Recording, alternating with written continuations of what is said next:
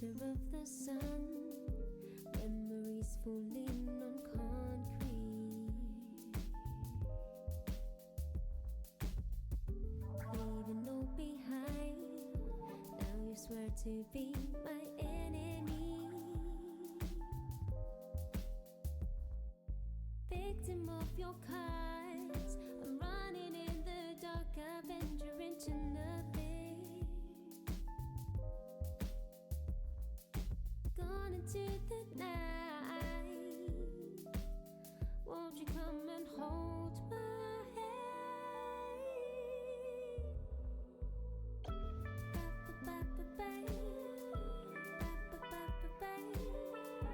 Master of the sun, master of the sun.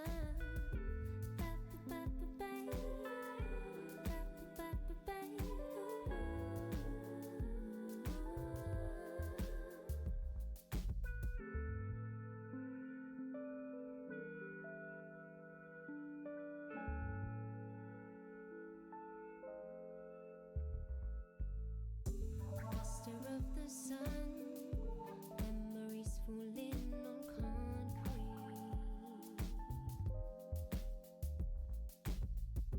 leaving you behind. King of silence in this reverie, victim of our cards. I'm running in the dark, I venture into nothing.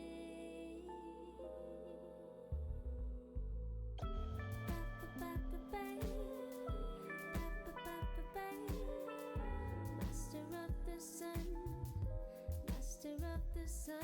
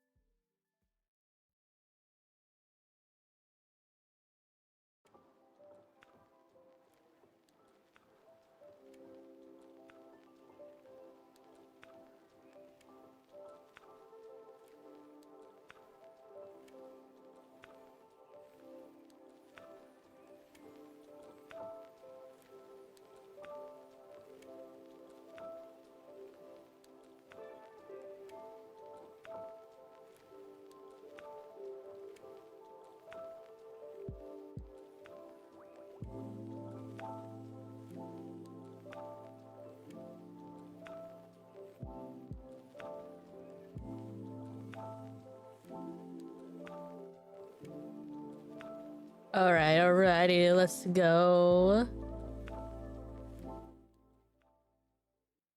Alright. Hello. Welcome to the stream. Hope everyone's doing well. Today will be a special stream because last Saturday we finished Professionally in the Curious Village. So we get to start the second game, Professionally in the Diabolical box. Super excited to start a new Professional Layton game. And by that I mean, if it's like the last game, the first half will be constant puzzles, and then the second half will just be plot. So I'm excited for that. With that, let me just switch over to here. Oh, let me fix this. And then gotta get my hat, my mustache is ready, because this is a puzzle game. We definitely need the mustaches. Hi, Jachi. How are you today?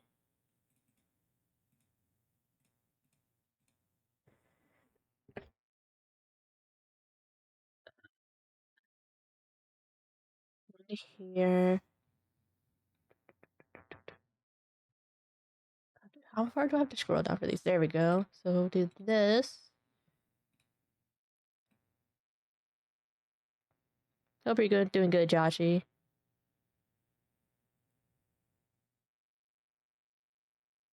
Oh, I didn't mean to make myself bigger. I meant to make the mustache bigger.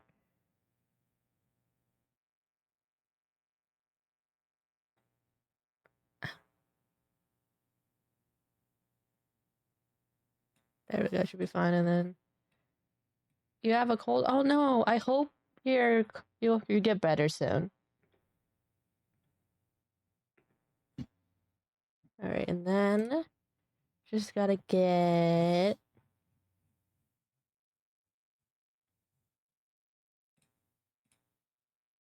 Yeah, and this is a new professional Layton game, so it needs to be brand new puzzle for a brand new game, at least new to us.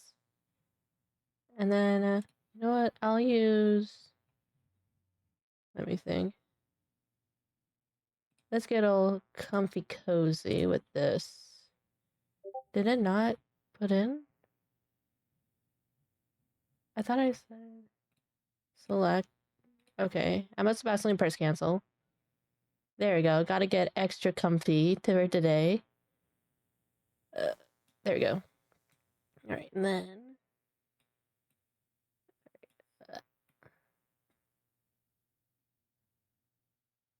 Okay, and then.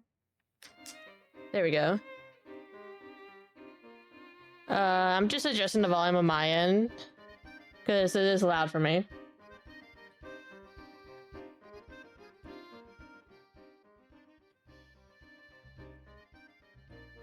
All right, how's the volume, guys? Does the volume need to be adjusting? Can you hear me clearly? Can you hear the game clearly?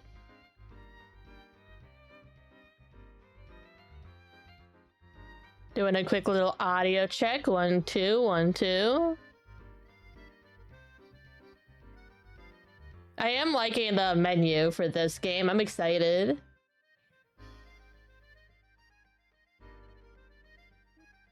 Judging by the menu, it looks like this is like a train can be heavily involved. This might be like a Murder at the Orient Express, if you've ever heard of that.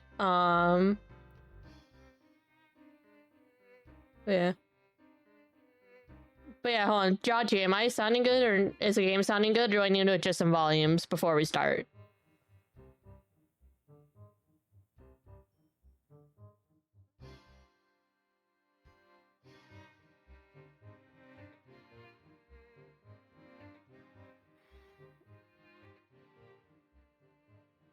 I think good on volume. All right. If that changes, just let me know. But with that, let me just do this.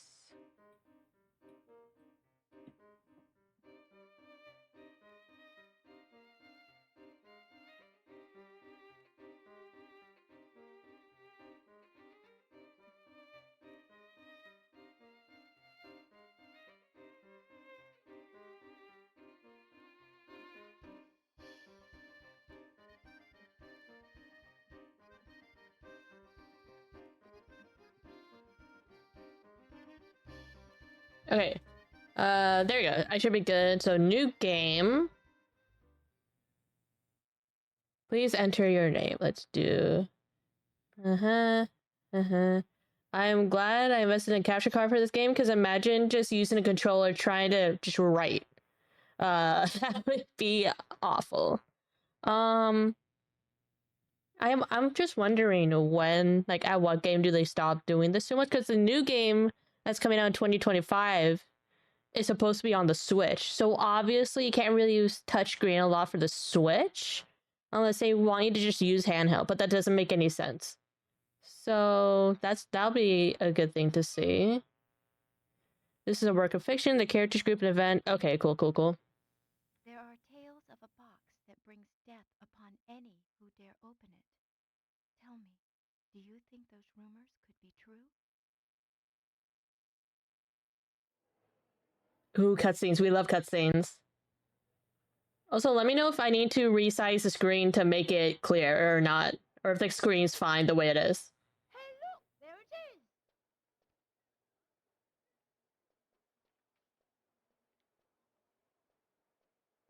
is! I just love going on trains. I'm a train person myself.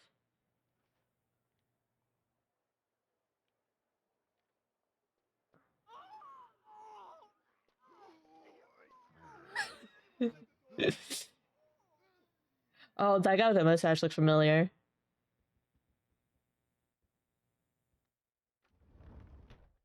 Now this is what I call deluxe. Oh, this looks nice. Room. Yes, I can certainly see why some call the Molintetti Express a cruise ship on rails. This sofa's great. I would love to have this for like a room on the train. A gentleman pays attention to his manners in every setting.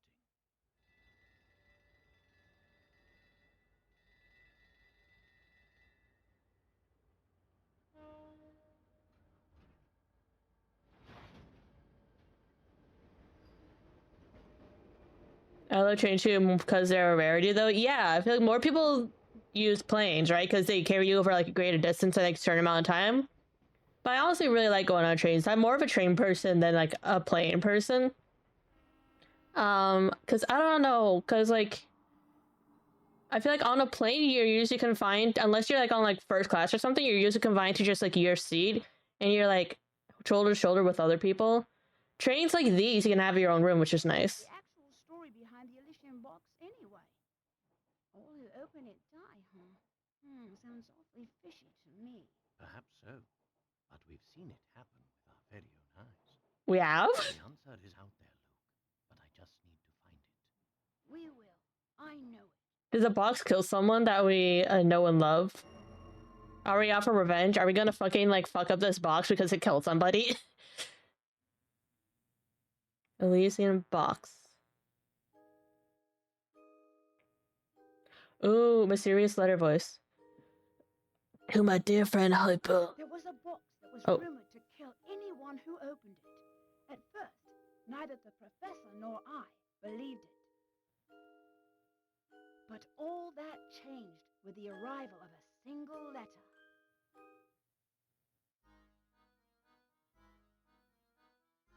Luke, have a look here. Wait, are all these voiced? Are all the lines voiced now? Okay, so this game came out like 2 years after Curious Village. Have they invested in just full-time voice actors? Do I not have to voice everything? Oh, what's that, Professor? Or is it only on like some dialogue? I also like how you can notice like the subtle graphic bump between the Curious Village and this. I feel like this one is like a bit of a step up, like a bit of a refine from the Curious Village graphics. It's a letter from my dear friend and mentor, Dr. Andrew Schrader. Is everything all right? I don't think everything's all right. My dear Herschel, knowing you, I imagine you've already heard of the relic known as the Elysian box. This strange antique is infamous for killing anyone who opens it. Okay, I want to know how this box kills it. Like, is there like an arm that comes out of the box and it just chokes people? We need to know the details on how it kills people. Or is it like a Medusa thing where it just turns you like to stone or something? Or will it just release poison gas? We need to know the cause of death for this. I do love to see quality jumps. If it's like, and both of these, even though like this is like 2 years after, they're both on the DS. So I'm curious to see the quality jump that will be in the Unbound future, which is the next game. Curious to see how that is. Truth be told, I'm a bit dubious of the box's murderous reputation. But you know how I am. I love this guy's face, his mustache, his eyes. Oh my god, it's like a whole package. I already love this guy. He's already my favorite fucking character. Once something piques my interest, I simply must get to the bottom of it. That's why I'm pleased as punch to tell you that the elusive item is finally in my possession. Yeah, I'll buy like a box that murders people. Like, nothing will go wrong. What's more, I believe I'm on the cusp of unraveling a great mystery tied to this box. For the moment, let's just say I have a theory. Though I A haven't been game theory. Oh yeah, by the way, I do have Wendy's. I did just get Wendy's before the stream, so if I ever just like look away or something, or my mom freaks out a little bit, it's because I'm eating. Initially, it was my intention to finish my research before daring to open its lid. Man, that'd be nice. Fail safe in case you like die because of the box. Hi pajamas, how are you doing today? We're starting a brand new Professor Layton game. Professor Layton, a Diabolical box. And it seems like a lot of these are fully voice acted too. So, oh heavens. Yeah, right? And in this mystery, there's a box that apparently murders people. So be curious to see how exactly it murders people. But I must confess that my curiosity is simply overpowering. In the unlikely event that anything should happen to me, please finish the work I've started here. Oh, something tells me that something's gonna happen to this guy. I hope nothing happens to this guy. I love him. Like, look at that face. Your friend, Andrew Schrader.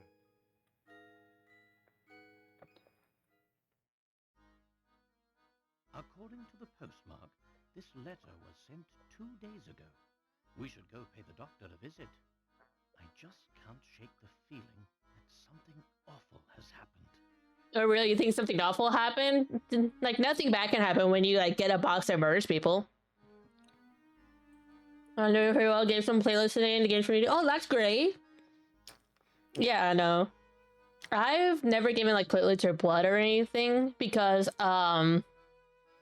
I had this, like, really big fear of needles. Like, vaccinations, I'll do, but, like, giving blood, like, I know it's, like, a good thing, but also, on the other hand, I am just very scared of needles. Well, your intuition's usually spot on. Like I said, your intuition's usually spot on, Professor. You're so amazing. So that means something definitely bad definitely happened to this guy. I say we head out right away.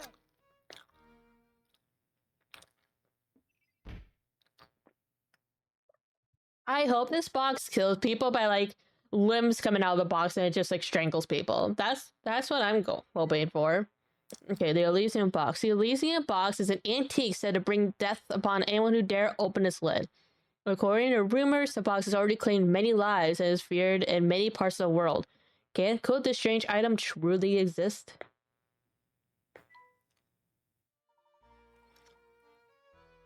Oh, it's not fully voice acted. Okay, hold on. Let me finish swallowing this. I'm prepared to do my voices. Okay, so it's only voice acted for some of the game. Okay, cool. The box is just lined with imagine it's just freaking, like, radioactive. Okay. Sorry. Yeah, pajamas. I'm not sure if you joined when I mentioned this, but I'm also eating Wendy's, so I might be eating as we play this. Look, before we go, would you be so happy as to fetch my car keys? They're the ones in the drawer in that desk. Sure thing, Professor. If there's something you wish to inspect, Luke, simply give it a tap. Okay, so this is like the little mini tutorial that shows you how to play the game. Okay. Luke must find the keys to Professor's car. Start by tapping on the desk drawer. I didn't interrupt life for a good burger. Okay, so usually, right? When I go to Wendy's, right? I usually order like a Baconator plain, right? So it's just the burger, cheese, and bacon. Because I don't like pickles or mayo. So it's just simpler for me if I just order it plain, right? Because you can't really go wrong with like burger, cheese, and bacon. Brought home, didn't really still go bite out of it. They fucked up my order. So they put like pickles and ketchup and a bunch of stuff on it when I wanted plain. And so I was upset about that because I hate pickles. Look at all these thick books. No wonder the professor's so smart. Let's see. Oh, do I not have influence yet? Probably not. Okay. Oh, here we are, Professor. You got Layton's keys. You can find them items you pick up, and you can find items you pick up in the professor's trunk. Okay. Many thanks, Luke. Now let's get moving. You do know how to move about, don't you, Luke? Just didn't you learn this when you were a wee baby? Everyone knows how to walk. You bet I do. Let's see. First, I tap the shoe in the lower right-hand corner. Then I just tap on one of those little arrows that appears to move in that direction. That's exactly right. Anytime you want to move, start by giving the shoe icon a tap. Go ahead, try it out. Pickles are a wasted cucumber for real. Pickles probably are delicious. And now we have a pudding. Look, I tried pickles, right? It's not like I never tried pickles. I did try pickle. I do not like the taste. I'm sorry. I don't like the taste. I don't like the smell. I don't like pickles. I'm sorry. Get a pickle away from me. Okay, so trunk. Okay, so this looks more or less the same as the first game. Where we have some hidden menu items. We have the journal, mysteries. Okay, cool.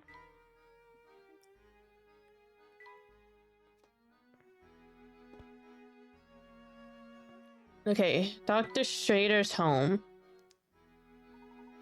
That's the way, my boy. One can't investigate properly without first doing a little legwork, as they say. I couldn't agree more, Professor. Now, shall we head off?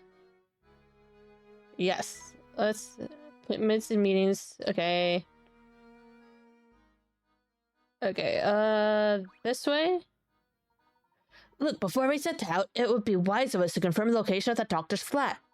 During one of the visits some time ago, he was kind enough to leave me a map to his home. The map, as you see, is a rather unusual piece of cartography. Look here, Luke. Is this the first puzzle? This man can't just give us, like, a map or, like, a thing of directions. He has to give us a fucking puzzle. Oh, how clever. The map itself is a puzzle. Professor, do you mind take a crack at it? There's no one can solve this one.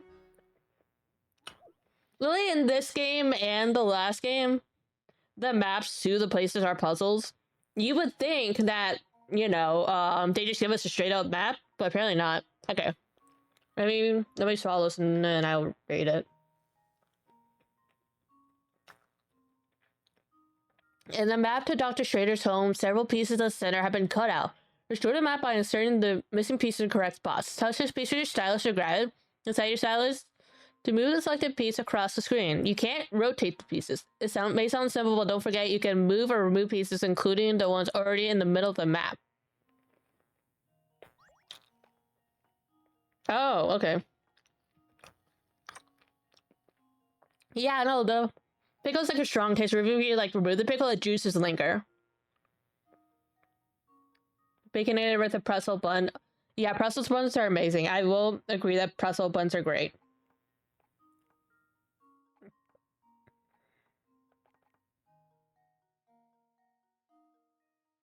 Okay, so the middle one can be moved.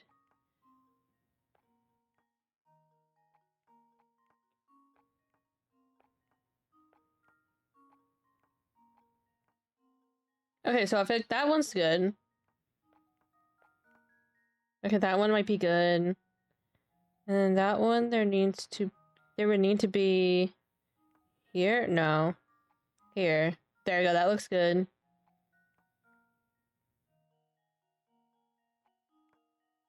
That looks good. Just go with that. Let's see if this works. Hey! Full points! That was almost too easy. It was very easy. I mean, it's the first puzzle, it was very easy. Excellent work. Now, hop tour, you got to get to Dr. Schrader's apartment.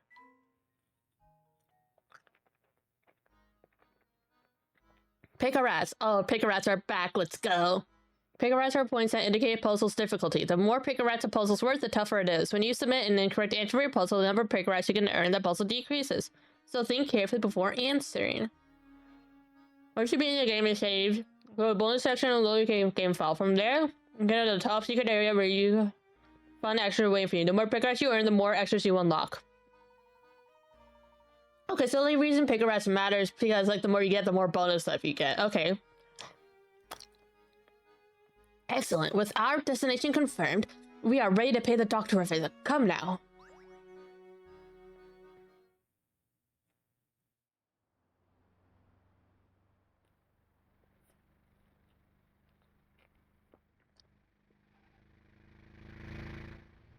Watch me get there and it's just like a dead corpse. I love his car, by the way. It's cute.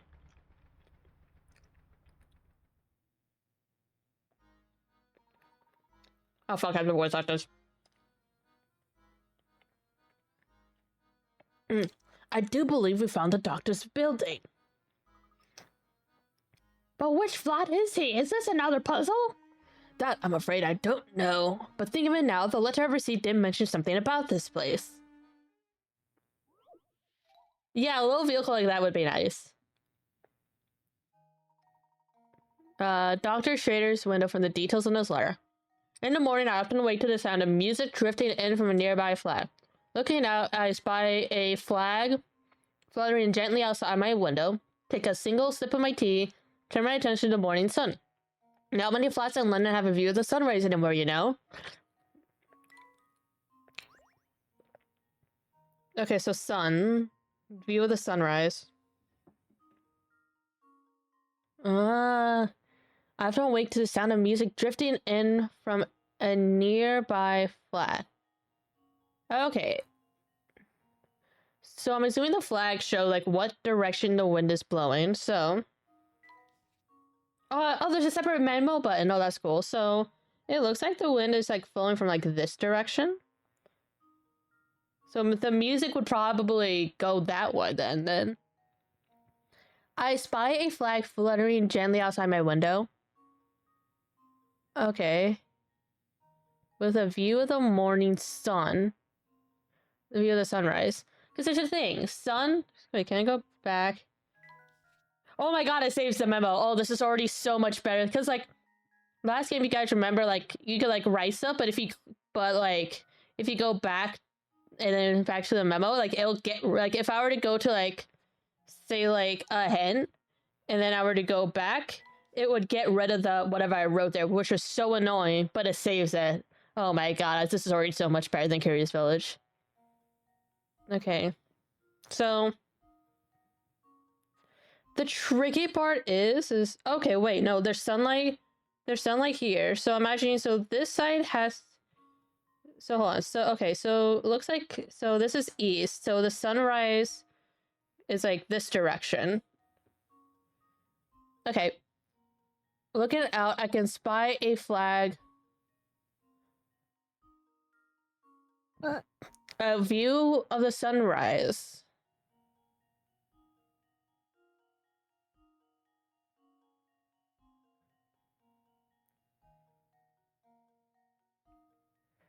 You can see a flag. Okay. So hold on. So if I do, can I? Okay. So Muso.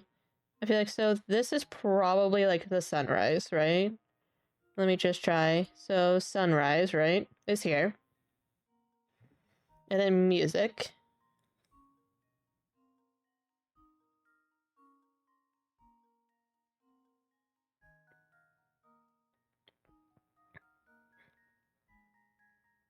Would it just be this apartment then? I wish it was like, okay, so in Ace Attorney games, like, if you present like the wrong piece of evidence, you lose points, but you're able to save right before. I wish this was the case with Professor Layton, so I can like kind of scum it a bit. But I'm thinking it's like this one, right? Because there's a flag right outside of it. Wait, hold on. No. But then, okay, so this is the music guy. Drifting in from a nearby flat.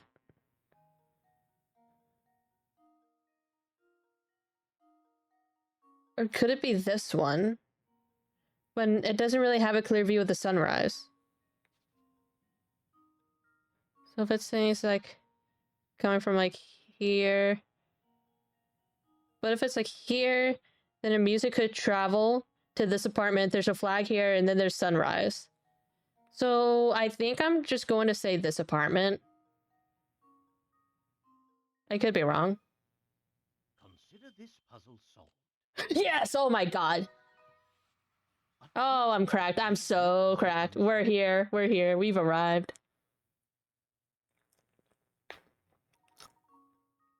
That's right. Now that you know where he is, head for the doctor's home. His dead body is lying on the sofa. Unless I'm mistaken, I think we found the right flat. Now follow me, Luke. We're going up.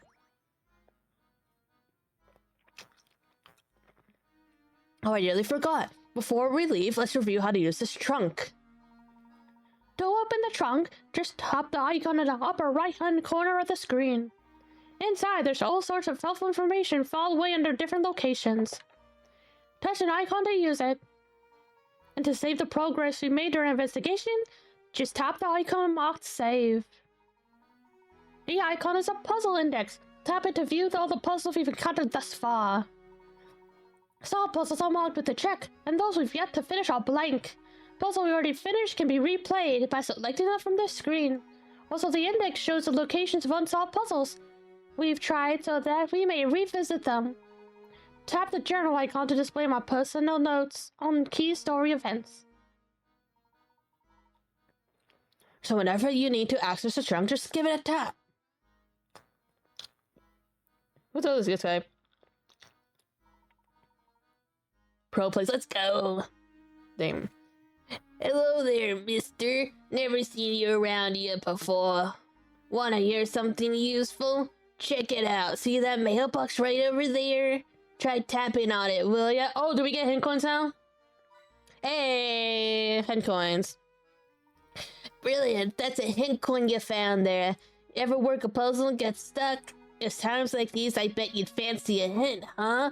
Well, when that happens, you can trade in those shiny hint coins for hints. They're scattered all over the place, which means you should always be on the lookout for them. Tap on anything suspicious, okay? Good. Well, that's all I have to say. You take it easy, mister. Alright, cool. Time to span everything in here. See if we can get another hint coin. Hey, let's go.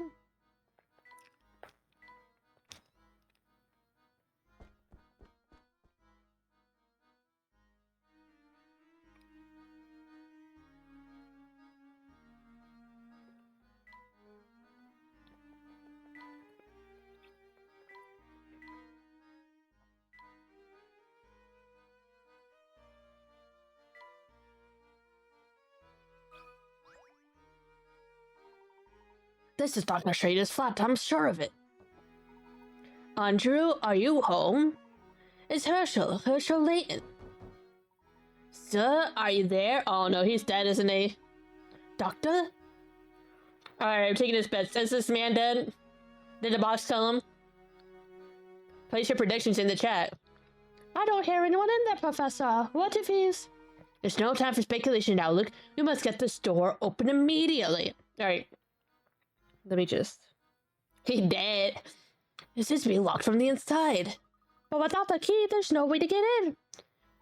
Of course, in my haste, I forgot about the keys the doctor included in his letter.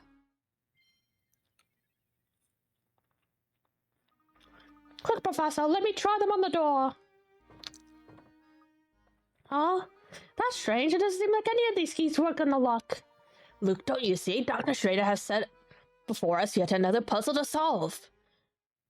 Can we not just, like, bust the door down, like in TV when you, like, use your shoulder as a battering ram?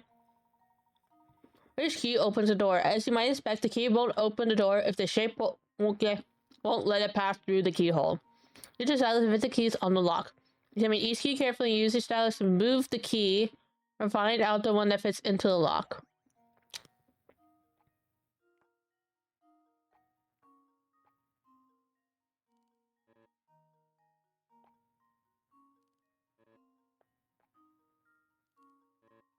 What? Hold on. If the shape won't... Oh wait, you can rotate it. Oh wait, hold up.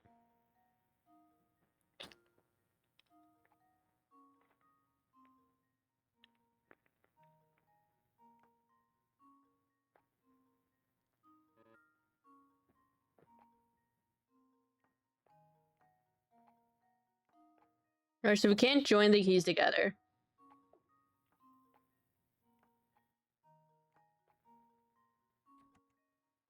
Hey, let's go.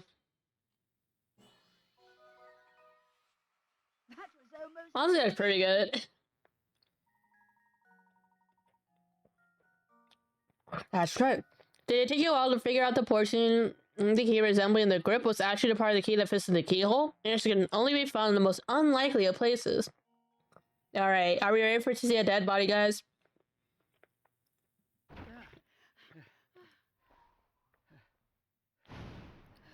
Oh, there he is.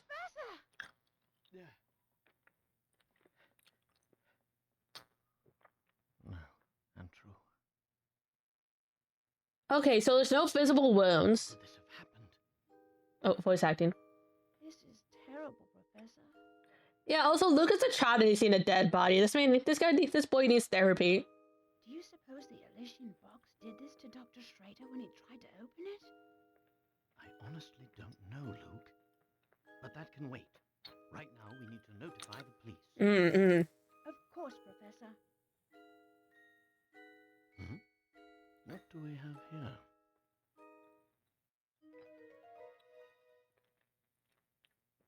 A train ticket for the Moulintary Express. Now, this is strange. Look, there's no destination written on this ticket. Have you ever seen a train ticket that didn't say where it was taking you? Yes, very strange indeed.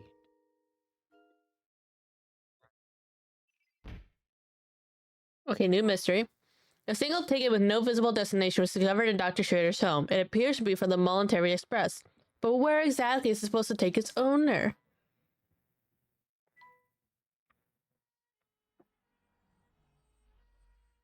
We already kind of put leftover stew and rice. Alright, have fun. This fucker. Oh. He better not be a freaking imposter like last time. Huh? Hey, it's you! Well, Inspector Shelby's the name. You two found the body, did you? No,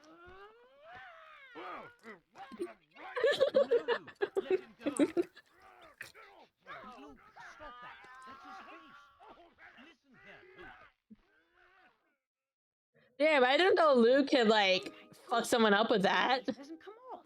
He's the real deal. Okay, let's break this down. So, number one, apparently Luke had really fucked someone up. Number two, did you see how that other cop just did not do a single thing? A little boy leapt up trying to rip his face off, and the other cop was like just hanging out. Oh my god, I love this. What in the blazes? That's my face, not some piece of taffy. Okay, so this is the real Inspector Chemley. Yeah, because for those who don't know, in Curious Village, Inspector Chemley was actually like an imposter pretending to be Chemley, so they can have access to the body. This one apparently is the actual Professor Chemley. I'm so sorry, sir. I didn't mean it. I was sure we had another... Can you imagine every game there's just a different imposter Chemley? Yeah, Luke definitely has his stuff together. He's too smart to have trauma. What in the world is this child talking about? I swear, young ones these days have no manners. My apologies for the confusion. Allow me to introduce myself. My name is Herschel Layton. Also, Chemley is so short compared to Luke and Layton. I'm a professor of archaeology at Gressenheller University. And I'm his apprentice, Luke. Interesting. Wait, Layton's a professor of archaeology?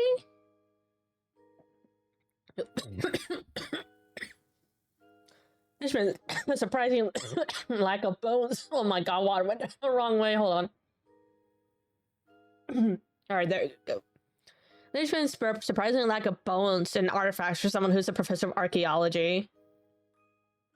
So if I understand correctly, you keep a child around as an apprentice, do you? Chemley's literally asking about the child labor laws. Not at all, sir. In truth, he's... Professor Layton's apprentice, like I said. Okay, that's kind of weird. Well, it's really none of my concern. I have a crime scene that needs my attention. Clear a path, will you? But of course. Luke, not a word about that ticket to the authorities, all right? Lazily, like, Luke, lie to the police. You got it, Professor. Yes. Let's see. What do we have here? Layton's got, yeah, he does have the hat. Honestly, I can't tell if Layton and Chemley are short or if Luke is just tall. Murder? Or was the crime self-inflicted? Or did the guy just have a heart attack? I mean, like, isn't he like an old man? He could have just had a heart attack. Inspector, I should tell you that the door was locked before Luke and I came in. Like, I like how he's like, oh, self-inflicted or murder. It's like, or it could just be natural causes. Already not. Is that not on the table? I see. So this door, the sole entry point in and out of this 8th floor flat, was shut tight. Then the doctor was holed up in here, completely apart from the outside world, yes? Ah, a classic locked room mystery. We love those. That being the case, yes, I'm sure of it. The old gent must have suffered a... See, natural causes. What? How did you come to that conclusion, sir? Use your noodle, laddie. What other explanation could there be? I mean, you should probably confirm with an autopsy, but honestly, a heart attack is completely plausible. It's true that the flat is on the 8th floor and that the door was locked, Inspector. Still, I'd hesitate to say that this room was completely closed off from the outside. Oh, Layton's true, because the window was open when we came in, right? But also, yeah, no, it is the 8th floor. But I mean, knowing mystery games, I don't think that would really stop anybody. Is that so? Please elaborate. Isn't it obvious? There's something quite unusual about our crime scene that's been overlooked. Eh?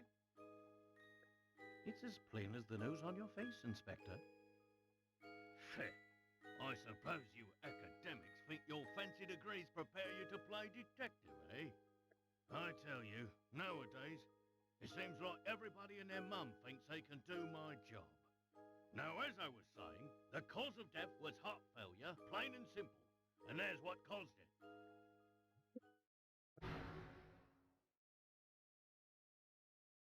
This? It's a scaled-down model of a Kronosaurus, if I'm not mistaken.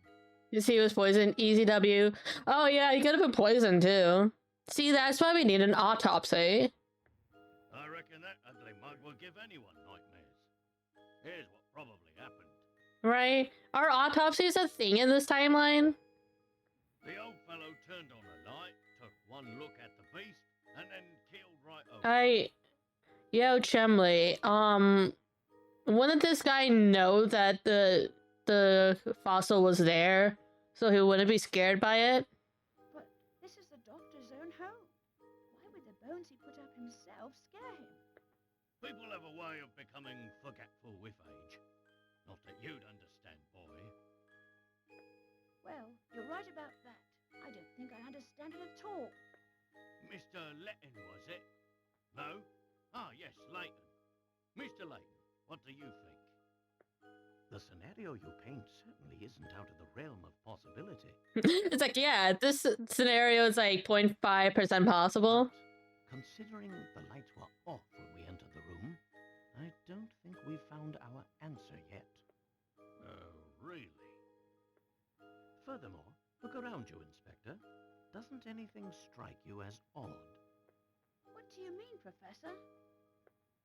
Study your surroundings, Luke. I'm sure you can see it too. Yeah, are we talking about the open window?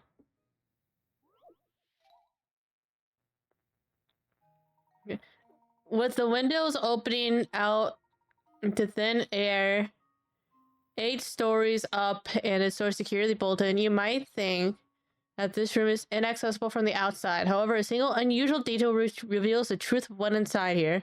Your job is to look around the room by tapping on the arrows and finding this detail. Once you got it, circle the area with a stylus, To submit your answer, make sure to circle only one object when you answer. Okay.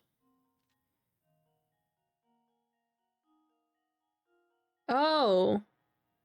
That window is torn. Maybe that could be it? Yeah, because, I mean, it could be the window, but the window, yeah, the window is opening outward. Yeah, it might be this. Because that's torn. And there's no reason why that should be torn. Right?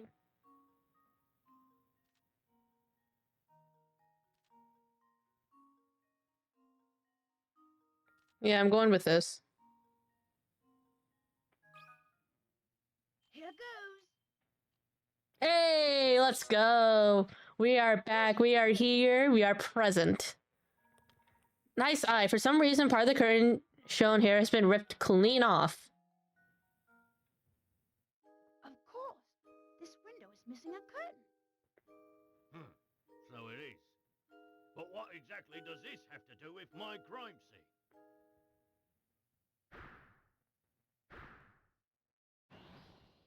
Well, shit. It means someone exited the building through this window, and I'll bet he's our culprit. I'd say that's a sound theory.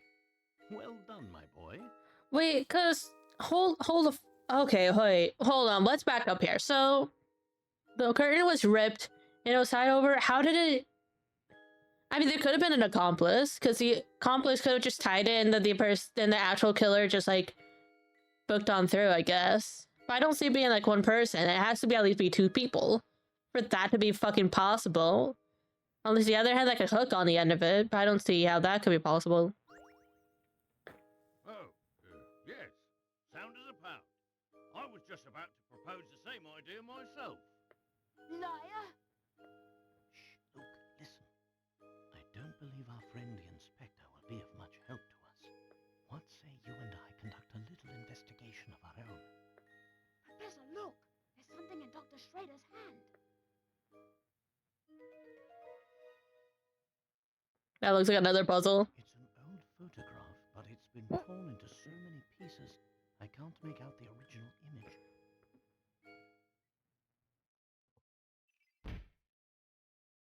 Torn photo.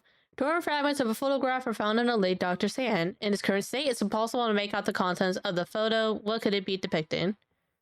Hey, what's the big idea? You can't just point evidence in a crime scene. Get your hands off that.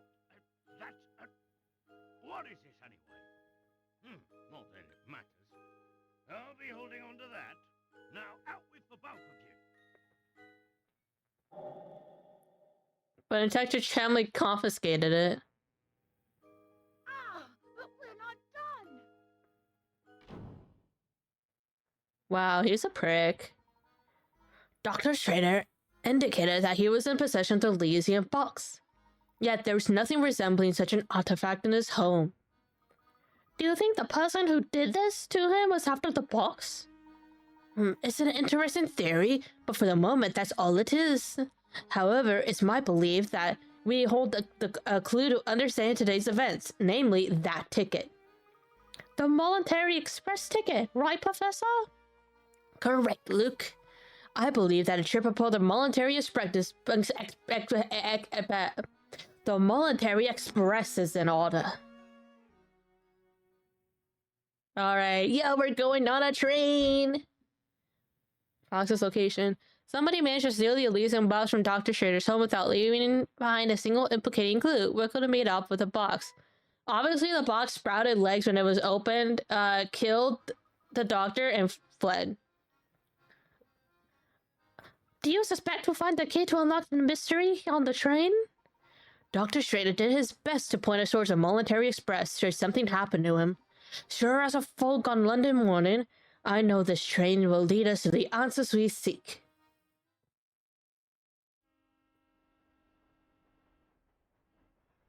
Professor Layton and Luke sped away from the city. Whose voice is this? Aware of the secrets that awaited them down those iron tracks. This is a different voice. Save your progress. Yes. Who the fuck is the third portrait? Hold on, is there a new character? Time to go be Poirot? I'm sorry, Joshi, what does Poirot mean? What does that mean? Oh, wait. Wait, I can figure it out.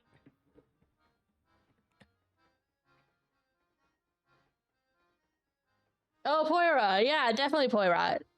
I had Hercule Poirot.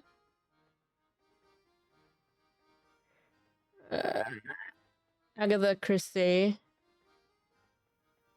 Okay, there we go. Yeah. I gotcha. Definitely didn't look it up on Wikipedia. Nope. I knew exactly what that was. Gosh, just look at this place, Professor. It's so posh, I feel like I should be wearing a monocle. Quite so, Luke. Every decoration detail in this room is more decadent than the last. Yeah, I want to know for this luxury train, how much did one ticket cost? I'd wager the rest of the train is just as grand. How would you like to go exploring for a bit? I'm also surprised that the detective wasn't like, oh, you could have killed him and just claim that it was locked. I'm surprised that Shamley just trusted us and it wasn't just like, oh, you obviously killed him. Alright, we got coins. Oh, did I stumble on a puzzle? Look at that, Luke. Your bag is wide open and your belongings are scattered everywhere. Oops, I guess they are, Professor. You should put your things away before we walk around the train. Yeah, Luke, clean up your mess. Luke's trunk is a fucking puzzle because of how messy it is. I love that. Luke's belongings all over the place and need to be packed away in his trunk. Use your stylus to move individual objects into the trunk and make sure none of them overlap. When you think everything has been placed neatly into the trunk, tap submit. Okay. Can I rotate? No, I cannot. Oh, okay, so this is a class that fit everything into the trunk. Cool. Wait, how does Luke have a fucking frying pan?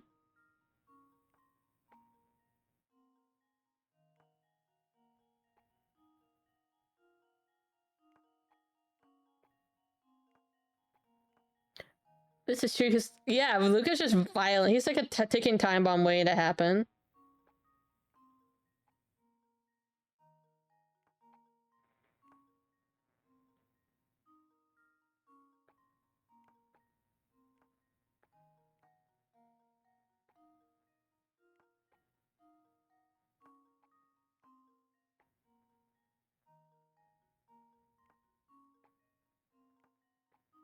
Hmm.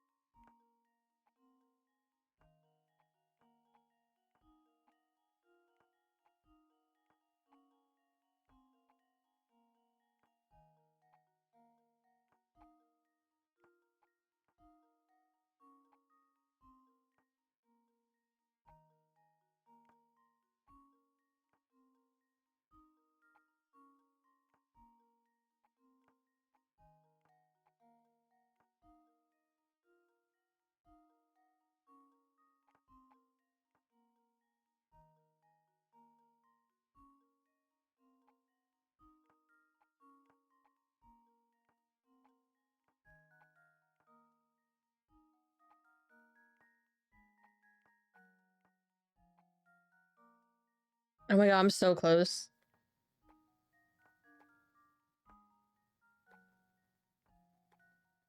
Hey, I think I got it. Let's see if this works. Oh, we are so here. Piece of cake. Good work. Lou should be able to close the bag easily now. Whew, it was a tight squeeze, but everything's packed away. A bit of planning will prevent this type of scrambling in the future. You're right, and I do feel better if everything put away. Come, Professor, let's look around some more. Oh my god, is this another puzzle? Oh, yeah, Professor, the sugar's covered with ants. Oh dear, I'll have to remember to get sugar from my tea elsewhere. Curious though, isn't it? How did they get there? Perhaps this puzzle will shed some light on things. Busy ants work tirelessly to carry food back to their nest. One day, such ant was returning with food when he bumped into an acquaintance in the front of the nest. Whoa there, doofus. Don't you know that you took the longest path possible back to the nest? Think about where you're going, man. Knowing that the ant never traveled the same area twice, can you trace the path he walked to get to his nest? Okay.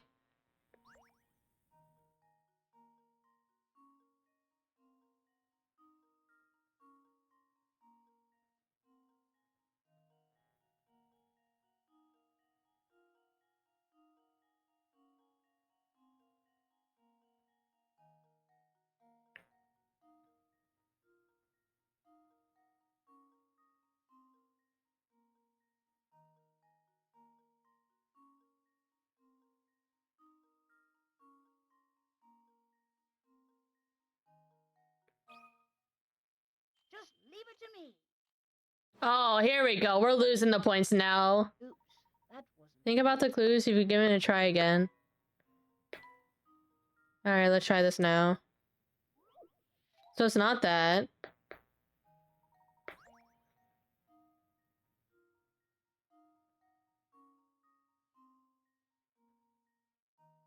Oh, it could be this. Yeah, no, I think it's this. Here goes. Hey, let's go. That was almost too easy. Perhaps it's all the heavy lifting kept this little ant from thinking about his path home. If only he thought about where he was going, he could have saved himself a lot of walking. You got it, my boy. Well, I'm no fan of ants in my sugar. They have to admire their craftiness and work ethic. Maybe they're working so hard because even the sugar the Monetary Express is extra fancy. Perhaps. I must admit, it's a compelling motive. Alright.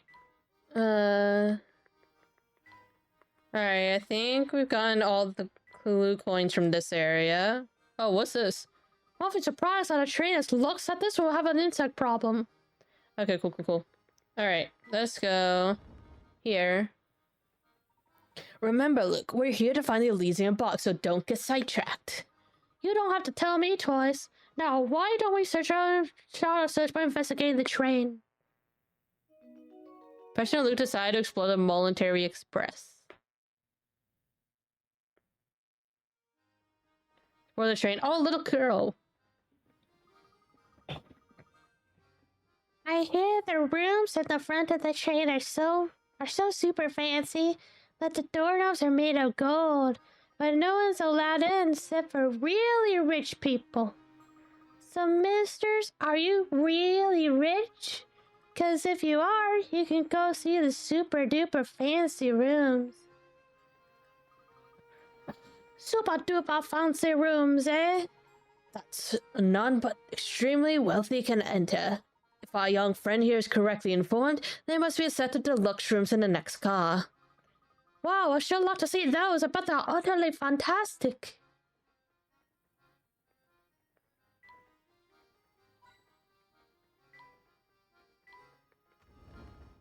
Okay, wait, no, that takes us to...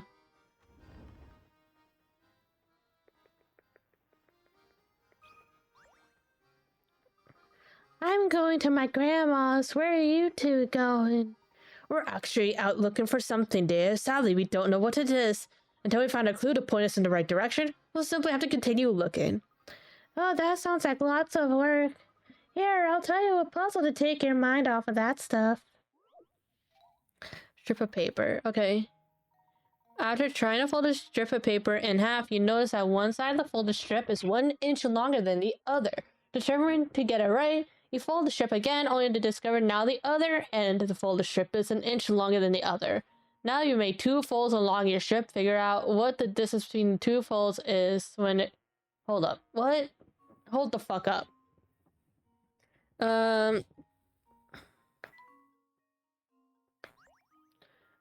You notice that one side of the folded strip is 1 inch longer. You get it right. You must fold the strip again, only discover that now the other... What? Hold the fuck up.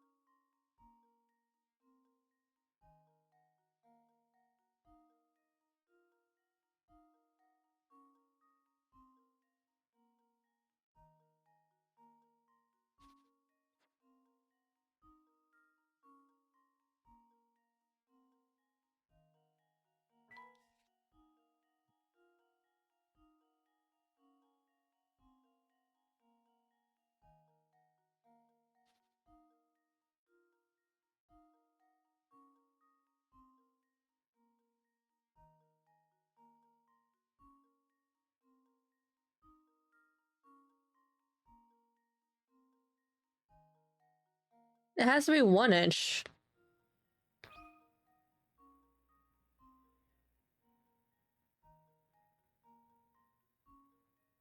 One express in 1/10 of an inch. Wait, 1 express in 1/10 of an inch? So would the answer be 10? Because 10/10 is 1.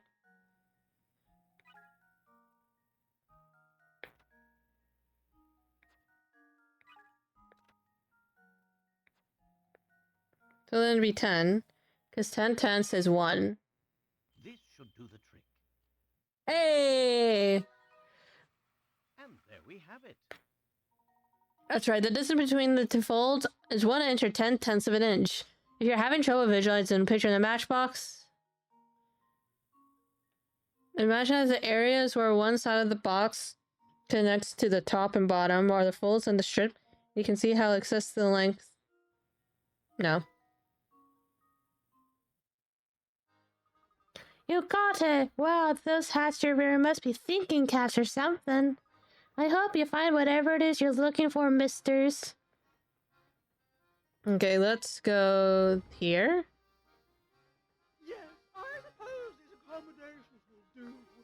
I do hope my darling boy will be pleased. That reminds me, I believe it's dinner time for my sweet baby. I bet this is like a dog or something. Gosh, that lady was just the type I expect to see in the Voluntary Express. Talk about rich and fancy. Quite, this train is full of many well-heeled patrons like the woman we just met. We must watch our deeds and words here. A formal set in the band's formal manners, wouldn't you say? Absolutely, Professor.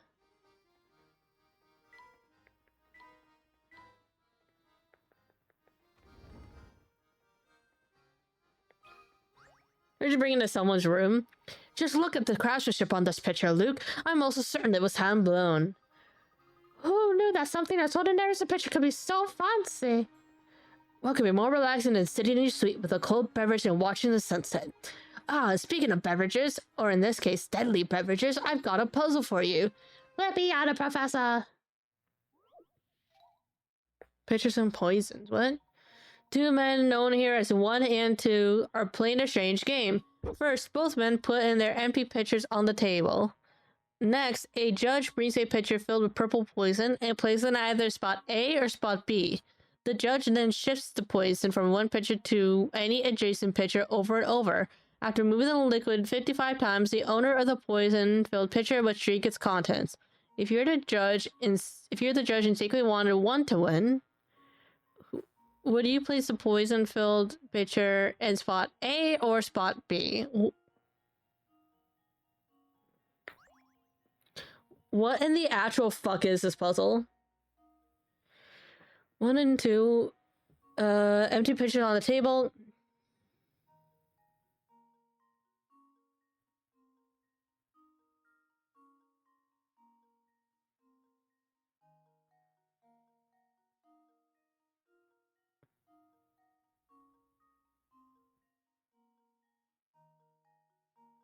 Okay, wait, hold on. So if I do... So if you initially put the poison in 2, so that's 1, 2, 3, 4, 5, 6, 7, 8, 9, 10, 11, 12, 13, 14, 15, 16, 17, 18, 19, 20, 21, 22, 23, 24, 25, 26, 29, 30, 31, 32, 33, 34, 35, 36, 37, 38, 39, 40, 41, 42, 43, 44, 45, 46, 47, 48, 50, 51, 52, 53, 54, 55, 56, 57, wait, 57, 56, 55. So it would end up in here. So then just place it in A, because then you could just like go back and forth until it gets into 2. Let's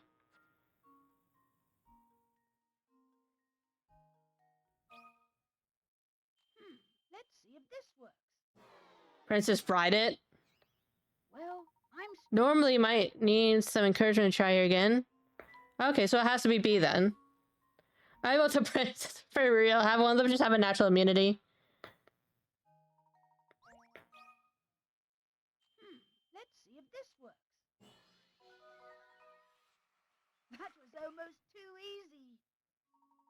Nicely done. The liquid changes 55 times, which is an odd number of pours. Regardless of where you set your pitcher, whichever pitcher sits in the middle of the 3 will always contain the poison after an odd number of pours. Therefore, or for 1 to win, the poison-filled pitcher must go in spot B, because doing so will put 2's pitcher in the middle, thus guaranteeing... I don't fucking know, sure. Excellent work. Now let's press on. We must stand around all day.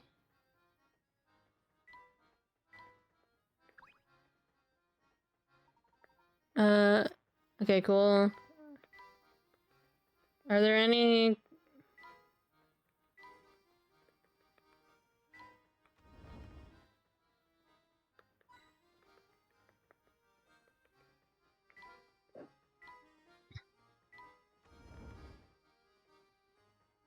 Oh, there's so many people here, Jesus Christ. Oh, so we don't have to talk to everybody. I like this old lady that's just like mouth agape.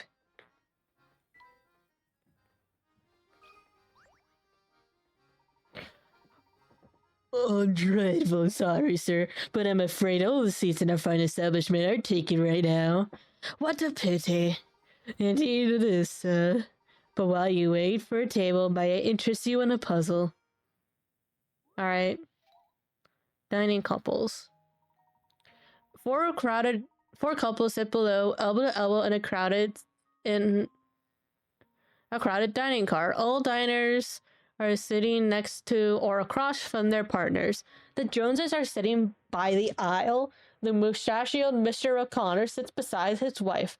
Mr. Lambert sits across from his wife. Using the information above, can you determine where Mrs. Hadley is sitting? Circle her and touch submit. Okay.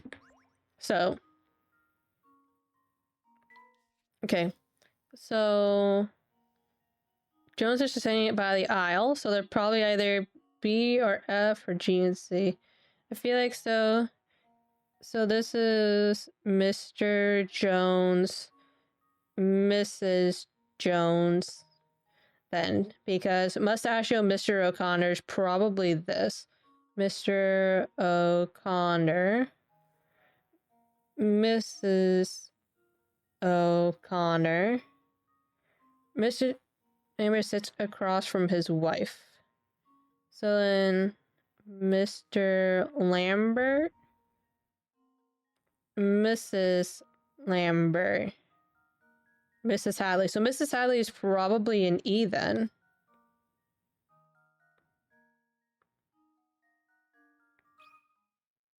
And now to test my theory.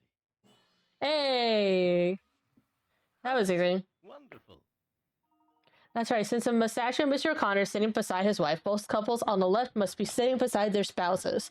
Since Mr. Lambert is sitting across from his wife, he must be sitting to the right table. The Joneses are sitting next to the aisle, so they must be C and G.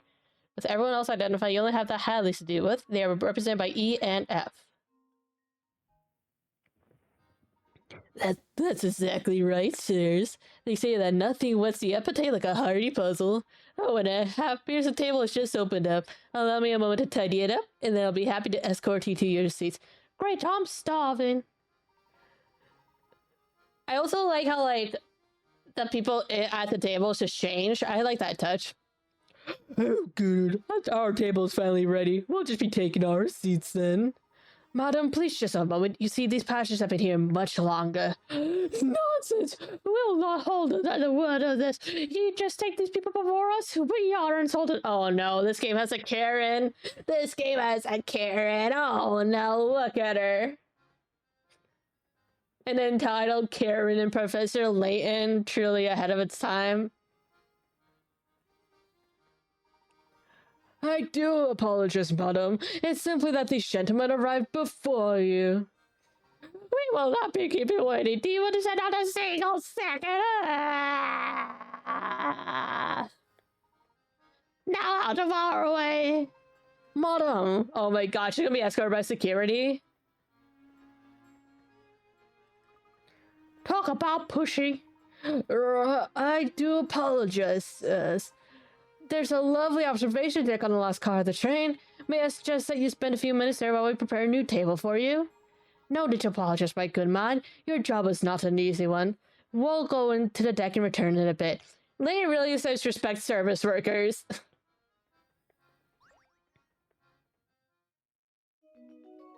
Personally look aside to visit the train's observation deck. Okay. A true Karen really molds into the... Oh, she's here. Fucking hell. Goodness me. No need to look so put out.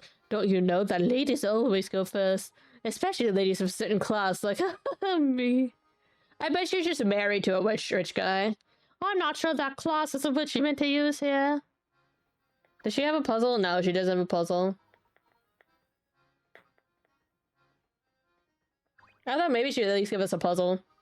This is one heck of a dining car. Gosh, I bet even the kitchen's super posh. What do you think? Well, that door on the left seems to lead to the kitchen. Why don't we say we take a look for ourselves?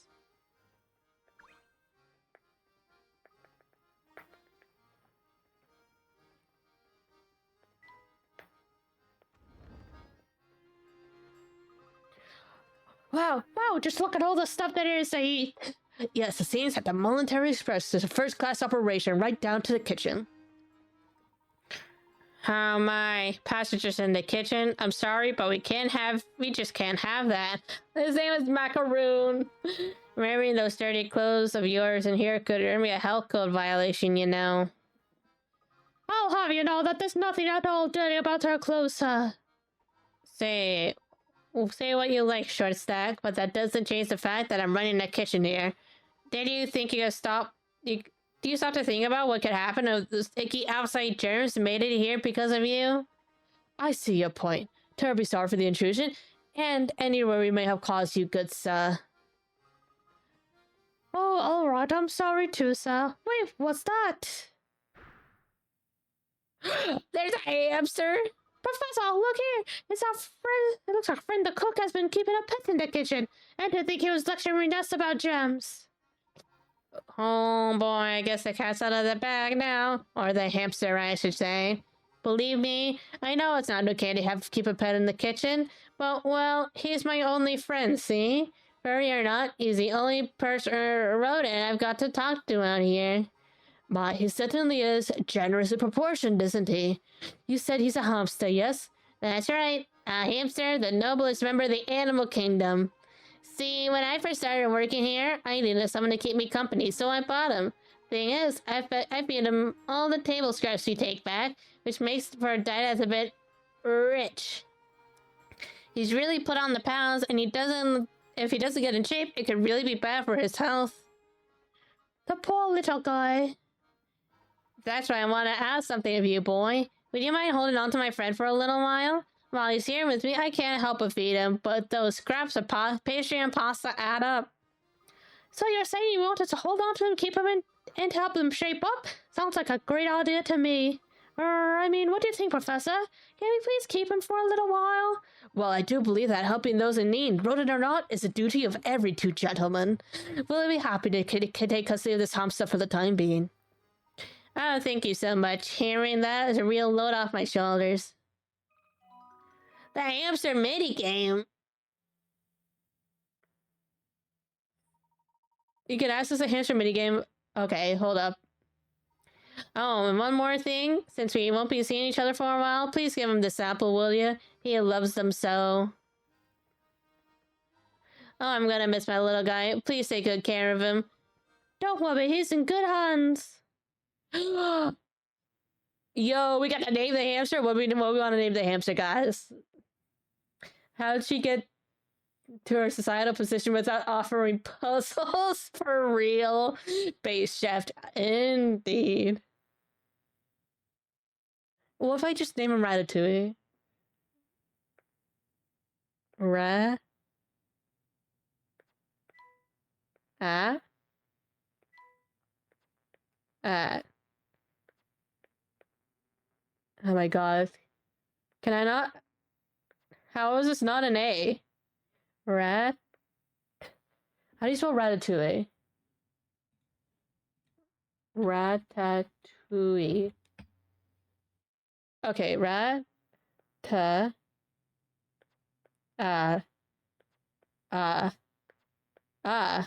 Rata.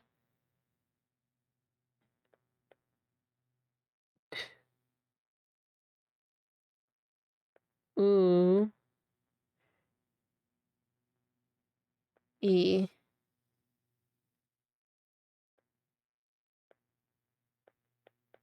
Oh no, there's not enough spaces. No.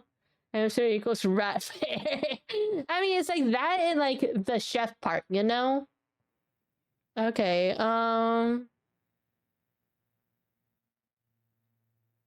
what's the name of the rat in Ratatouille, maybe?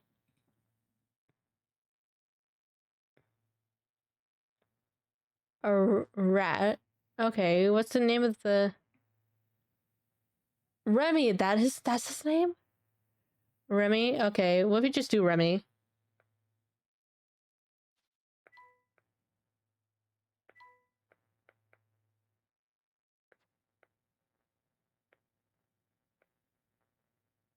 Remy from Ratatouille. Lucas named his new hamster friend Remy. Look at the little hamster! Oh, he's so sad. Alright, little guy, from now on, anywhere I go, you go too.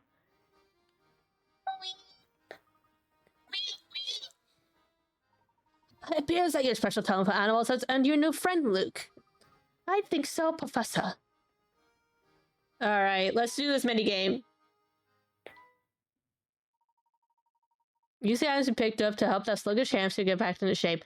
Items at your disposal is shown at the top of the screen. Drag items at the stylus and push them on the hamster's playground.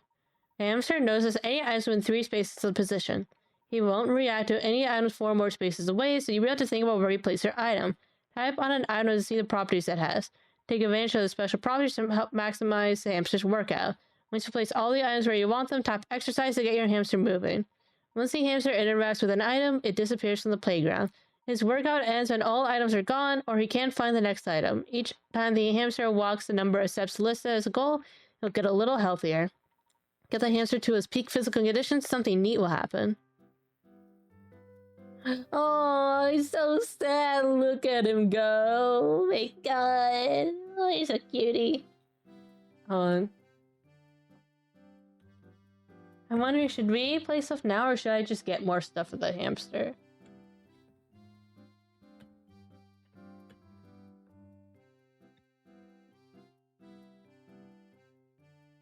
checking.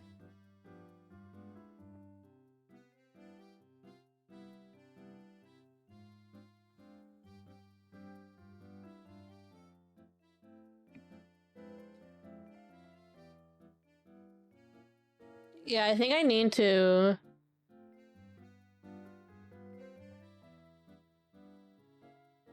Alright, yeah, I'll wait till I get more items.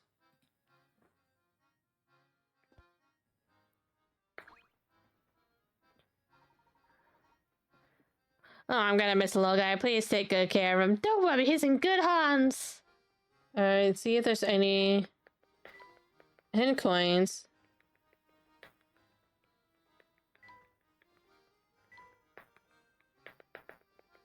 No. And for the observation deck. What is this supposed to do? Once the table opens up? Okay, cool, cool. Where's the observation deck? Here. Oh, lady.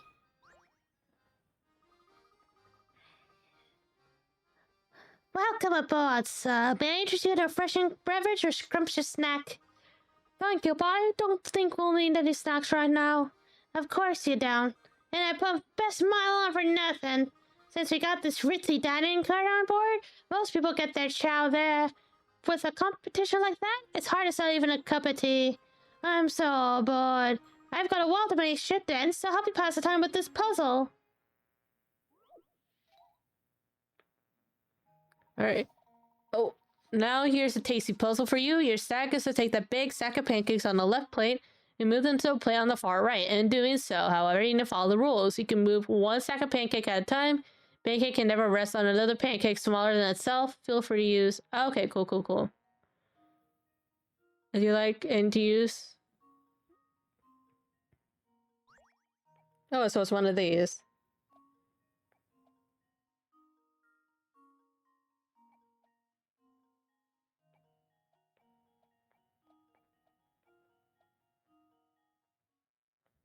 That was easy. Let's see if this works.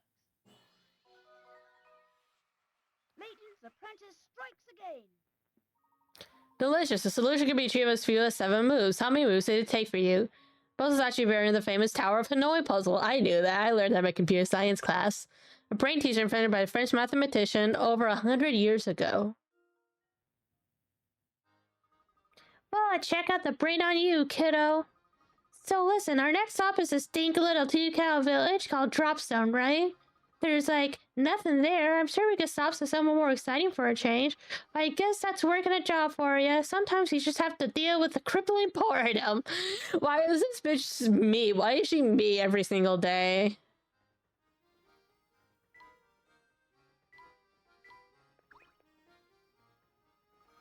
Looks like no one's here right now.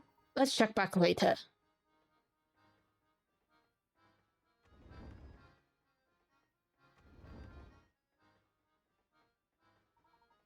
My lovely deck.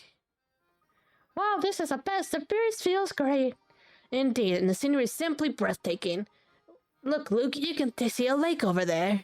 The sky is so blue, and now look at those trees fly by. Now that's what I call a view. Why should Layton be like, this reminds me of a puzzle? It's quite amazing, Luke. Goodness, all the soccer pristine scene reminds me of a puzzle. I fucking know it. He's gonna give us a puzzle. Trees in the forest. The forest below contains 4 different types of trees. Using your stylus to draw dividers in the forest so that you can form 4 different sections. Each section should contain one of each type of tree, and all the trees must be connected, either horizontally or vertically, but not diagonally. Okay. Let me adjust real quick. Give me 1 second. If some crime happens, oh, for real, like, there's definitely gotta be, like, some sort of crime on this train. Okay.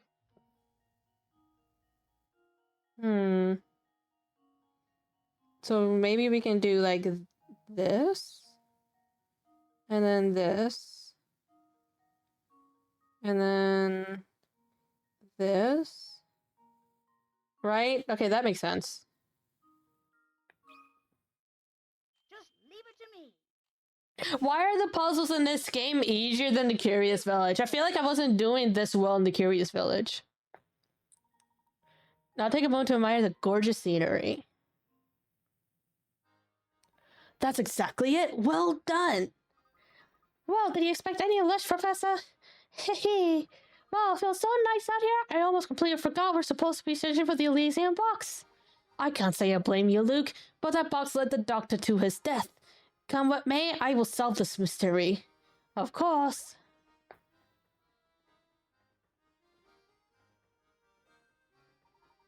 I think we finally had a good grasp of the train's layout. I think it's high time to begin a proper investigation. Okay, Professor, let's get to it. To continue the investigation of the train. Okay, cool. So we're still waiting for the table to open up, huh? Okay, what's this paper on the floor? Look at that! Someone's left rubbish on the deck here. Can you believe it? Some people have the worst manners. Listen here, Luke. A true gentleman cleans up after himself and others who didn't need to rise. What do you say we take care of this mess? Oh, there's a puzzle for taking out the trash. Oh, not this again. Using your stylus, move the blocks obstructing your path and slide the clump of garbage all the way. How am I supposed to fucking move this?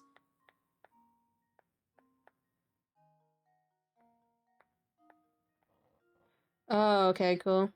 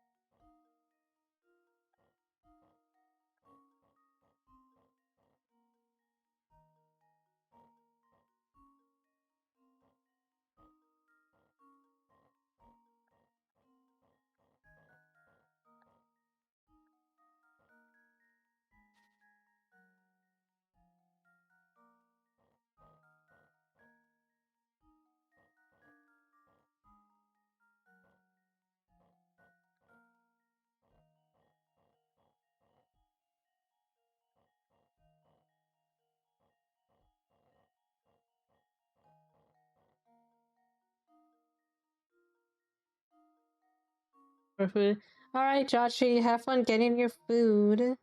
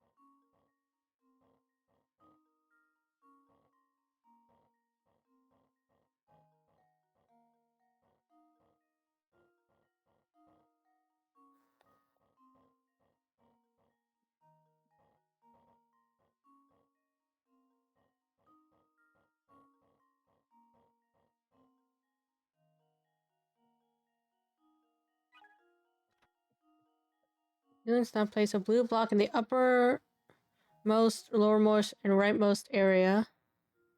Then try moving. Upper, lower, right.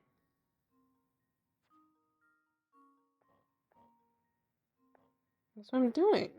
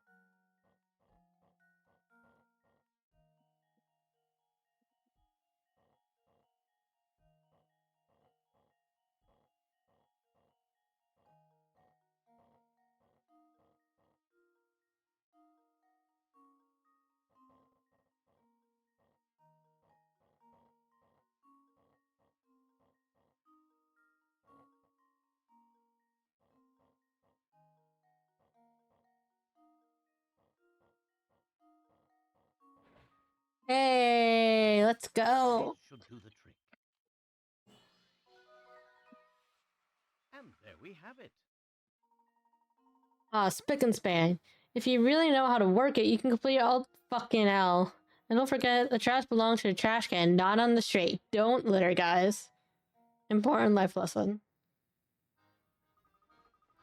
Oh, now there's no trash clutter around that amazing view. Wonderful, isn't it? Keeping the place neat really brightens it up.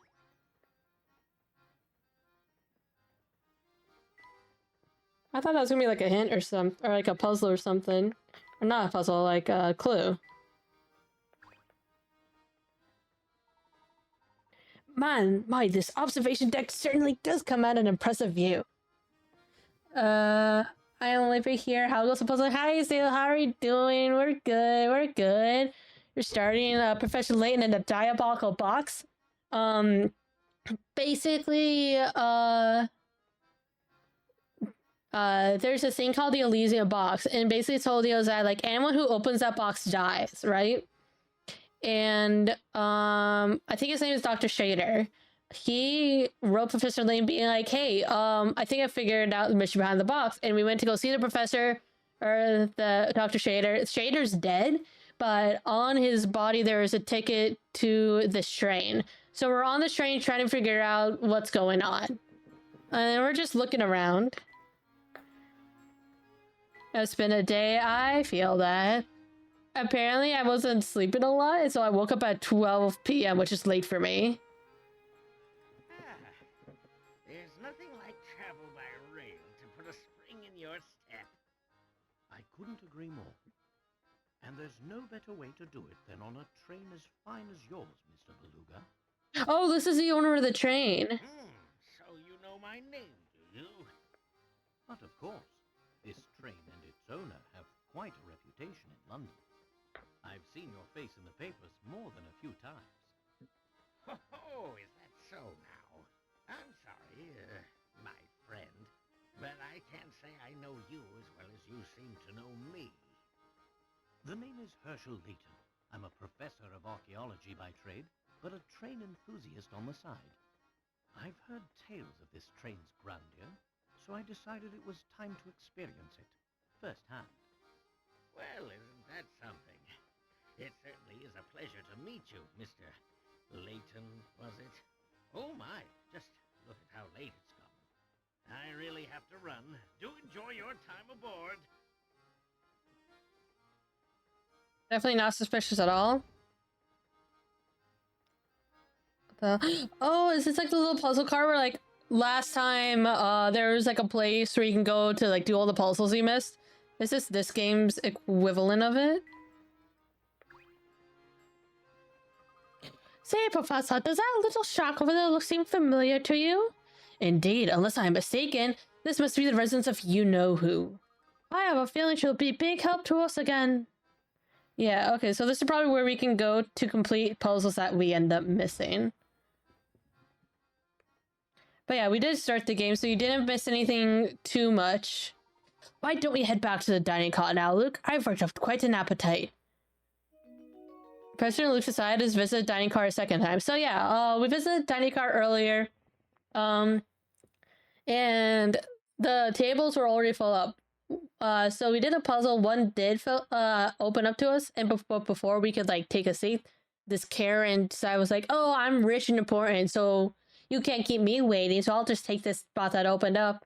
So we were just waiting for another table to open up. Sure, this job pays well, but so slow and painful. Okay, go to the dining cart. Oh, no, wrong way.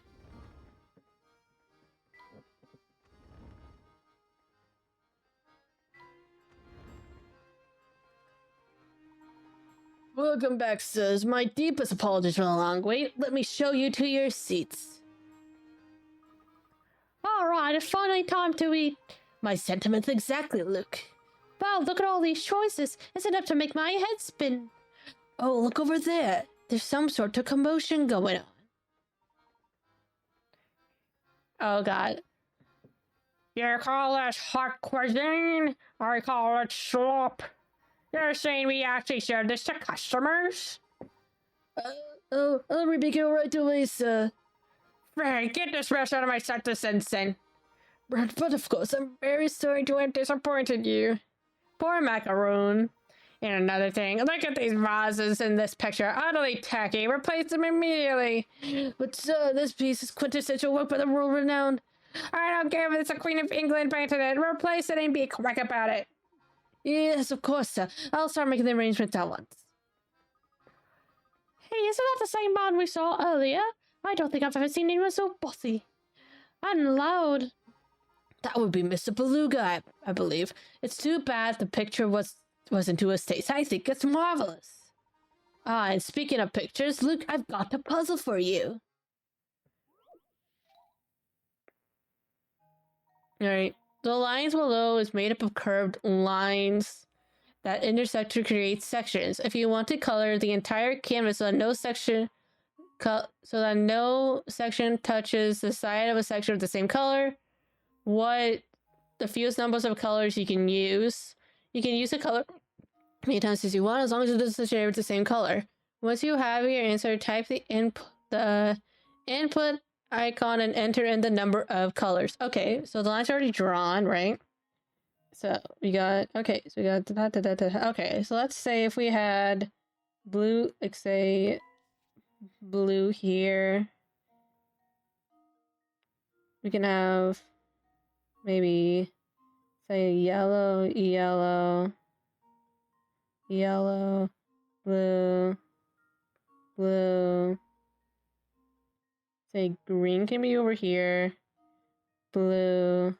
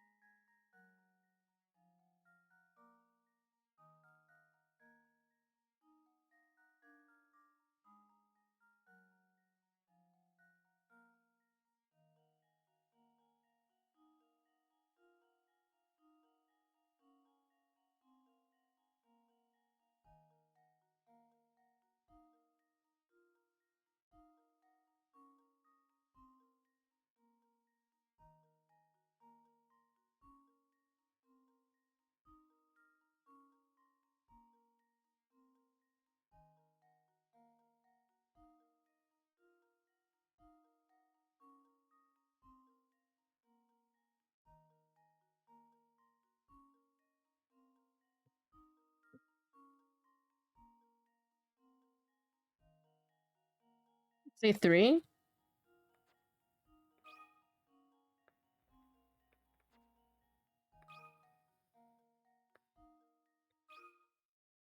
Here goes.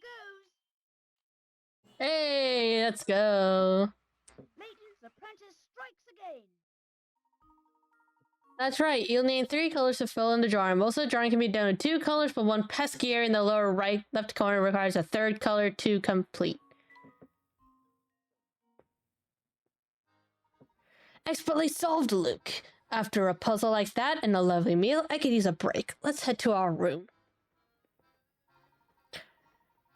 Hello there. Sorry to interrupt your game, but there's something important you should know. As you progress through the story, some puzzles will disappear from the original locations. These puzzles are then moved to Grant and Rilton's shack, where you can solve them when you want. Okay then, here's the first set of puzzles to be sent to the shack. If no puzzles appear on the next screen, it means that there are no unsolved puzzles to send right now. Oh, did we not get any? So I had to return the room in car 3. Okay.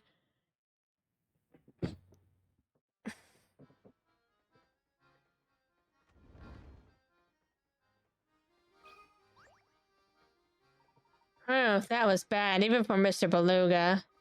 You mean he always pulls up like you like that? Well, you know, me or someone else on the staff, the boss can be real hard to please. That's awful. You guys shouldn't have to put up with him bullying you like that. Well, the boss does have a point. After all, he made this railway what it is. He always says that a first-class train deserves first-class atmosphere. Heck, even in the plates we use in the dining car are special order. The workmanship's amazing. Check out all the details on the back.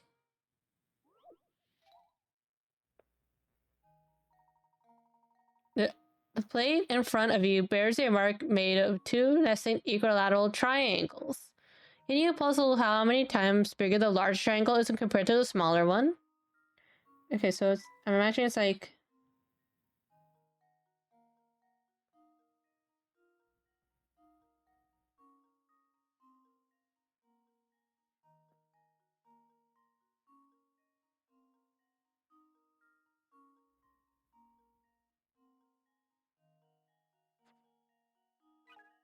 I'm hinting this. This is math.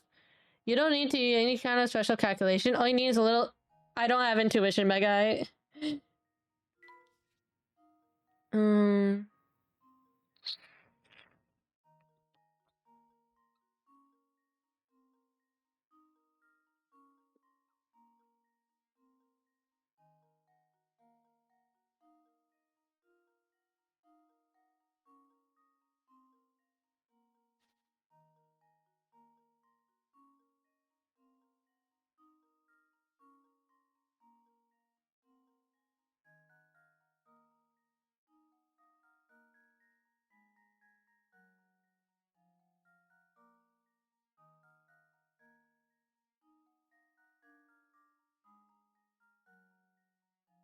Wait.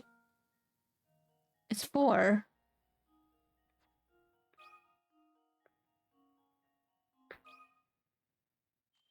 Let's see if this works. Yes! Oh my god, I have intuition. Oh my god. Apprentice strikes again. That's right. If you think to flip the little triangle around as shown, it should only take a moment to realize that 4 of the small triangles fit into the larger one. Yo, guys, I'm so smart. I am so smart. Gosh, you really have an eye for that kind of thing. What exactly do you think Mr. Beluga doesn't like about these plates? You got me there. You got me there. I guess rich people are just fickle. Alright.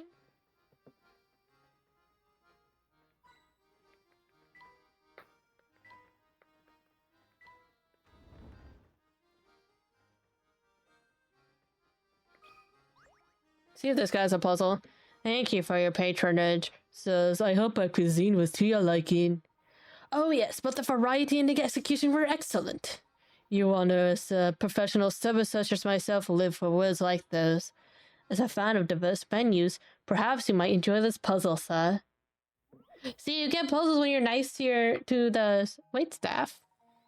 Now, Luke, are you sure you can really eat all that? You put in quite an order over there. No sweat, Professor. I'll clean my plate and still have room for more. It's no wonder the professor is concerned, as Luke's order cost twice the professor's did.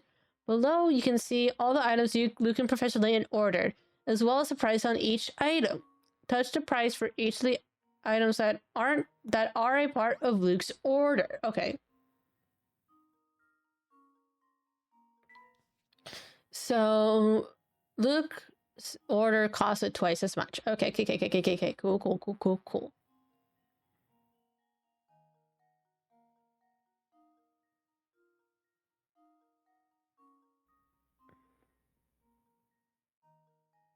1, 2, 3, 4, 5, 6, 7. Try.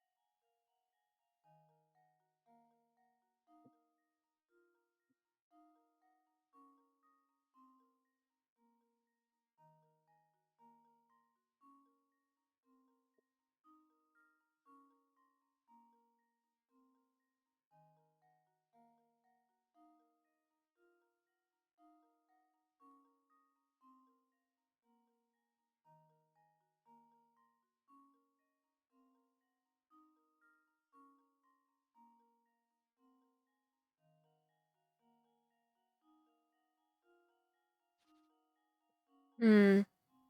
There has to be a trick to this. So that's 8, 16.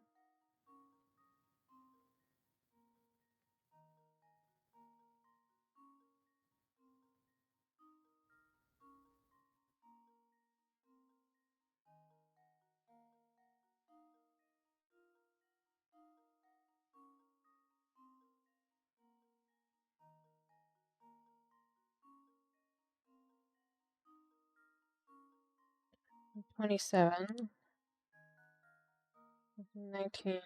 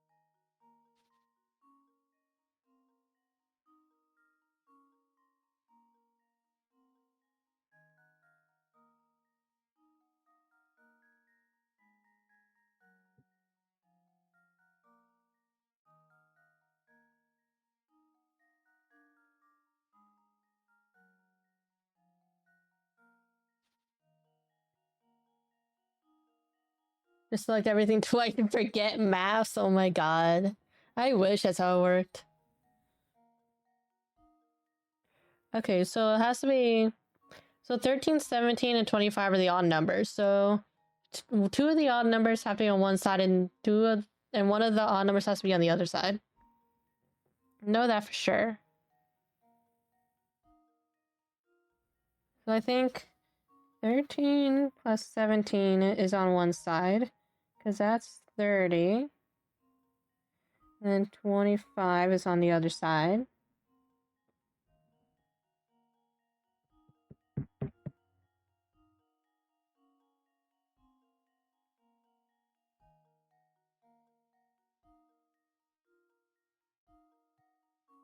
So 16, 14, that's 30. And then 55 times 2 is 10 is... Yeah, no, that can't be it. So then...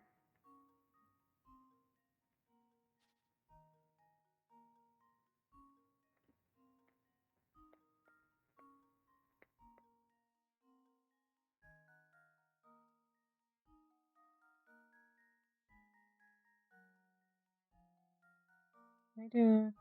That's 20. Wait. 20...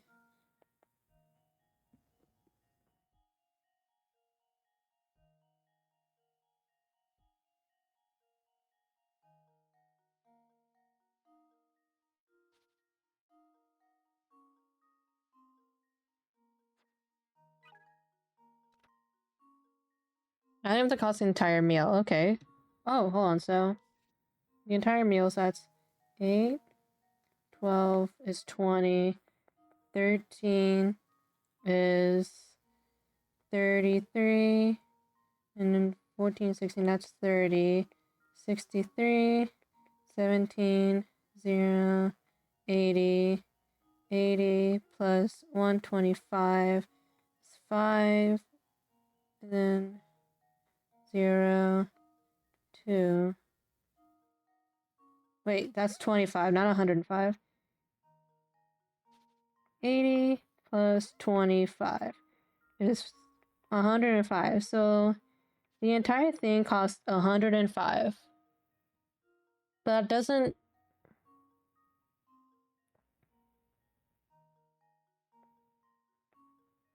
Okay, that's 5. So, because it's 105 is like 5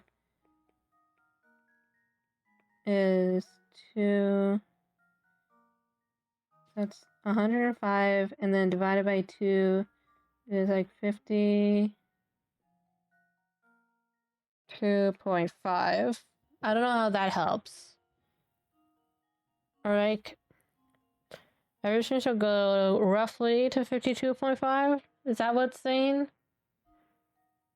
118, never mind, yeah. Wait, is it 118? I think it's 105. Luke's meal, twice as much. Ratio. Yeah. That's what I'm... Okay, so that's what it's saying. Okay.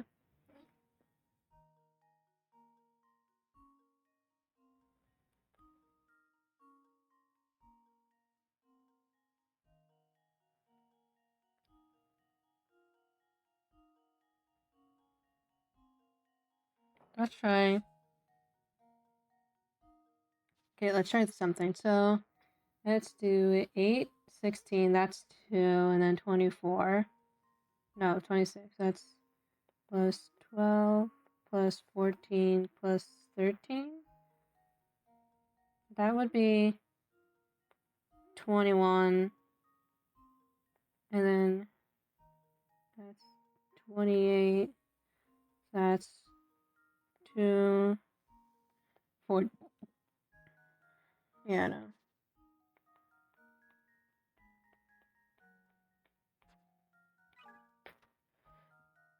Comes out to 105 pounds. The total needed to split ratio 2 and 1. Therefore, Luke's meal costs 70. Oh, 2 to 1. Okay. So Luke should cost 70 then. So it should be 70 and 35. So 70, 35. So in that case, a 25 would definitely go into 70. Is 6, 5, 45. So let's do Luke.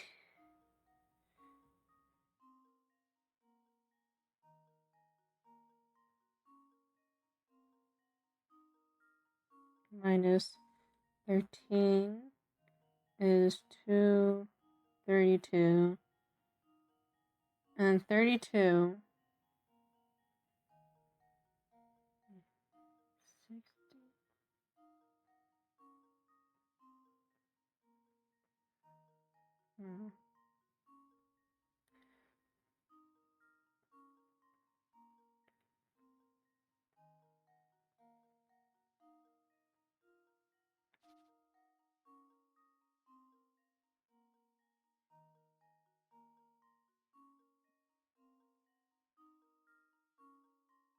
Yeah, because 25 has to be for Luke.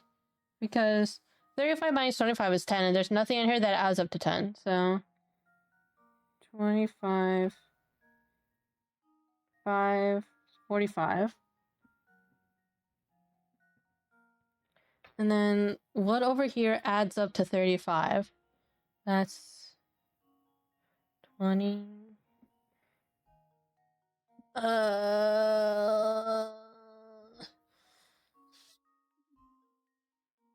That could be 20. No, because 25 can't be. How do you even get. So 35 minus 17. So 17 plus 18? No, but that's not 16. So 16. So that'd be 19. No. That would be. So if we do that, that's a. No, can't have 11. What do you add up to get to 35? I think that's the quickest thing. So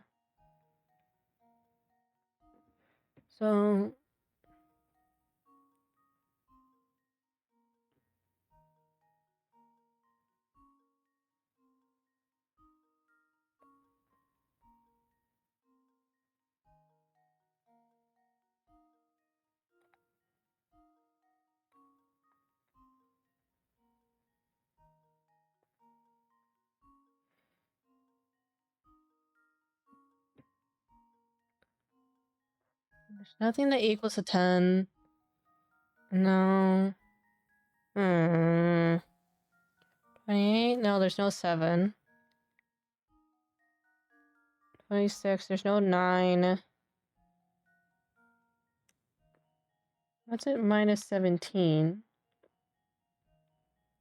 8, 18. There's nothing that equals 18, though.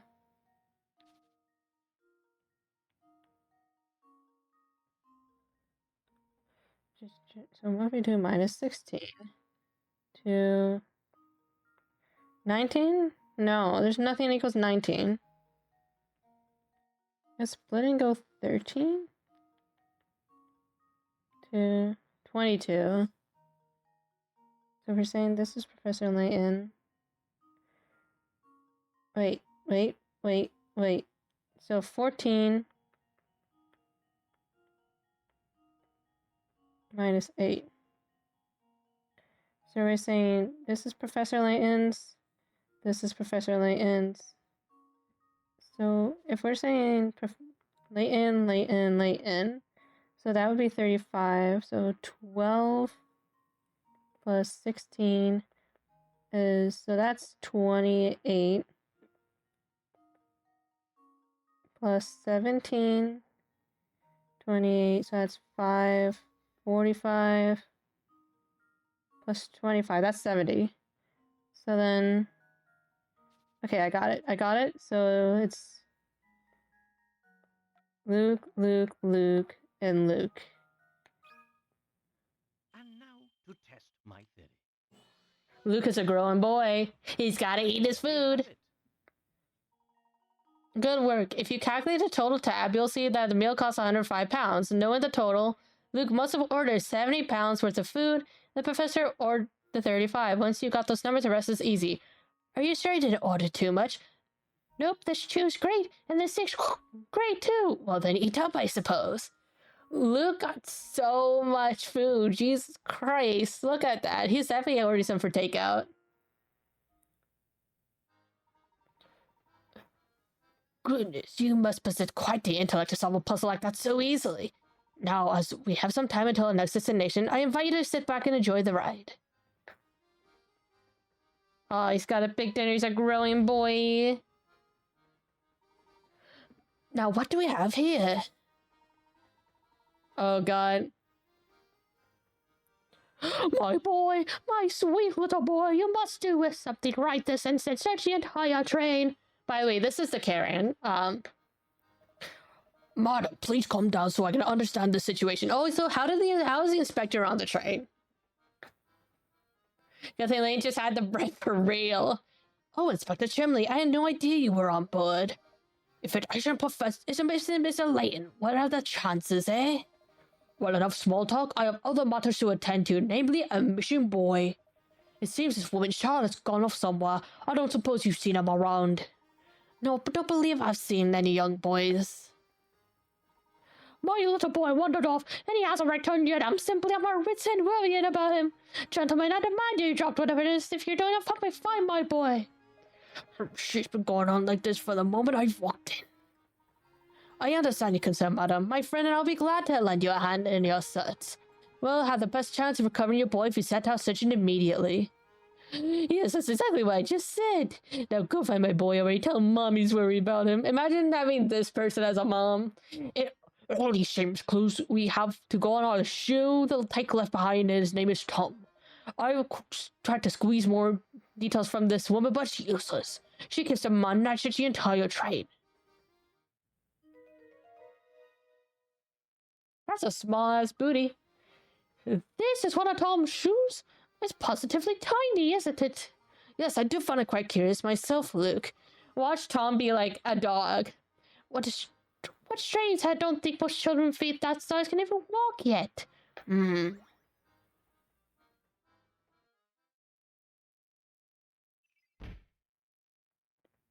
Tom. While riding on the Voluntary Express, Babette's little boy Tom needs to disappear. If the shoe he left behind is any indication, Tom must be a very young child. Where could a child that small wandered off to on his own?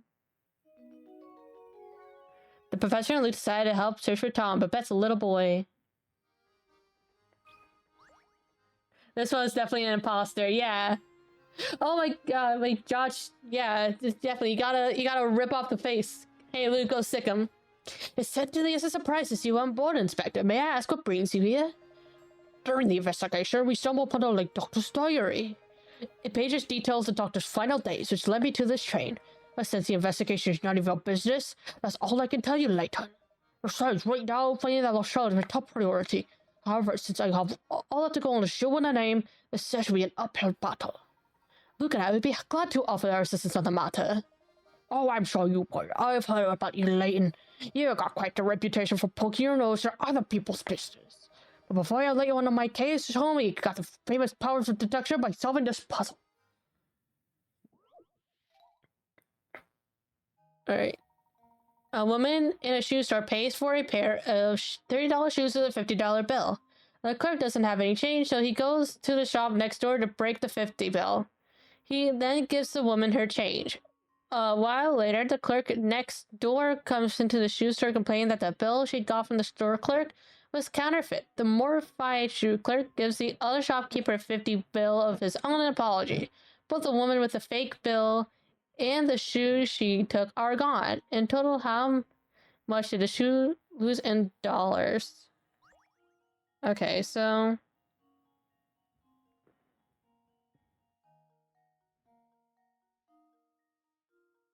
Okay, so...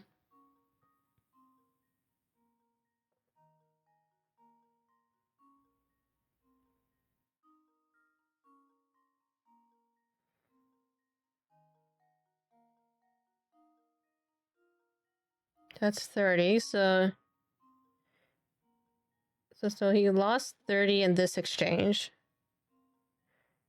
And then he lost 50. So he lost 30.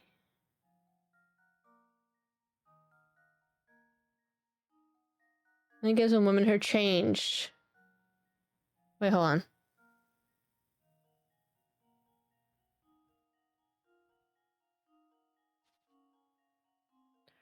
So he lost. Wait, no. For $30 shoes.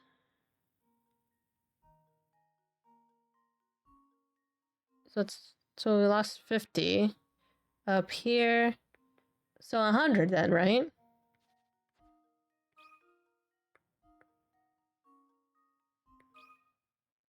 And now to test my theory. No, it's fucking 80, isn't it? Well, I suppose you can't win them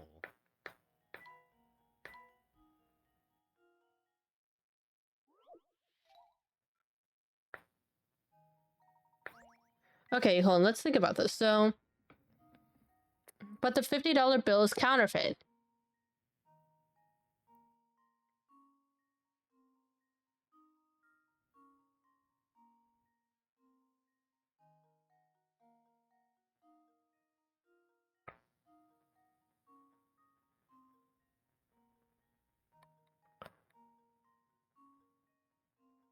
It's 80 then, right?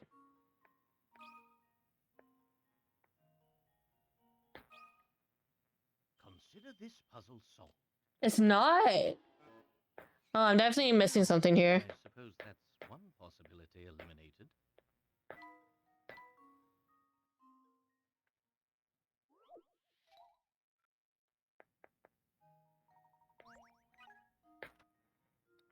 Not gone. Next door received change. He might never realize he lost money. In the end, the shoe clerk essentially passes back the 50 bucks he got from the shopkeeper next door, so he neither lost or gained money from these interactions. But the sneaky customer ended up getting away with the shoes costing $30 as well as $20 in change. So 50?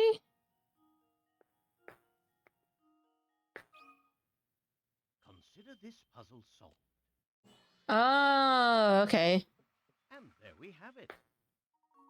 Well done. The shoe the customer made off with cost $30, and the change the shoe clerk gave her cost him $20. Bring the shoe close up to 50. The shoe clerk received 50 bucks in real money when he swapped the fake bill for change, but had yet to return the same 50 when the counterfeit bill was discovered. This means that the two transactions eventually cancel each other out. I'm not gonna pretend I understood that. It seems your fame is entirely undeserved. Nevertheless, this is my case, so I'll be sitting with Tom alone. Sit on your own if you like, but don't get your hopes up.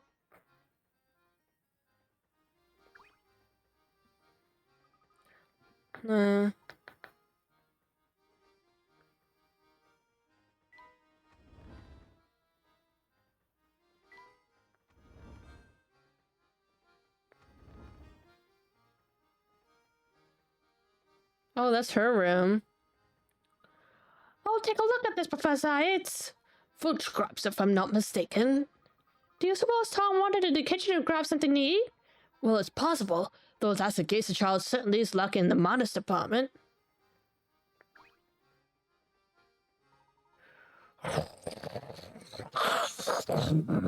She's very calm for someone who's missing her child. How can she sleep at a time like this? I imagine she tied herself out fretting over her child's disappearance. Come, Luke, the sooner we find this late lad, the sooner we can put the poor lady at ease. She seems very much at ease. Alright, let's try... Oh. Oh. Is everything alright, miss? I'm just fine, thanks. Excuse me. Sorry, does that seem kind of familiar to you? Yes, now that you mention it, something around here does seem rather familiar. Watch her be like the... what's her face? Flora from the first case. Welcome aboard, sirs. May I interest you in a refreshing beverage or scrumptious snack? Sorry, miss, but right now we're busy searching for a small child. Have you seen a young boy wandering by himself around here? A little boy, huh? Nope, sorry, mister. But that doesn't ring any bells. Oh, what happened? Did you get lost on the train? Yes, unfortunately, we haven't been able to track down the missing tot. You know, I probably should have spread rumors, but hey, I got nothing else to do. Did you know that there's a weird old lady staying in this car? What if she kidnapped the little one and stowed him away in her room? I know it's probably not true, but what if she's just so bizarro I can't help thinking about it? But I could get in trouble for spreading rumors around patrons, so forget I said anything, okay? A strange older lady, huh? I wonder if I've seen her around. Your guess is as good as mine, Luke, but it certainly does make one wonder. Ah, it's this lady again. Hello there. Why, hello there, city boys. Ever get all knock-kneed and goose-bumpy from a terrifying horror puzzle? Well, have no fear. The beautiful clairvoyant Granny Relative stands before you ready to help. I should have known. Who else would this tiny house belong to? Hey, wait a second. What are you doing here anyway? So you heard of me, eh, shorty? Good to know I'm still hit with the youngins. What do you mean? Of course I've heard of you. We met before, remember? And no, never. I suspect you got the wrong Granny boy. Never seen you here before. But you're here now, so that means you want to hear my spiel, right? Not really. Oh, they need to be so modest. Allow me to thank you for visiting my and me showing a little tidbit of information on you. My specialty, you see, is puzzles. Puzzles people forgot about. Puzzles people miss. Surely you boys have a few of those, huh? No need to turn red. That happens to the best puzzlers. What I do, you see, is take those poor lost little puzzles and invite them to come save me. I imagine any puzzles you leave behind have found their way into my hut as well, if you want to say hello. If my hut is empty, then you clever lads will have to go out there and find more puzzles. Now, why don't you take a peek inside the hut to see what's there?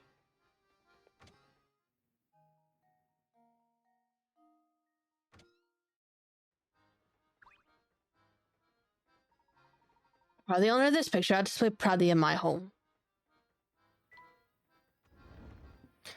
Alright,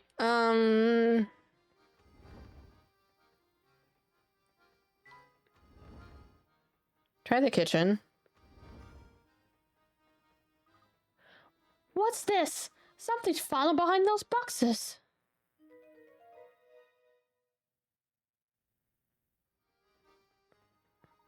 It appears to be a cup of some sort, but I don't think I can reach it from here. Maybe the cup belongs to Tom. We certainly shouldn't rule out the possibility. Oh, hey, since we're on the subject of cops, have you ever heard of this one, Professor? Tom Shoe could probably fit on Remy. A preschool teacher had everyone in their class close their eyes. When none of the students were looking, she slipped caps onto their heads and said, "Okay, everyone, open your eyes and look at the hats of all your friends are wearing. Whoever sees 4 or more people wearing red hats gets a red balloon. And whoever doesn't get a blue balloon. In a class of 10 children, only some of the kids got a red balloon. Knowing this, how many kids came home with a red balloon?"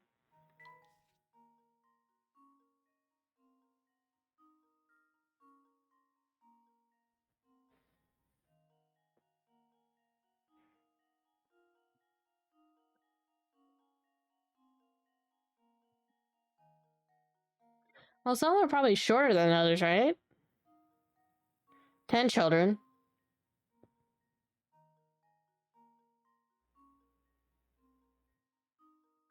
So say if everyone had a red cap, right?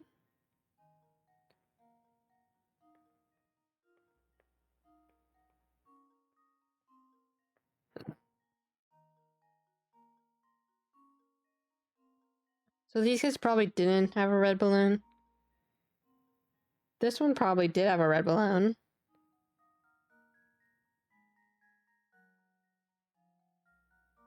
Hold on.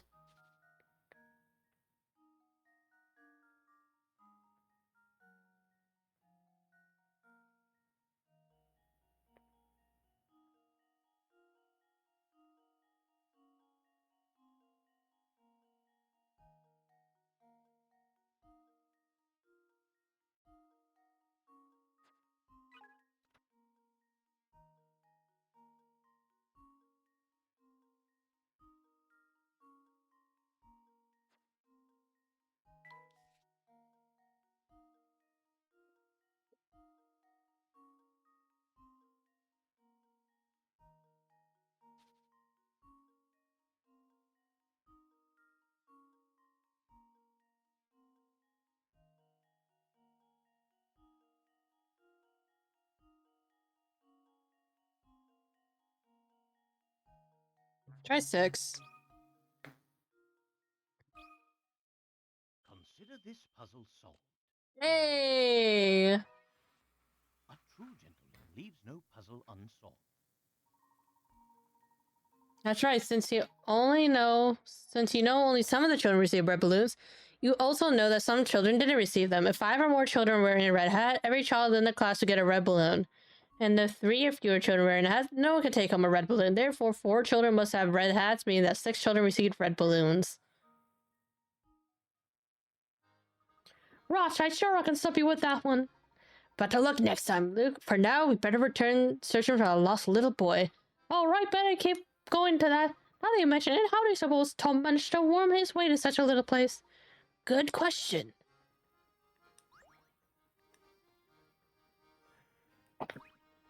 Have you seen a young boy? The boss really busts my chops sometimes, but at the end of the day, I don't mind the job much.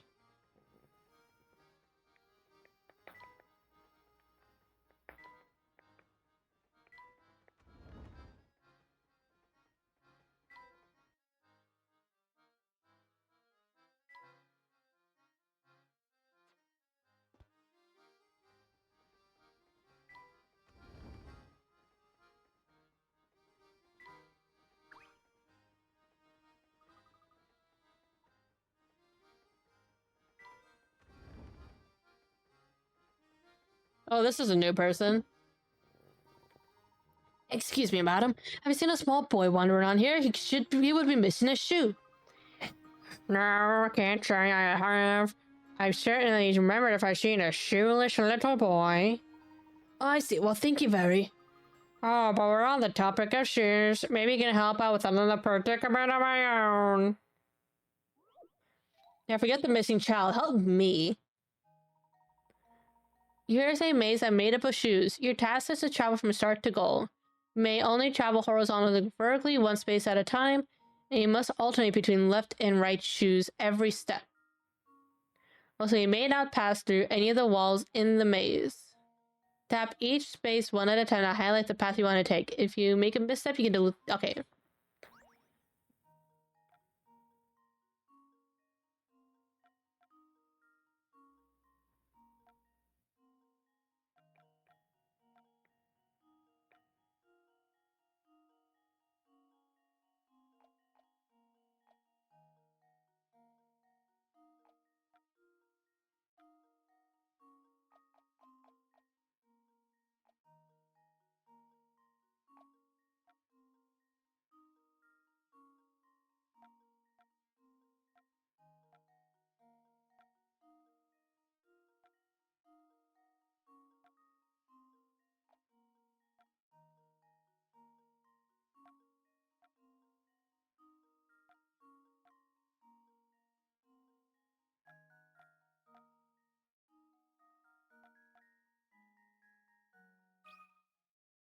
This should do the trick. Hey. A true gentleman leaves no puzzle unsolved. That was pretty. Some fancy footwork. Well, call me surprised. You've got quite a noodle into that head, don't ya? Alright, so she's not helpful at all.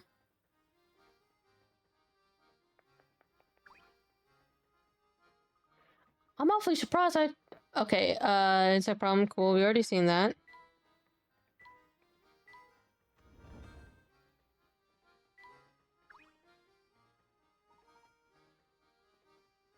Oh. You've made my dog food. What's the matter, mister? What? Oh, hey. So I snuck into my uncle's room and borrowed this camera, right? Thing is, I dropped it. I've been here trying to find all the pieces for like an hour, but I only found one. That's quite a predicament. Yeah, the fruit itself, this red camera, I'm gonna be a major flack from the boss man. Brain flash coming. Dig this. I'm gonna give you this busted hunk of junk. You know if you won't, just get rid of the thing, will ya? Alright, catch you on the flip side.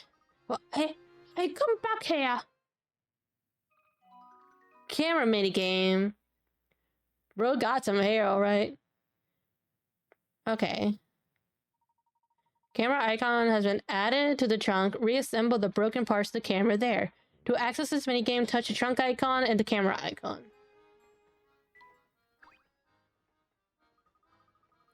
Oh, but the deluxe room make our room look like a freight car. Hold it right there, man.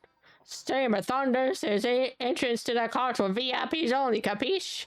I know you like to sneak a peek, but the whole car is booked, so that's a no-go. Oh, but the kind of person who can rent out a whole car must be some kind of super tycoon. Indeed, I wonder what it must be to have that much room to yourself on a train of this caliber.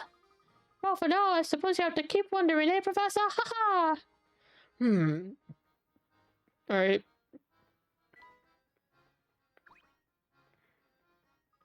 If you ask me, trains are the only way to travel. Airplane is just another word for sardine can. I mean, that's true.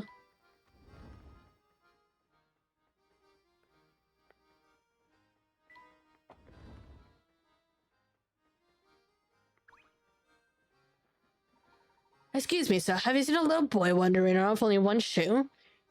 No, I don't believe so. But come to think of it, a couple who was just here was talking about a child. Interesting. Do you have any idea where we might find this couple now, my good man?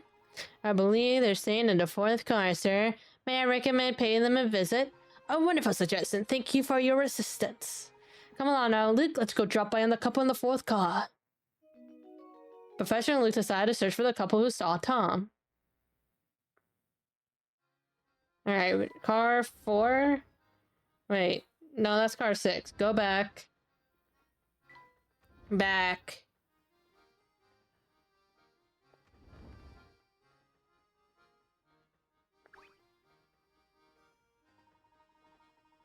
Capone! Hey, Al Capone! Hello there, my young fella. You're in the wrong room. My wife and I are staying here. Dreadfully sorry to intrude, sir, but we are searching for a lost little one. Do you happen to see or hear from anything pertaining to this? Oh, so sweetie. I think they might be talking about that darling cutie pie who just passed by, remember? Oh yeah. He was a cutie one that he was small and very clever looking, I'd say. Do you see Tom then? He's been missing a while now. I don't know whether he was a girl or a boy, truth be told. Tom's a right nice name, though. Oh, posh there, I bet my mom, what course it was a girl who passed by our room. Oh, yes, now that you mention it, I had a feeling this cat might be a girl. But until you stick a ribbon on its head, who can really tell, eh? No, I'm all turned around. I don't have the faintest idea who we're talking about anymore. What? I hate to say it, but it looks like the hothead turned cold, Professor. On the contrary, Luke, we may have stumbled on some extremely valuable information. What do you mean, Professor? You see, first let's return to the scene of Tom's disappearance. Side return site of Tom's disappearance.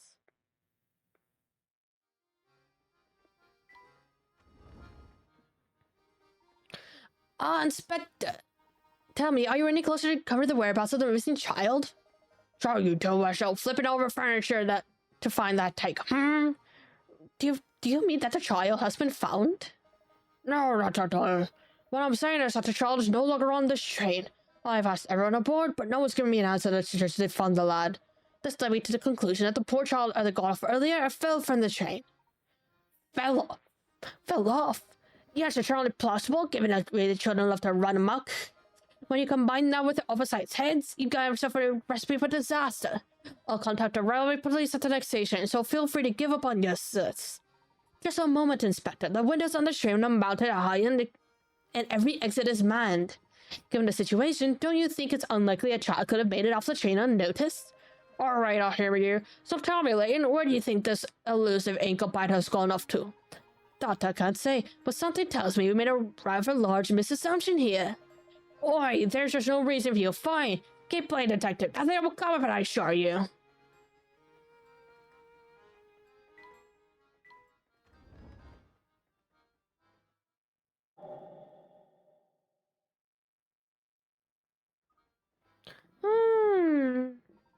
What's on your mind, my boy? You look distracted. It's hard to put my finger on why, but I feel like someone's been watching us for a while. You do then? I've been feeling the same sensation myself. Do you think that someone might be tailing us? It's certainly possible. Keep an eye out for anything unusual. Hey, shoe. Huh? It looks like one of Tom's shoes, doesn't it, Professor? It certainly does. But the strange thing about it is that it's for the same foot as the shoe we found earlier.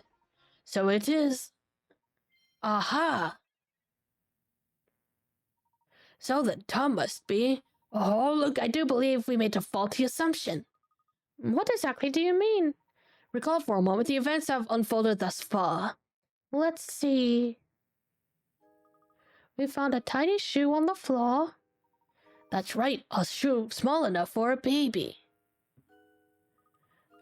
And then there is the cap we found in the kitchen. But it was large in such a tiny corner. I don't know how Tom could have wormed his way past there. Correct. In order to get back there, Tom would have been no more than half your size. Now that you mention it, I don't think I've seen any boys younger than myself on the train. That was my impression as well, which is why I began to consider a different line of thought. Luke, what if you and I have already seen Tom about, but didn't know it? See, all the while we've been searching for Tom, who we assume he's just a small boy. But what if that assumption proves false? What if we've been wrong from the start?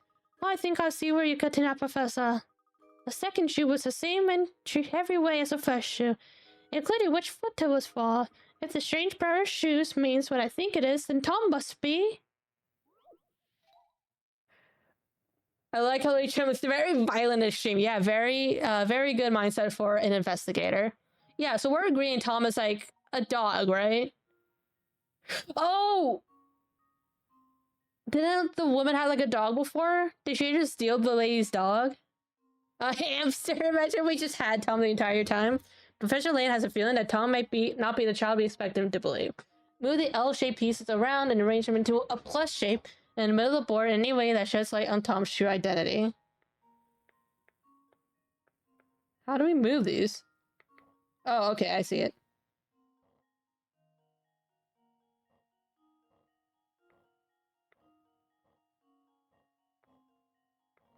How do we move these?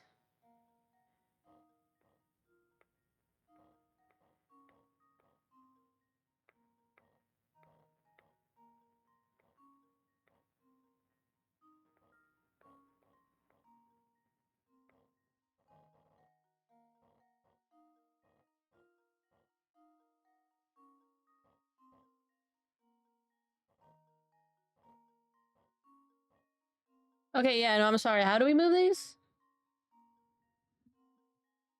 Because this can't go...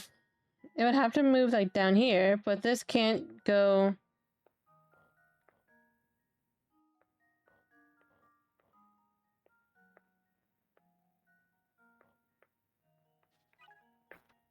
Those L shapes are pretty awkward to move around there. I feel like you could change the shape of those pieces into something...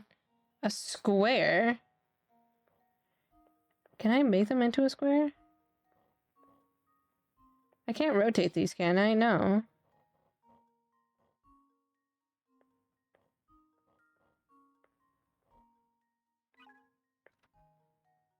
It's a small square block.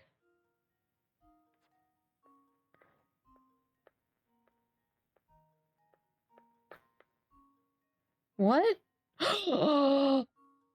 Oh my god, he can move the paws. I don't know he can move the paws. Okay.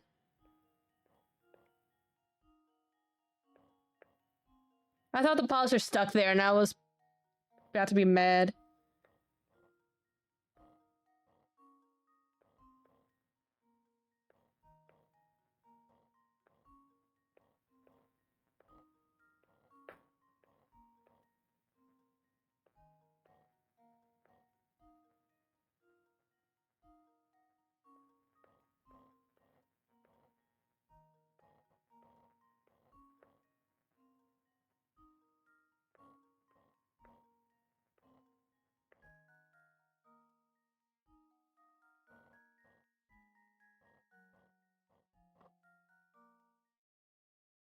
Tom's a pauper!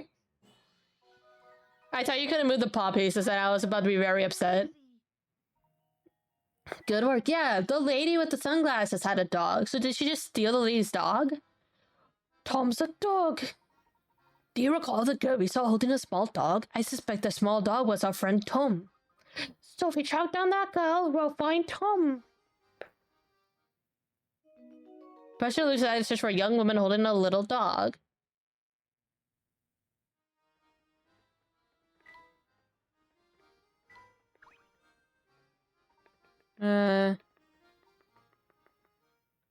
Oh, fuck. I didn't mean to skip through that dialogue. An unknown number of people are riding a train. At the first... yeah, I didn't mean to skip through it. I thought he was just gonna tell us to fuck off. An unknown number of people are riding the train. At the first station, a train pulls into. 1/6 of the people on board get off. At the next station, 1/5 of the remaining passengers get off. This pattern continues so that the next station, 1/4 get off, 1/3, and then 1/2. The final station, all passengers remaining exit as well. Assuming that no one got on the train during the ride, was the fewest number of people that could have been riding on the train when it set out.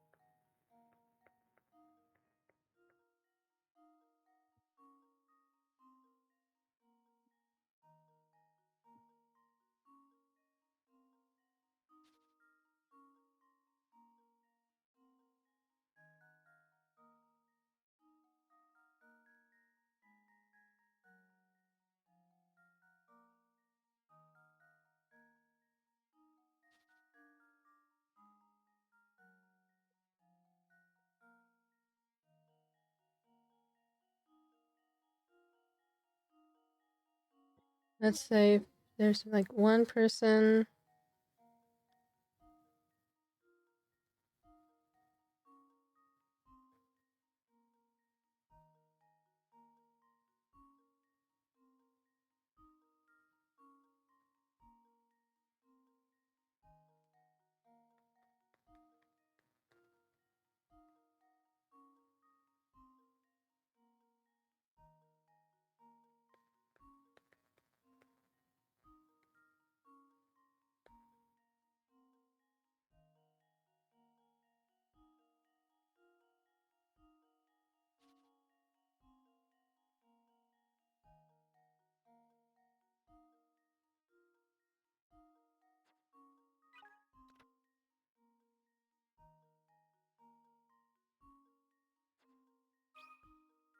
Oh yeah, no, it's a 2. I definitely did it wrong. Okay.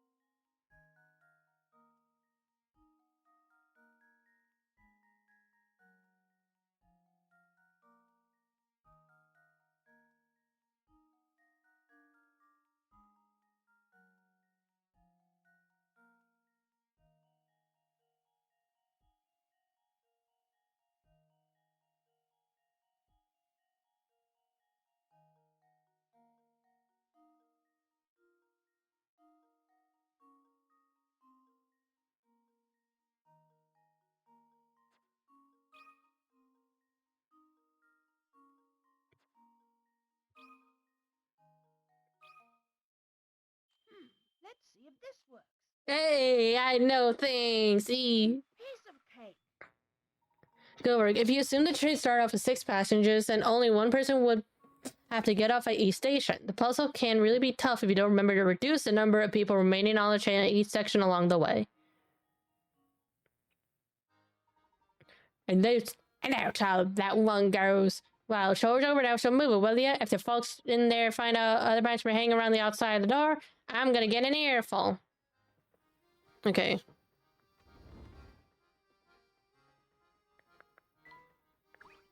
Okay, fuck. Ba-ba-da-ba.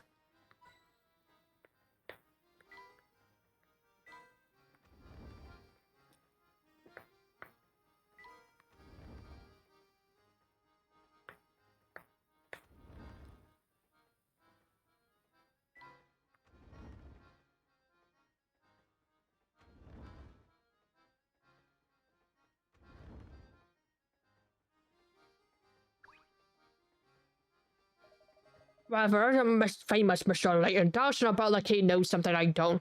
I was just to put the head over the puppet and inform her that a child is no longer aboard the train. Inspector, we are mere moments away from discovering Tom's location. May I ask you to give us a little longer to finish our search? Sure don't want to face the truth, eh, Layton? Fine, since you're so intent on it, your puppet is napping right now, I'll wait a little longer. Remind you the moment she wakes up, I'm taking my findings to her, got it? Well, prove yourself right, bring the boy back before that. Understood, I plan to do just that, Inspector. We better find the girl with the dog as quick as we can. Oh, this is a new guy. Hey, looky here. You guys have solved at least 12 puzzles. I applaud you heartily. I can see how I could just like a couple I can do getters like yourself. Let's be pals, eh?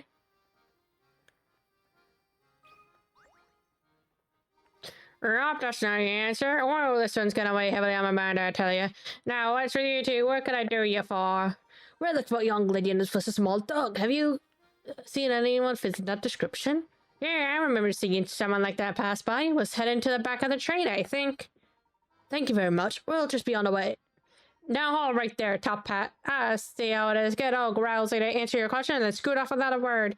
I told you what you want to know. So the way I figured it, you should at least help give a fella a hand. I'm sorry, sir. I didn't realize you needed our help. How may we be of service? There's this puzzle that's been on my mind for ages now. Maybe you'll have better luck with it. Wanna try?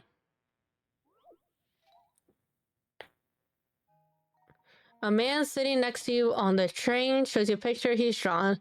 Let's say this picture has a total area of 10. Can you figure out how much of it is made up of clouds compared to the area that's made up of sky?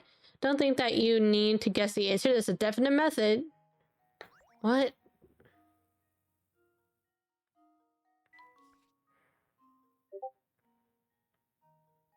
Try 5 and 2.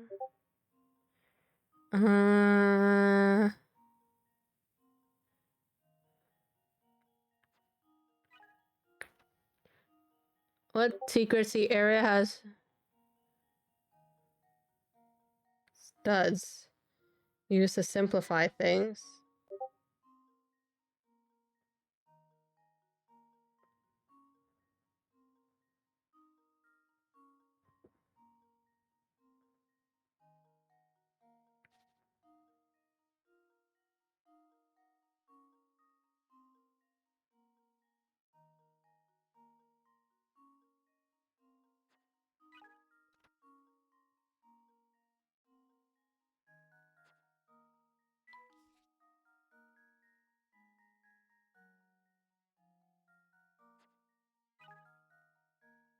God damn, I reused my hand coins. Fuck. Okay.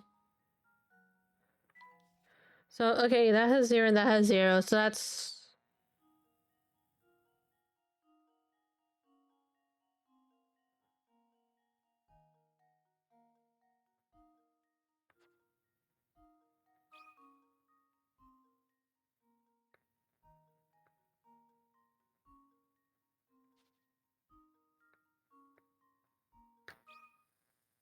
And now to test my theory. Fuck. Oh, my. This one is quite formidable. Okay, okay, okay.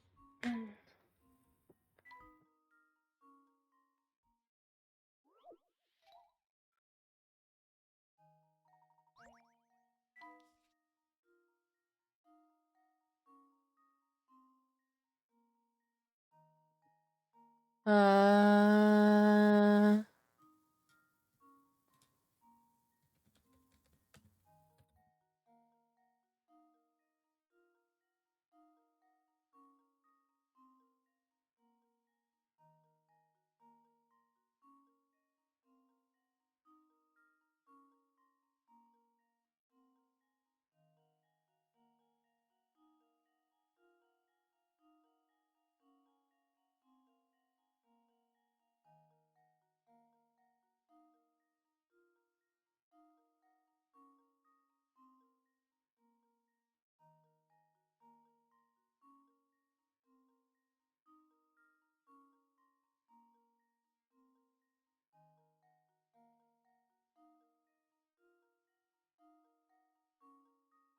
Wait, hold on. So if I do...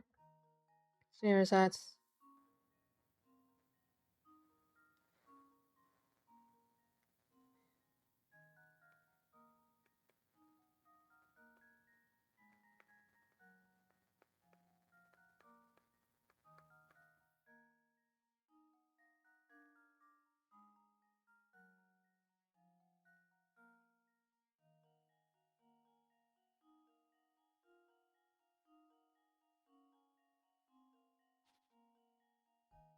That's what I said earlier.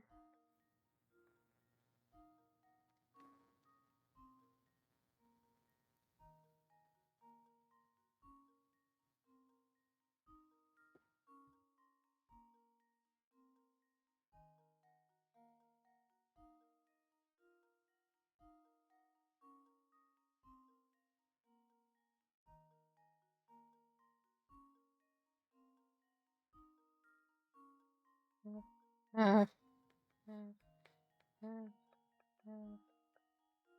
Wait, so half of that's plus a 4. So that's 2.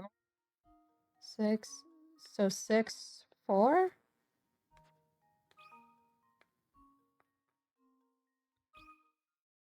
This should do the trick. Oh, I mean, I'll take it. Huh. I probably crossed the numbers wrong. The key to here is use the studs to run the picture divided up. Once you do that, it should be clear that B, F, C, I, D, G, E, and H are all simply pairs of the same drawing with their color reversed. This means that those 8 areas are 4 squares of sky and 4 squares of clouds. The main 2 squares, A and J, are solid blues. In the end, there are 6 squares of sky and 4 squares of cloud. Ah, so that's how you do it. You got quite a head on your shoulders, don't you? I don't get it either, but you know what? I'll go with it. Now to that girl you're asking about, she's probably on the observation deck behind me.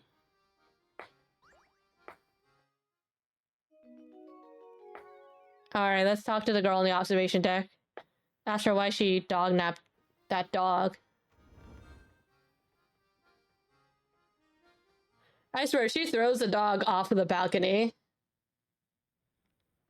I'm cussing. Excuse me. Whoa!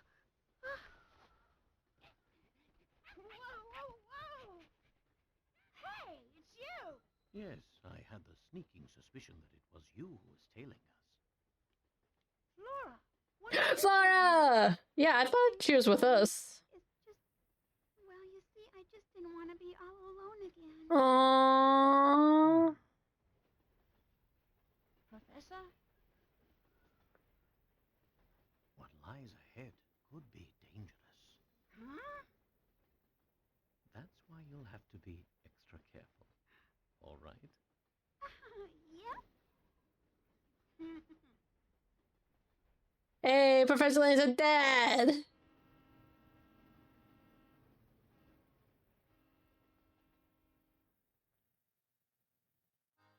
Heck yeah! Oh, here's a dog we saw earlier! Quick, grab him! Well, I'll bet Tom wasn't a boy after all. Oh, right you are, Luke. Now let's get him back to his owner. Oh, I suppose I'll just be going now. Don't be ridiculous. Come along now. Flora's now traveling with you. This top screen shows who's walking with you.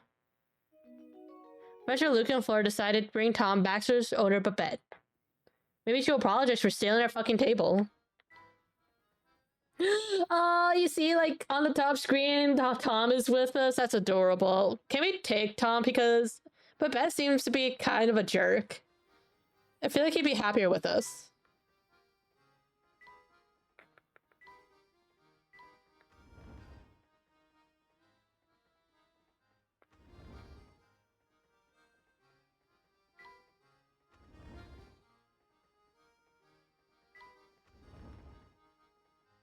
I just have to remember where her room is. Oh, thank heavens you're alright, my sweet little Tommy boy. I've missed you so. Mr. Tom! We were under the impression that we were just for a boy, not a mutt with a fancier haircut. How dare you compare my darling Tommykins to a Coventry mongrel? Those dogs are no matter for Scotland Yard. The next time he goes missing, find him yourself. Blimey, some folks haven't an ounce of sense. Come, Button, we got real cases to solve. You got it, Inspector. Don't you walk away from me, I'm not done talking about your atrocious manners. Well, enough of that. Welcome back, sweetie. Where did my little Tommykins run off to today? He's such a darling that I feared someone might have kidnapped him and hold him for ransom. Perhaps we should keep Flora's involvement in Tom's disappearance under wraps. Good idea, my boy. I do believe about war disorder. Here is no quite generous, but I insist. You got a new hamster toy. Use this. Hey, hamster toy. I hear we'll be making a stop in a quaint village by the name of Dropstone. How much longer do we get there, Professor? I'm not entirely sure, but waiting here won't make the time pass faster. Let's rest while we wait. We solved the mystery! Turns out that Tom isn't a child, but was thought originally, but rather Babette's pet dog. It would seem that Babette's affection for Tom is so deep that she considers him much more than just a pet. At least she treats her dog with respect. Professor Luke and Flora decide to return to their quarters for the time being. Alright. I know it's good to give, but you're risking my sweet boy, so I insist you keep it. Maybe she'll be nice to us.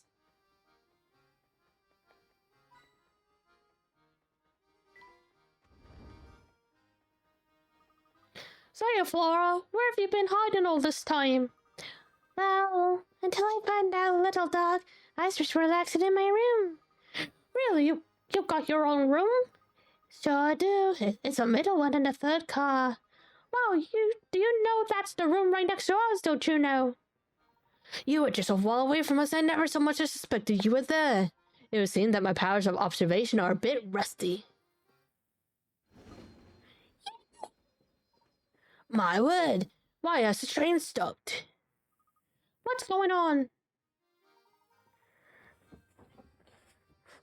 Samuel, you dolt! What did you do this time? Hey, boss man, chill out. There's a down train, just sitting on the tracks. Until we can move that thing out of our way, we're not going anywhere, man. Let's get your rear eggs moving now! Jesus Christ. I won't have your laziness charging with the voluntary brand. But I'm just the MC. Should we get someone a little more, gear-headed to handle this? Besides, train carts are heavy, man. How am I supposed to move it? I will not hear excuses, especially from a layabout conductor who barely earns his keep. I don't care how you do it, just get it done. Run. Okay, I'll give it a shot. Just tear it out of that chunko. Uncle, I might be your uncle, but I'm also president of this railway, and I demand you address me as such. Okay, alright, sure. Whatever you say, Mr. President.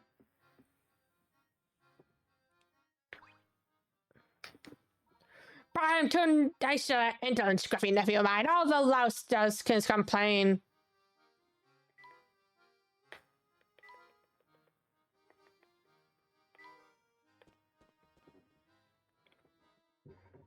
What seems to be the problem here? Oh, sorry, Mr. Passenger. See, there's this gigantic freight train parked on the track, and it's blocking our way. Clearing the track is gonna take some time, so just sit back with something fizzy and wait. I see. Can I lend you a hand? For real? Oh yeah, that'd be way helpful. You think you can find a way to move the train blocking the track so we can, get a move on? Step aside now. We're not going anywhere till the train moves up the track. Who's this guy? Until we get this car out of the way, the Military Express isn't going anywhere. Train swap. Swap positions of the two trains along the tracks. Move the cars one at a time and make sure the numbers by the side of the track match the numbers on each car.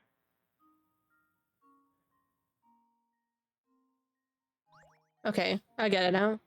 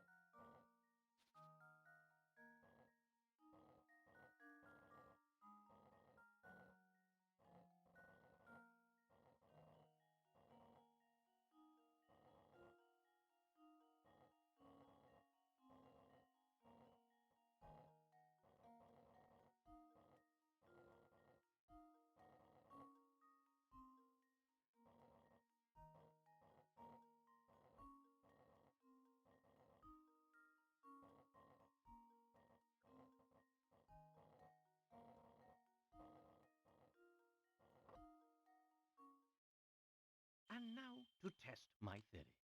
Hey, let's And go. we have it. B. That's right, now hurry back to the train. It's behind schedule as it is. Hopefully we should be able to continue our journey now. Yep, I reckon we go there. Give me a second, we'll be up running again.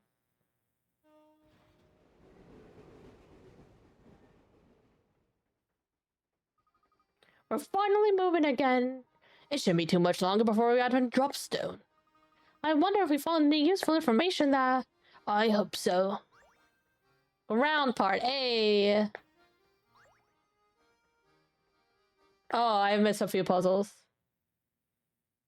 Hello, how are you? I'm doing well. How are you doing? Just doing some puzzles. Alright, we'll have to... When we can, we have to catch up on those puzzles. Because it might give us something cool.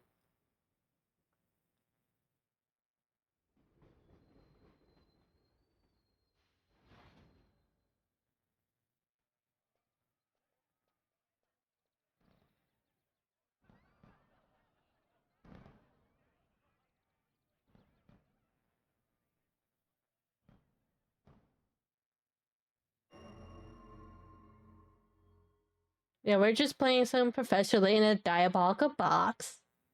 The county village of Dropstone. The sun and stop back there did a number on our brakes, so we're stopping here for repairs. We got at least 3 hours till we'll be ready to roll, so why don't you catch the local sites? Capital idea. Besides, who knows what information we might stumble upon the village. Especially looking forward to taking the sites around Dropstone. Alright, let's just go... can we go back on the train for a bit? No. Alright, I guess we're stuck exploring the village. I'll tell you, man, this sleepy little farm place is like the chillest place on earth. Well, I mean, the boss is running around the village, and so is that inspector dude. The village is celebrating its 50th anniversary right now, so I bet there's tons of stuff to do. If I were stuck working, I'd definitely go check it out myself. So the village was founded only 50 years ago. That's quite young for a settlement in these parts. And it's so peaceful here. I really can't believe we'll find any clues about the Elysian box. Oh, I wouldn't be so sure of that, Luke. Remember, one of the first rules of puzzle solving is that the answer is often the unlikeliest of places. Oh, of course you're right. I'll be sure to keep my eyes peeled for the clues, Professor.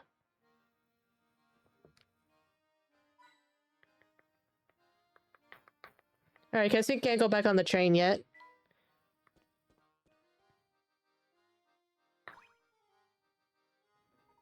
Well, Mr. Layton, how are you enjoying your time here at Dropstone? It's been delightful. Every once in a while, it's nice to leave the city and enjoy the countryside. They are so clean and fresh. I'm jealous of the people who get to live here. I could have put it better myself. There's something about this place that makes you feel like a new man. And with the village celebrating its 50th anniversary today, our timing couldn't be better. Come to think of it, your Molinary Express turned 50 this year, didn't it? Quite the coincidence. Yes, it did. It did. Sheer coincidence, of course. Still, it couldn't have been fun to celebrate your train's anniversary here at the festival. Well, we already have a grand 50th anniversary celebration planned at an exclusive venue in London. Oh, is that so? Well, I'm sure your party will be on par with the excellence of your train. Yes, and on that note, I'm afraid I'll have to excuse myself. Good day, Mr. Layton. Good day to you, Mr. Beluga. My, it's already been a year since she passed. Time truly does just bye-bye. She? Who do you think he was talking about, Professor? I haven't the foggiest, Luke. Oh, puzzle lady. So we can catch up on the puzzles. Oh, hello. Fancy seeing you, ladies. Me? They booted me off the train until they fixed it. If you're after a few puzzles to pass the time, just take a peek into my stack of wonders. I'll be here until I can get back on the train, so come by if you get a hankering for a puzzle. Alright, let's catch up on the puzzles that we missed, because we missed quite a few of them.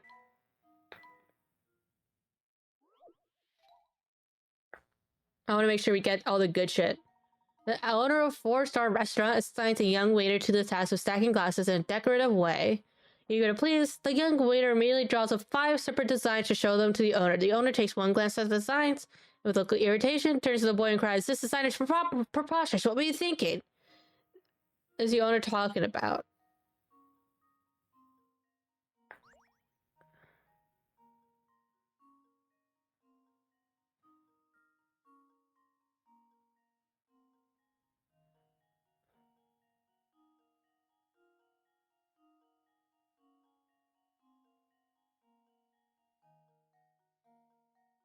It would be D, right? Did you already play this game seriously except for the first game? I saw that you played it on YouTube. Okay, yeah. So yeah, we finished the Curious Village. I'm going through the Layton games in order. So we finished the Curious Village. So we're playing the rest of them. I haven't played any of the other Layton games except for the crossover Phoenix Wright versus Professor Layton. That's the only other one I played. I think it's D, right? Because the other ones kind of make sense.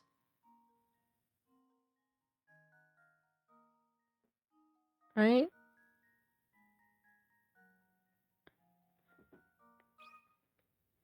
Here goes. Yeah, okay, cool. Piece of cake. Exactly right. The restaurant owner was talking about the sketch D. If you look closely, you can see that the first and second row of the glasses couldn't possibly be arranged in the manner depicted. The simple 2D sketch didn't take into account the rim of the glasses. Okay. Crazy daisies. Yeah, none of them were fantastic, but D just could not be done. Now for something on the flowery side. Of the 3 pictures labeled A, B, and C, one is actually the same as the picture on the far left. However, the image on the far left has its contents flipped left to right, and its color is inverted and changed to black and white. Of A, B, and C, which... Okay. So it's saying... has its contents flipped left to right, and its colors inverted and changed. Okay.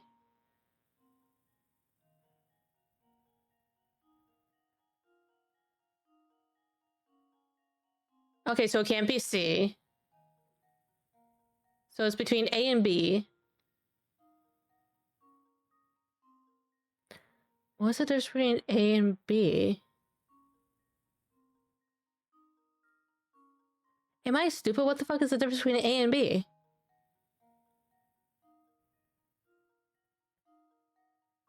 Trying to find a difference between A and B so I know what to look for and eliminate. Because it's definitely not C.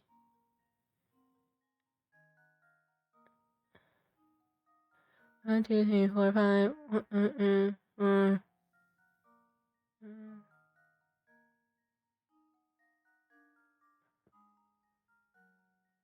Wait. Oh, I see. I see a difference. Okay.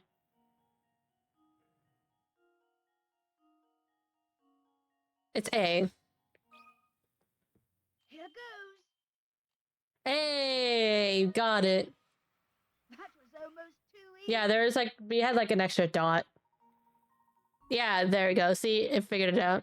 That's right. Imagine image A is the same picture as a black and white picture on the far left. As shown above, pictures B and C have slight variation from these images in question. Yeah, so B had like that small dot right there. And then C is like easy to figure it out. I kept looking for doing A and B. I'm like, what's the difference? Okay, next.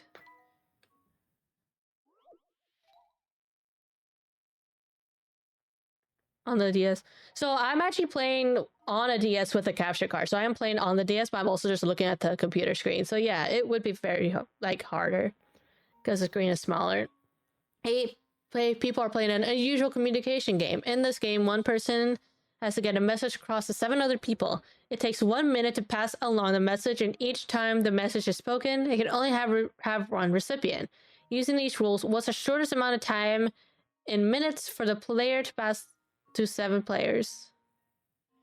1 minute to pass along the message, and each time the message is spoken. Okay. So we got person 1, 2, 3, 4, 5, 6, 7, right? So this takes 1, this takes 1, this takes 1, this takes 1, this takes 1, this takes 1. So then it'd be 6 minutes, right? I feel like it's 6, but I feel like there's some real trick to it. Where it'll be like, oh, it's 5 minutes if you do this.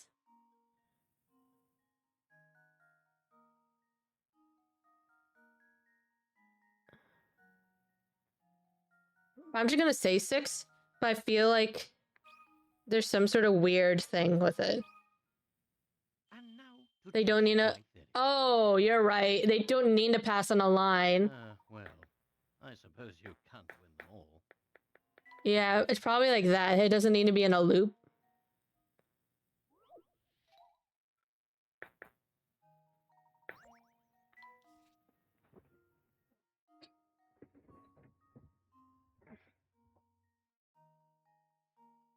Passing a line. So, hold on. So if it's...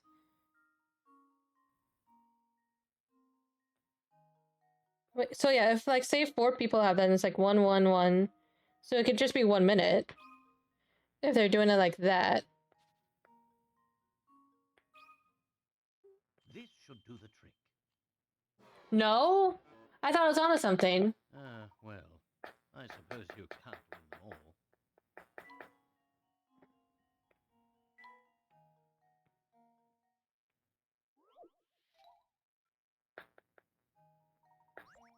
Let's see what the hints say. Each time the message is spoken, it can only have one recipient. What you need to remember here is that any one person can only send the message to one other person at a time. Try reading... Okay. Any one person can only spread the message to one other person at a time. Wait, hold up. So, I got this. So if one person has the message already, right? Wait, at a time. So if it's like that... So that's 1 to this person. And then 1 to that person. 1 to this person. And then 1 to this person. That's 6. 1 to this person. 7. And then to another person, that's 8. So that's 1, 2, 3. No, that's also 6. If I do it like that. One person can only send one person at a time. So it takes 1 minute to pass that message. And then at 1 minute, you pass it to this person, and you pass it to that person. And then at 3 minutes. So this is at 3 minutes. So 3 minute, 3 minute,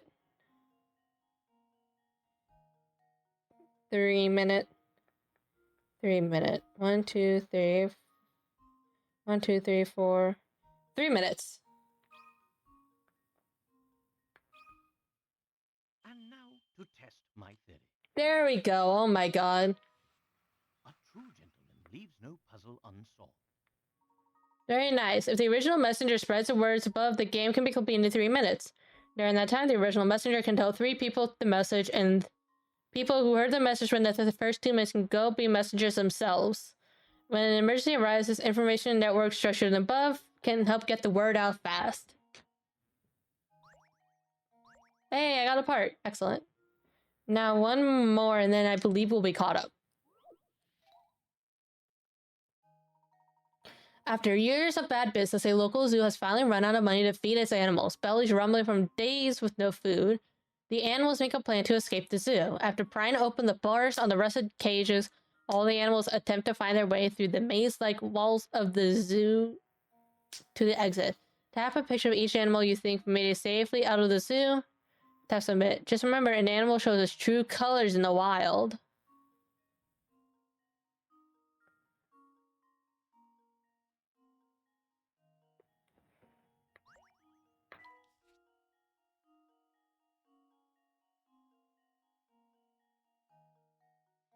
Yeah, I don't think the tiger made it out because there's no way for the tiger to make it out.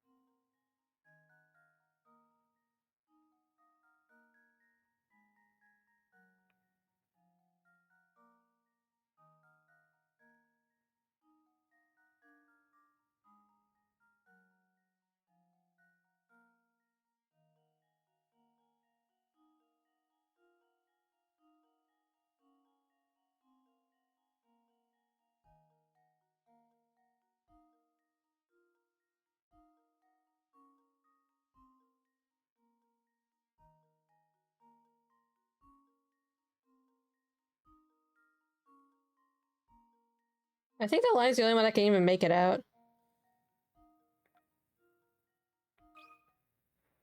This should do the trick. Yeah, because everyone else gets eaten or they just can't go. Leaves no puzzle unsolved. Sharp thinking. The only animal that will safely escape to freedom is a lion. While both the rabbit and the lion will make it as far as the path to the exit, the second the lion spots a rabbit, he's guaranteed to eat it. There we go. And now we can just go back. Now that we're all caught up on the puzzles. We did get a gizmos.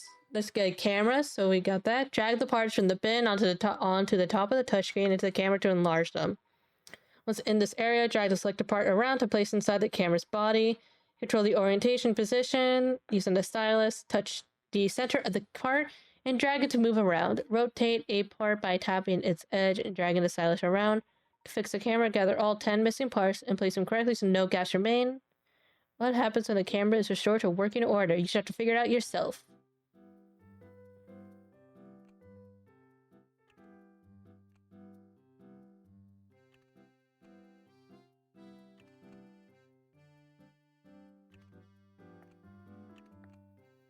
Oh, you can't rotate these. God, that's gonna be so much harder.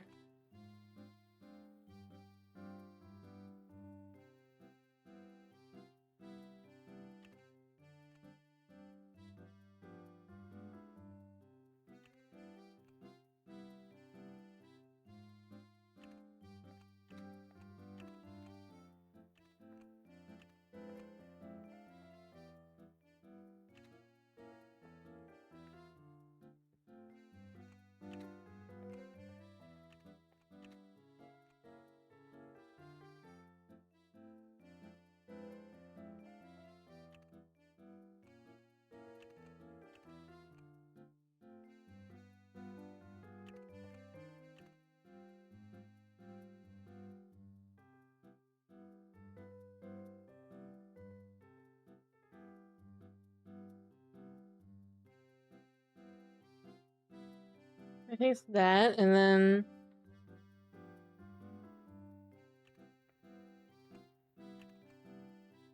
Wait, that's a rectangle, so if it goes here? Yeah, okay, I think that goes here. And then...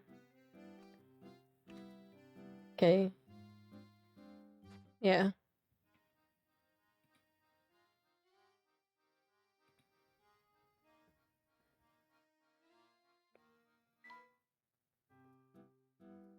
Yeah, I think I just waited for one more thing for that.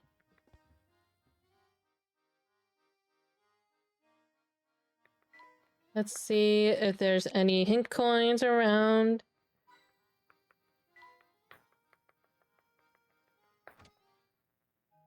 Oh, didn't mean to go into there.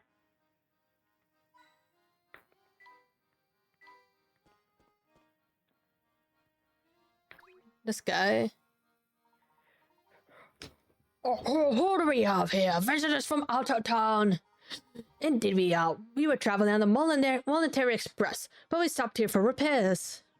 If you're here for repairs, I bet I know where you're headed. Oh, really? What do you mean, sir? Oh, I was just thinking out loud. Yep, just chatting with myself. Forget about it. Sorry, did you notice the festival is running here today on Dropstone? Today's marked the 50th year since our founding of our village. Make sure you get in on the fun. Is this gonna be another Curious Village where everyone's just like a robot?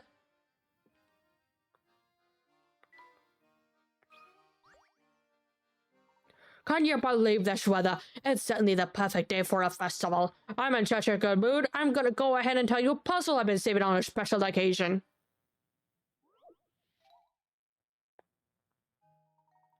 Below are 4 halves of 4 separate cubes. Each of the halves is shaped so that when fitted onto an identically shaped piece, these 2 halves form a whole cube. However, one piece below fails to meet those requirements and doesn't form a cube when joined with another identical piece. Circle the odd piece. Okay.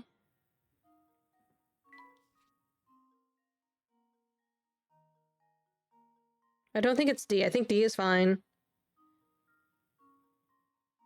It's C. Consider this puzzle solved. There we go. See, that's easy. Huh. Wonderful. That's right. C will not form a cube when joined with another identical piece. Some areas of the shape are too complex to fit together neatly. Still, with only a few alterations, you could probably change the shape into something that works, don't you think? She just breezed through my best puzzle. I didn't see that one coming. While we're talking puzzles, have you ever heard about that mysterious puzzle collecting lady? I hear she gathers and stores all the lost puzzles of the world. How does she do? This is a conundrum wrapped in enigma stuffed in mystery. Or, you know, a mysterium. Okay.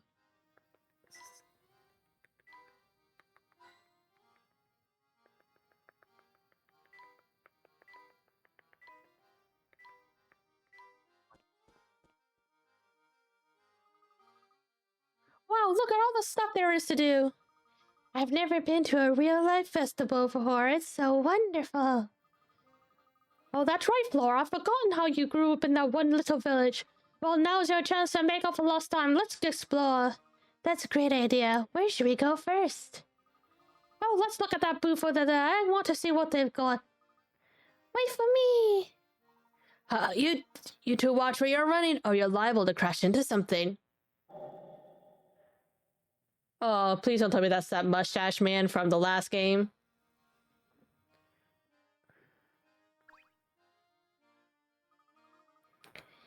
We're doing some top secret festival prep back here, so you can't come in yet, okay? Okay, so we could probably go into there later. Ooh, a puzzle. What are all these arrows for? Oh, what's a carnival game? Oi there, squads, try your hand at this fine game of skill. I'll tell you what, since business is so slow right now, the first try is on me. Gosh, really, mister? I can't say no to a deal like that. Come on, Flora, we could try it again together.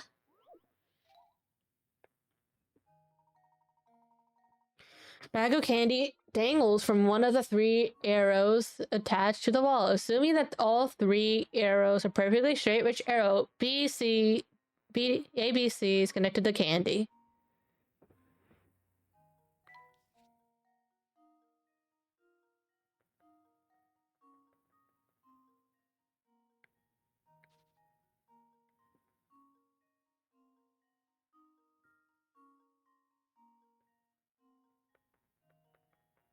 I think it's C.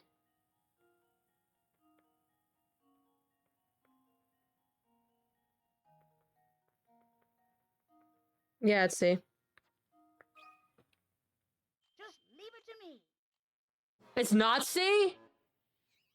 Oops, that wasn't right. God damn it, it set me a trap? I fell for the trap? What do you mean? It's just a straight arrow.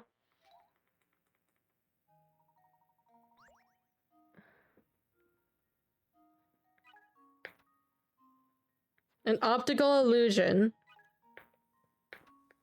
One straight, a little so you get diagonal view of the puzzle. God damn it. It's A. Fucking damn it. Let's see if this works. It's B? One. Try again. So it has to be B. So my eyes are just crap. Okay. It's B! Guys, it's B. I figured it out. If this works. Hey, I figured it out. First try, let's go. That was almost too easy. The reason for this puzzle is tough for some people because it contains a famous optical illusion. When you obscure a portion of the diagonal line with a straight shape, 2 visible portions on the line appear disjointed from one another. Nicely done, Shorty. Here's a little something for the fine performance. Really? Gosh, thank you.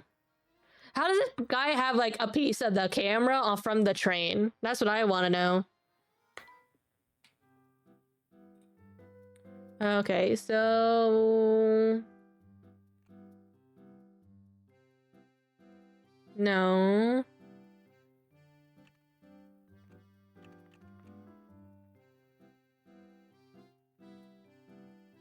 Oh, it probably lines up with this thing. If anybody has to solve it on the first try. Hey, look, another puzzle. Look at all the fruits and veggies on the cart. It probably belongs to the person running that little stand. Oh, but it looks like one of the wheels is dented. That must be difficult to move much. Yeah, but this is a real pain. Oh, but you know, this reminds me of a puzzle about a busted wheel.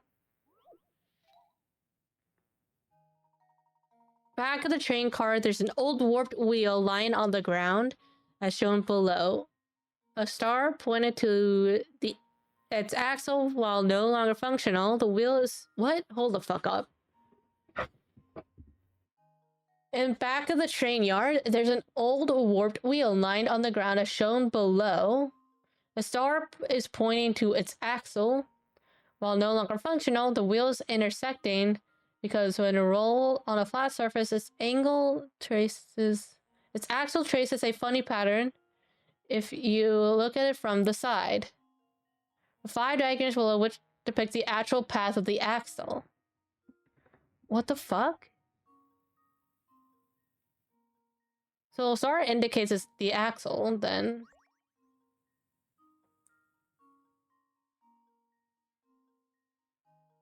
It was interesting because when rolled on a flat surface,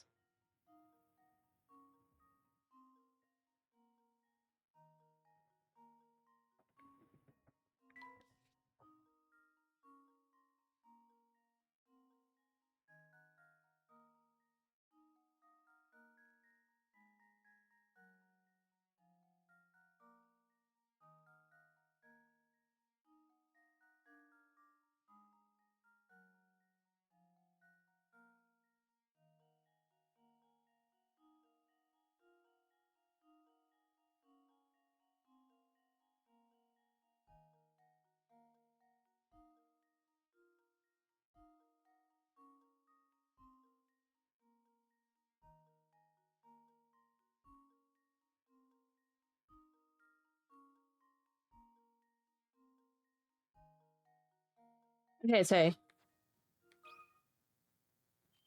Let's see if this works. Hey, see, we are back. We are so back. That was almost too easy.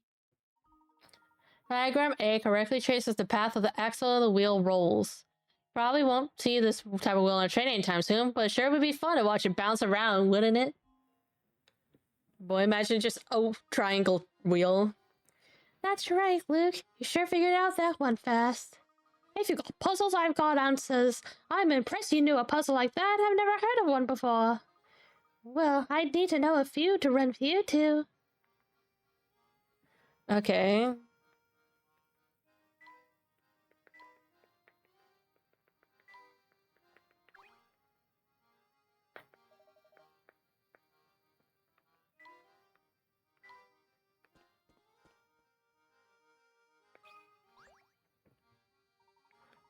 Gracious, the weather couldn't be funny or finer for celebrating Dropstone's fancy 50th.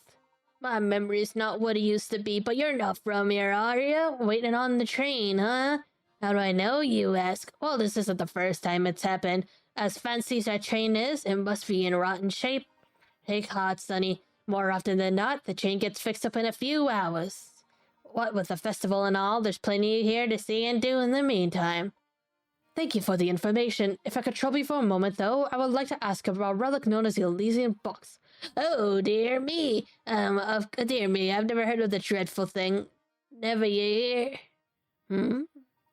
Well, that's enough of chatting with strangers for one day. To be frank, I was in high spirits till you came along. Now I'm crabbier than a crab apple. If you want to prove you're sorry for ruining my day, solve this fucking puzzle, you piece of shit. Oh, you little... A pro golfer has the amazing ability to consistently putt distance of 3, 5, 7, and 11 feet. Strangely enough, though, those are the only distances he can putt. Currently, our golfer stands on the green with his ball 20 feet from the hole. What's the fewest numbers of strokes he can use to get the ball in the hole? Okay, so we got a few options here. So we could do like 5. That would be 4. So 7. But that would also be, because there could be like 7, 7, 3, 3. That would also be 4. And what if it's like 7, 5.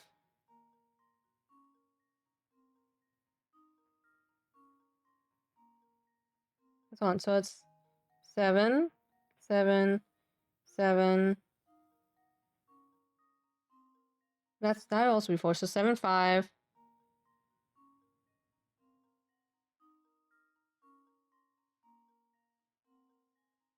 Oh, assuming that if the ball is hit farther than the distance remaining, it will roll over the other side without going into the cup. Okay. Oh, and 11 feet. I forgot about the 11 feet. So, 11?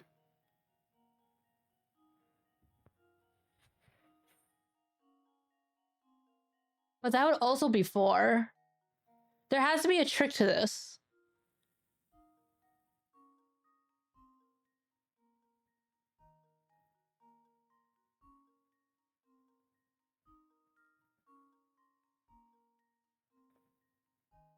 It can't just be 4, because 4 is like the obvious one.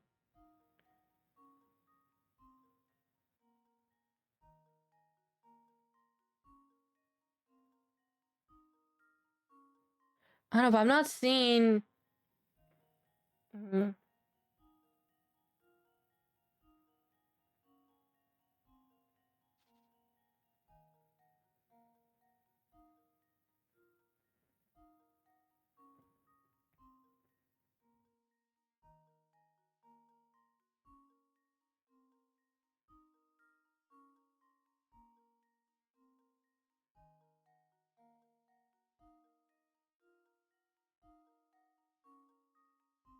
Maybe it's like a triangle thing where... So... Okay, so if it's like...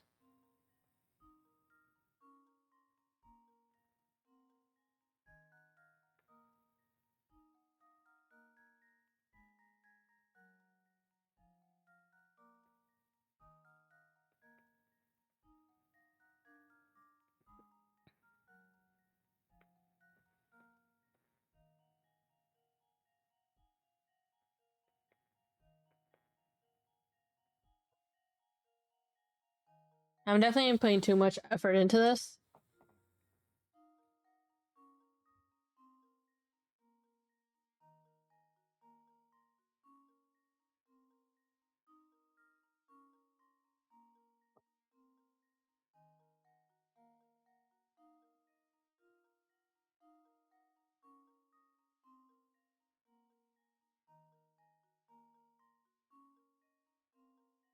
Hold on. Yeah, the trick is probably just like, oh, don't assume it's like... Is it going in the whole other straight line?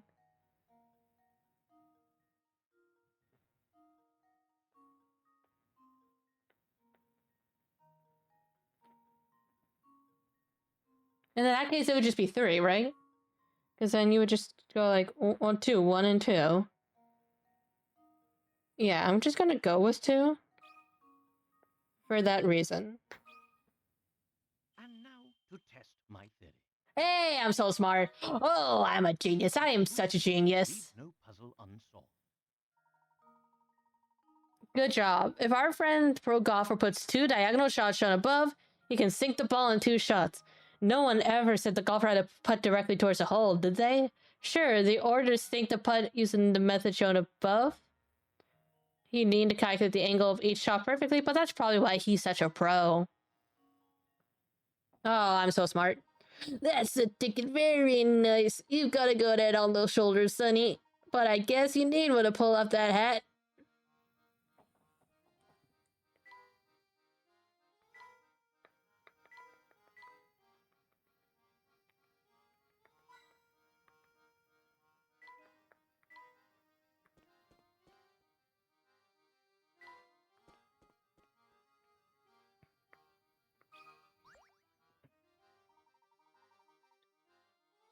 Hey there, fellow. I'm in a real bind here. Help an old gal out, would ya? What seems to be the problem, madam?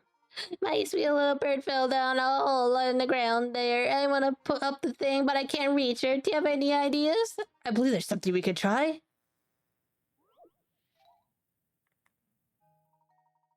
Oh no, Laurel's poor little bird has fallen down a long, winding hole in the ground. In front of the bird are 3 paths labeled A, B, and C, which tunnels should the bird take in order to make it back to the above ground.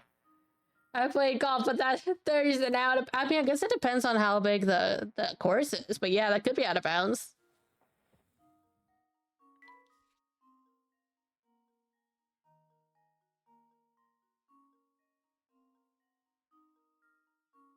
Okay, so not A.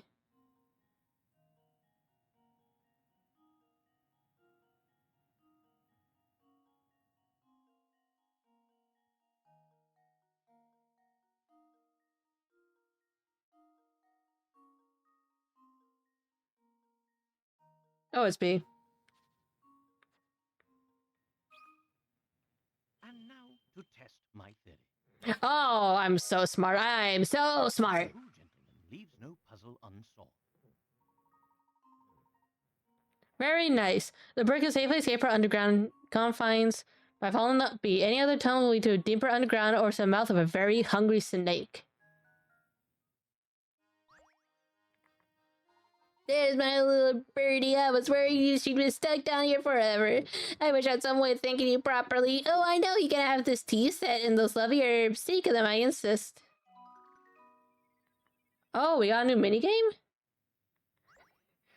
Got the ingredient Oasis tea leaves to make a blend. Brisk berry to create tea blends. You got the ingredient Bell Tart seeds to create tea blends. To access the tea set, touch the trunk icon. Tea lets you mix and brew a variety of herbal teas. Add multiple doses of an herb to increase that herb's efficiency in the tea. Wait, so do we just make tea?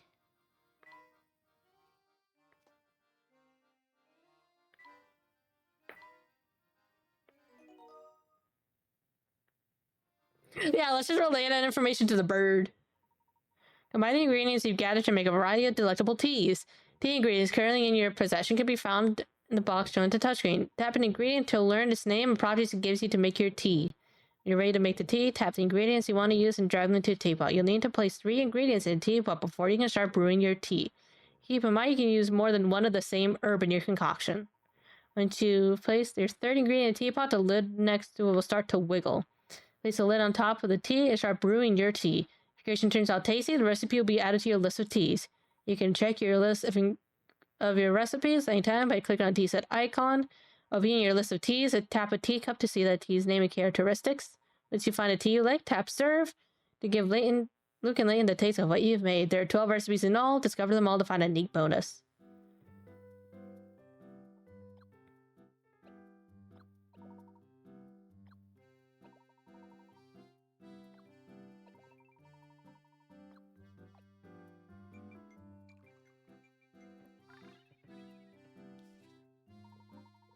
That's a sour and a little sweet. Nice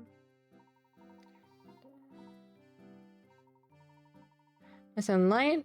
I bet it would be anyone to have partial to its lovely fruity aftertaste.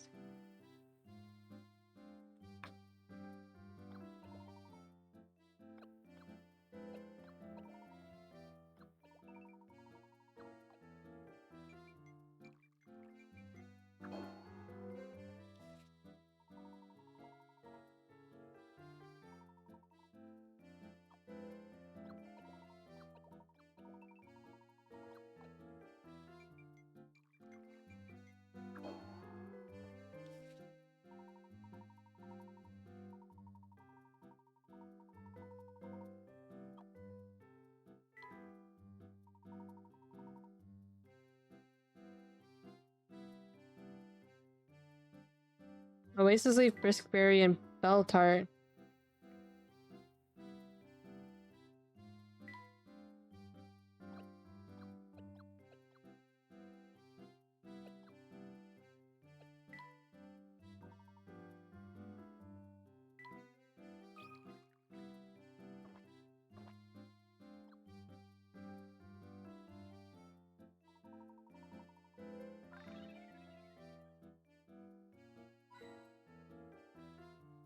Hey, okay, so they'll give you a hint on what to make.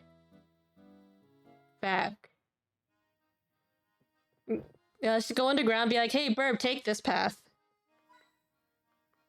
Okay, so I guess you can brew teas to get hint coins, which is nice. Look at that crazy-looking tree, Professor. It's all warped. With a structure like that, it must be quite old. I wonder how long it's been here. Oh, Luke, our clever conversation reminded me of a puzzle I know. Care to hear it? Sure.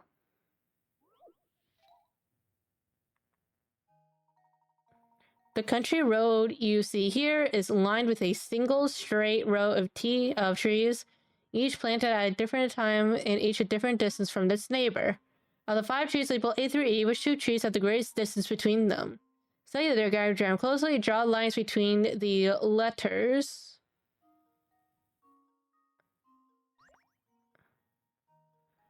Back from Barho, things are going well. Yeah, things are going well.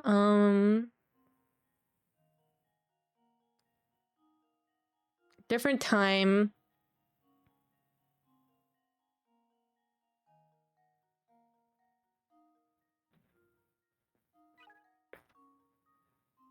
Yeah, okay.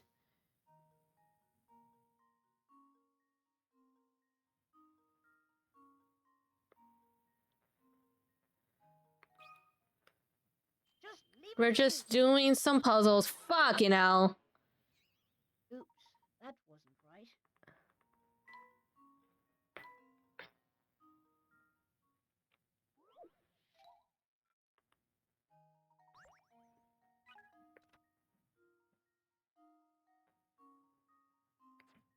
And carefully. Greatest distance between them.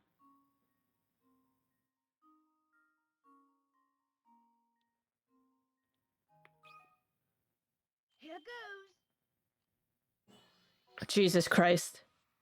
Piece of cake. That's right, no matter how you look at it, cheese A and E have clearly the biggest distance between them. Perhaps I should have prepared something a little more challenging for you, Luke. Well, we'll have to save that for next time. For now on, let's continue our walk about the village. Hamster toy! Hey, yo! Wait, does that mean I have... Because I've been keeping an eye on the hamster toys. What? No, I need another thing.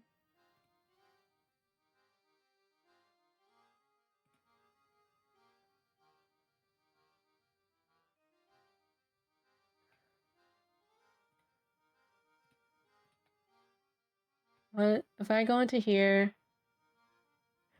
Okay, yeah, I should be able to...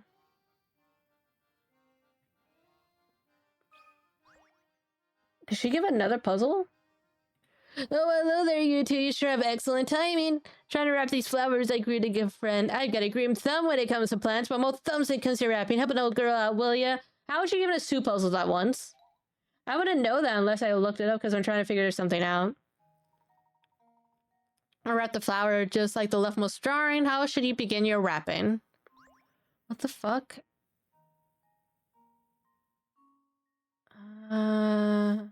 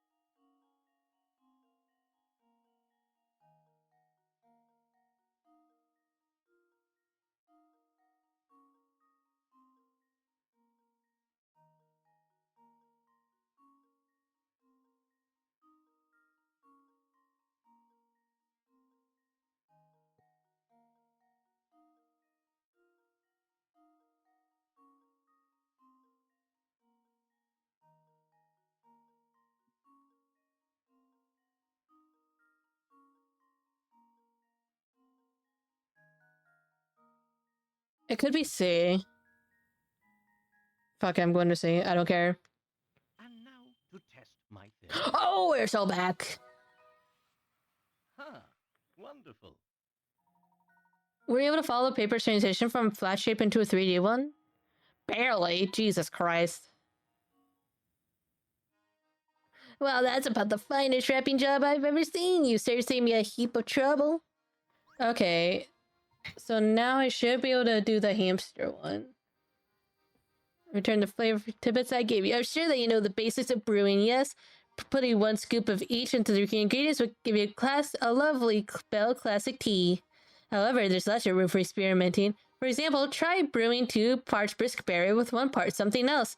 Get it right and you'll make a sweet, crisp tea that's just wonderful. If you happen to pick up more key ingredients, you could try creating some infusions of your own. There's a whole world of complex flavors waiting to be discovered. You just need to find them. Okay, so let's try that if with the ingredients we have. 2 parts brisk berry.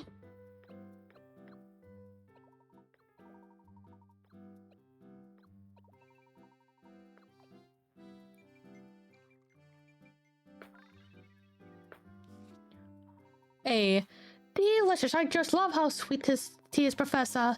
Well, it's a bit too sweet for me, but I understand why so many children enjoy it. I think I could drink a whole pot of this stuff myself. Just watch me. You got quite the sweet tooth, Luke. Just try not to drink it too fast. Alright, and then hamster. And I think according to the thing, we can do...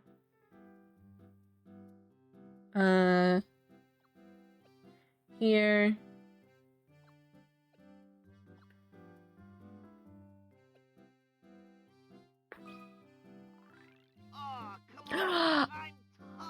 I love this so much. I love this so much. Look at him! Oh my god, look at him go! Go, little hamster, go! Go, Remy, go! Let's go, Remy, let's go!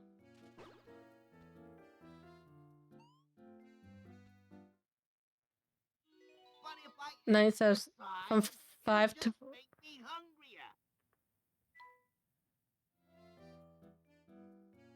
Oh, look at him go!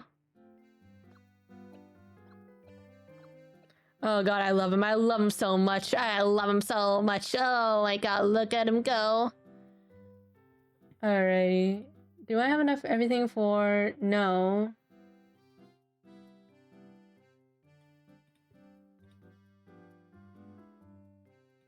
Okay, let's just continue on for now. Hamster, oh, you guys see he's a little skinnier now. Look at him.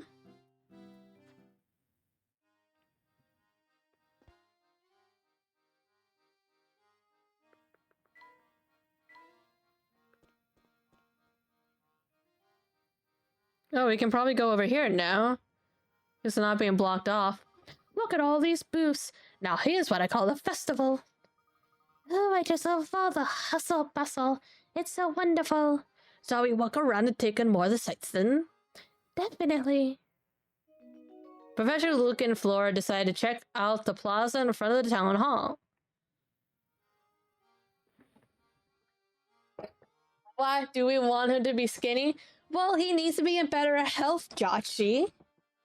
The chef was like, hey, he needs to like have good health. Partnering with one so dear to your heart is even more painful than the tightest wig. When she was a child, I used to read her till she fell asleep. She looked just like an angel. Oh, nothing hurts so much as separation's knife. Gee, I don't know about that. I guess I've never really given it much thought. Oh, no, I wasn't expecting one such as yourself to fully expect the pain such as mine. Don't mind me, I'll just excuse myself for now. The way he was carrying on, you'd think he just got dumped. But he seemed sad in a different way, didn't he? Best not to pry too deeply into private affairs of others, Luke. It's not becoming of a gentleman. You're right, Professor. Fat hamsters are cuddly hamsters for real. Hey, fellows. A pleasure to meet you. My name's Ellery, and I'm just nuts about our beautiful village. I heard you've been running around Dropstone asking questions, but you haven't talked to me yet. If you solve this puzzle, the king of Dropstone should be all yours. Surely he will answer a question for you. Boys Club. Below is a wheel of male and female portraits. Select a portrait and counting that portrait as one. Move 6 portraits either clockwise or counterclockwise. Then cross out the last of the 6 portraits. Repeat this pattern starting from the next available portrait and moving in the same direction. If you start at just the right portrait, you can remove all the women in the wheel, leaving only 6 portraits of men below. Circle this portrait. What the fuck? Okay. All the women in the wheel.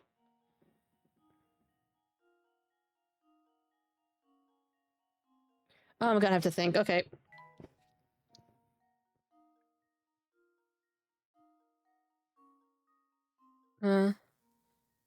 Okay, 6 portraits. Let's do 1, 2, 3, 4, 5, 6. Cross off. Do like 1, 2, 3, 4, 5, 6. Cross it off. There's 1. No, hold on. So that's. Do I 1, 2, 3, 4, 5, 6. 1, 2, 3, 4, 5. No.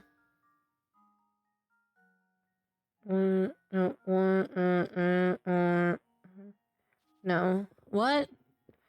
Hold on. Should be that of a man. Okay. Let's try. 1, 2, 3, 4, 5, 6. Do 1, 2, 3, 4, 5, 6. 1, 2, 3, 4. No. 1, 2, 3, 4. Okay, so it's not this guy. Let's do 1, 2, 3, 4, 5, 6. 1, 2, 3, 4. No. 1, 2, 3, 4. Counterclockwise. Okay. 1, 2, 3, 4, 5. 1, 2, 3, 4, 5, 6. 1, 2, 3, 4, 5, 6. 1, 2, 3, 4, 5. No, so that's 1, 2, 3, 4, 5.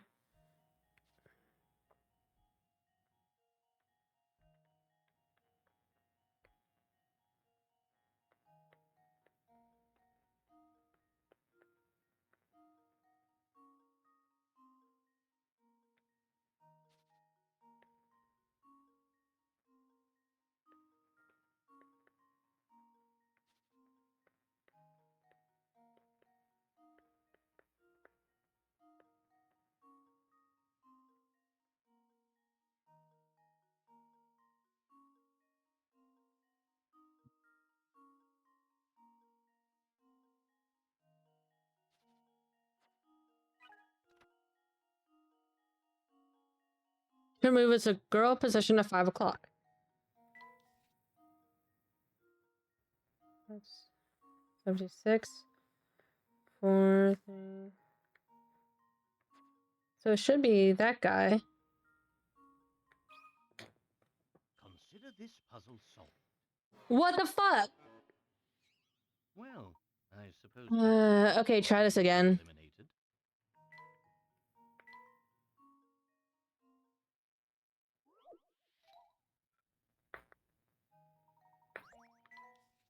6, 5, 4, 3.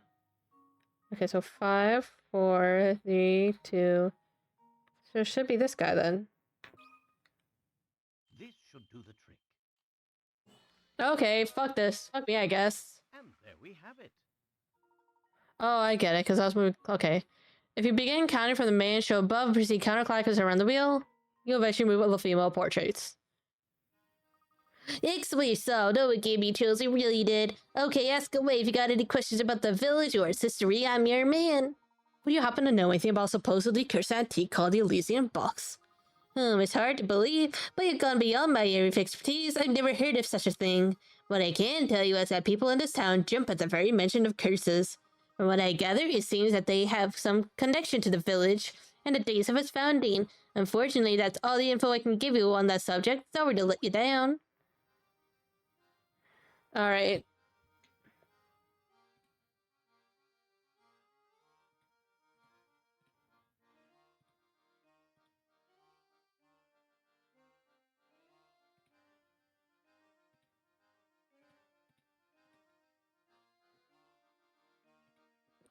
Alright, does the guy have another puzzle because of that lady? Okay. Cool.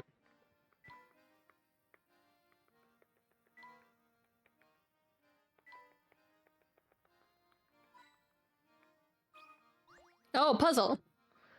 Look at this little monument here, Professor! It appears to be commemorating something. Why don't we take a closer look? Secret message. On the day Dropstone was founded 50 years ago, the villagers toasted with red wine and danced until the night.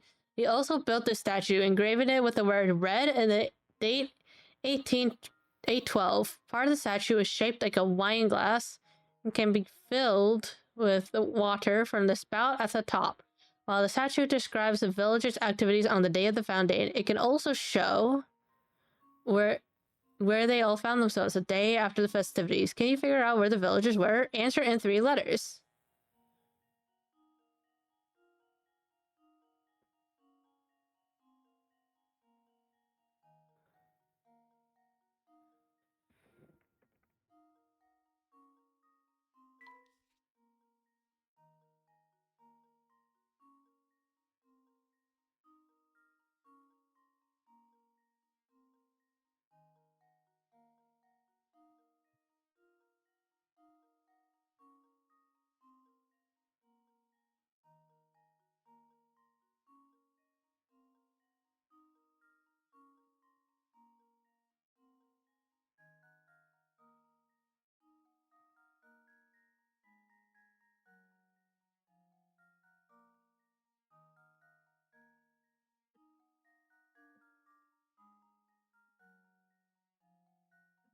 What? I feel like it has something to do with this.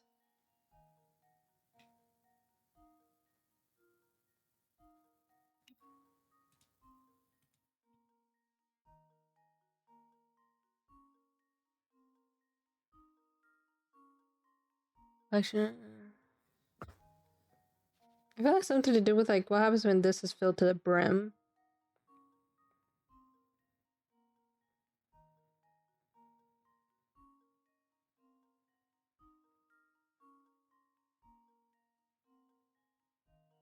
Oh, is it just bed?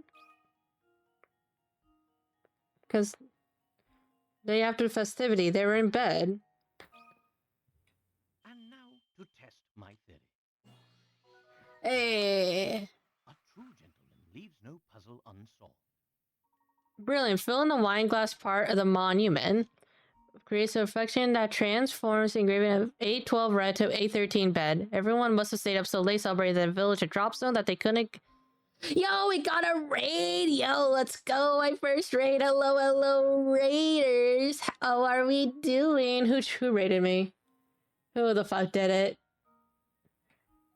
Hello, welcome, raiders! For those of you who don't know, my name is Hypothalamus. I am an opossum tinkerer VTuber. And we are currently playing Professor Layton in the Diabolical Box, which is a puzzle mystery game. Literally throughout this game, there are different mysteries and riddles. We were just solving one. And basically, our big mystery is that we're trying to figure out the mystery behind the Elysium box, which is a relic, which legend has is that when you open that box, whoever opened it dies. And the professor's mentor, Dr. Slater, who had the box, he was found dead, but the box was nowhere to be found. So now we're on this train trying to figure it out. According to the writing here, this village was founded by its first settler 50 years ago.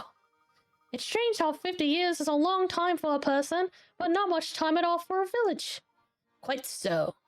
But this fact just invites more questions. Why did the founder come here in the first place? It's hard to believe that he or she simply set forth from their old residence and found a new village. Seeing we is a bit useless. Dude, I'm barely thinking. Yeah, I'm very confused, but yeah, okay, so basically, we got a letter from Professor Layton's sort of mentor, Dr. Slater, being like, "Hey, Layton, I found this cool box. Come check it out." And when we got there, the guy was found dead, but the box is nowhere to be found. But on this body, he had a ticket for the Elysian Express, which is the name of the train. So we hopped on the train to find out the mystery behind the box. And the train needs repair, so now we're just stopping in this Dropstone Village, which is celebrating its 50th anniversary, which, coincidence or not, the train is also celebrating its 50th anniversary. So wink, wink, nudge, nudge, there might be a connection there. But yeah, we are just wandering around, doing puzzles and whatnot. And I'm just butcher voices because, I don't know, apparently that's just part of the experience. This building appears to be the town hall. Yes, but it looks like it's closed for the day. Oh yeah, and Luke is our little apprentice slash, I don't know, adopted son? I don't know, he's just with us. Like, we haven't explained why we had to have a boy wandering around with us.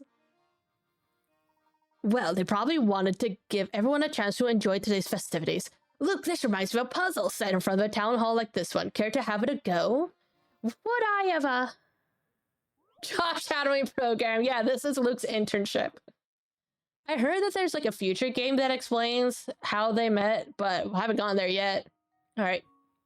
3 people at odds with one another are running for mayor in the upcoming town election, including these 3 candidates. The town has a voter population of 40 people. In order to win, a candidate must get more votes than any other candidate.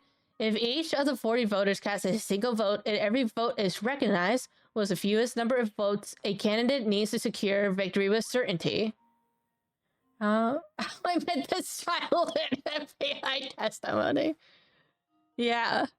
It's weird because, like, I think because I had to get, so the 4th game in this series. So there's like the first trilogy, which is Curious Village, Diabolical Box is what we're playing right now, and Unwound Future. That's like the first trilogy, right?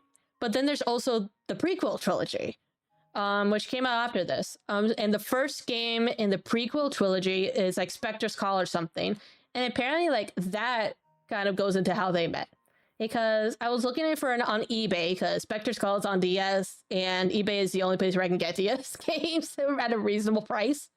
And like part of the description on the back of the box is like, oh, you're trying to figure this thing out, and all you know is like, all you have is like this boy Luke with a special connection to whatever's going on. So that game will probably go more into the history of like how Professor Layton and Luke met, which I'm very excited for, because I don't know how the fuck this boy showed up here. Okay, so you have to do math. So 40 people total, split 3 ways. Okay, so I mean,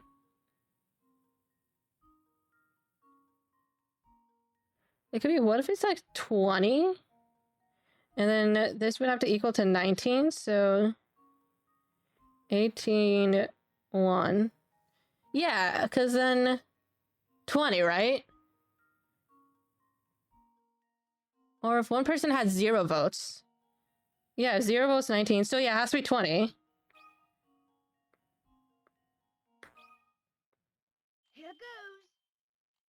Oh, I'm so smart. I am a genius. I am brilliant. I am fantastic. I'm flawless. That's right. The winner has to have at least 20 votes for a certain victory. Since each of the candidates dislikes the other 2, each will likely vote for themselves.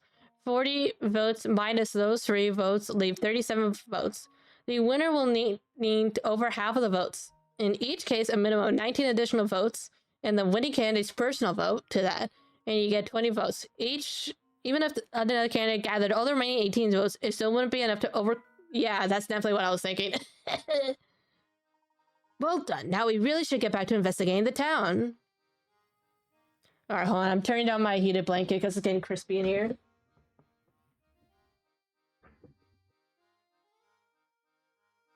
Yeah, okay. Oh, I forgot I had a cup of water. God, I need to get a filler so I can actually remind myself to hydrate. Let's go here. Oh yeah, also there's this girl, Flora, that's been with us. She was someone from the last game who we met up with in this game, and we're like, hey, Flora, do you want to come with us? And she's like, yeah, sure. So she's with us, but we actually know how we met, because that was the plot of the first game. There are some more booths over to the right. Let's see what kind of stuff they have going on. Oh, so the game wants us to go to the right. Yo, this actually looks lit. Wow, look at the gigantic cow balloons. It looks like the villagers are setting up for the livestock competition. Livestock competition? That sounds like fun, Professor. Yes, I'd certainly like to see the competition myself, but it doesn't appear to quite ready to start yet. While we're waiting, can we... Fuck, what are we gonna do for Flora's voice? I feel like I haven't nailed on her voice yet. While we're waiting, can we see more of the village? Certainly, we can return later when the competition commences. The professor, Luke, and Flora decide to walk around till the livestock competition starts. Right up there with... Okay, heated blankets are for real. Especially because I live in an area where, especially during the winter, it gets very cold. Heated blankets are like a godsend. Because I can't exactly have a fully functioning heater in my room. So it's the next best thing. That, and if I get my computer hot enough, it also functions as like a little space heater. Competition hasn't started yet. Also, for those who don't know, you'll probably see me tapping around randomly on like the background. That's because when you tap certain areas, you get like a hint coin that you can use during puzzles to get hints to answers of the puzzle. So that's... Now do you want me to go over here? There we go. Let's talk to this guy. Oh, I never forget a voice. And I don't know any of you. You must be from the Voluntary Express. Since you're new to town, let me clue you in on a few key facts about Dropstone. I know you're interested, so don't act all bashful and reserved on my account. Listen, if you know one game of Dropstone, make sure it's Mr. Anderson's. Not only is the fellow swimming in money, he pretty much runs Dropstone. But he's a swell guy who treats everyone with respect, even the mailman. That be me, by the way. I always say that you can tell a heck of a lot of people from the way they treat their local mail carrier. But even nice guys like him have troubles. I hear he spends all his time fretting about his daughter. That reminds me, I just saw a pair of unusual characters heading up to Mr. Anderson's house. The two said they were police from London, but something about them seemed downright fishy. Two people, huh? Are you referring to Inspector Chimley and his assistant? Chimley, you say? That sounds right. He said he had official police business and he needed to see Mr. Anderson.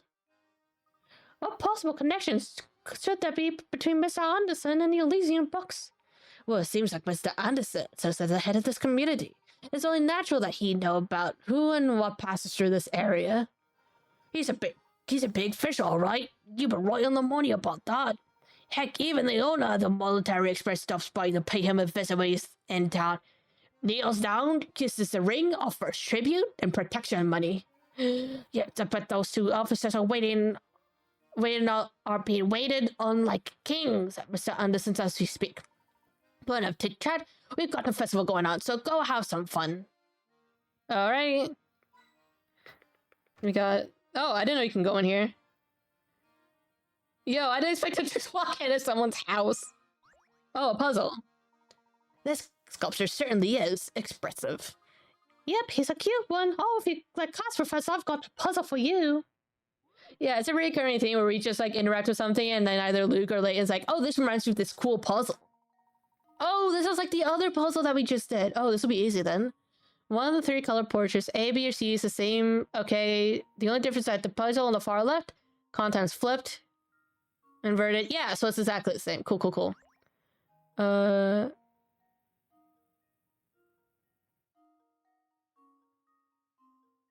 Okay, it's not C.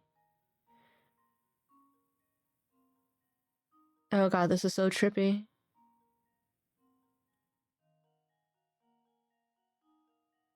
What is it there's between? It's definitely A or B. Wait. It's B. This should do the trick. Oh, I'm so smart. I'm a genius. I'm fantastic. I'm brilliant. The B is the picture you're looking for. The other two pictures are identical, save for the cat's eyebrow in A and the pattern of the lines in background in C. Oh, I'm so smart. Look at me go. We're so back. We're so back. You always make it look easy. Alright, let's talk to this lady whose house we broke into. I'm so sorry. Greetings. I don't think I've seen you around these parts before. May I ask your name? And also, what the fuck are you doing in my house? I'm gonna call the cops because you literally committed a crime by trespassing. Of course, I'm Herschel Layton, the professor of archaeology at Fuck, how do you pronounce that? At Hella University. Charm, sir. Welcome to Dropstone, Professor Layton. My name is Dorothea, and I'm a maid at the service of the Anderson family. Tell me, what brings you to our humble village? My companions and I are after an orphan known as the Elysian Box. Have you heard of it before? Can't say I have, but the master's quite knowledgeable about curiosities such as that. The master, madam. Oh yes, excuse my thoughtlessness. I keep forgetting you're new here. I'd venture there is not a single resident of our village who doesn't know Mr. Anderson. I see. Well, if that's all possible, we'd like to very much to meet Mr. Anderson.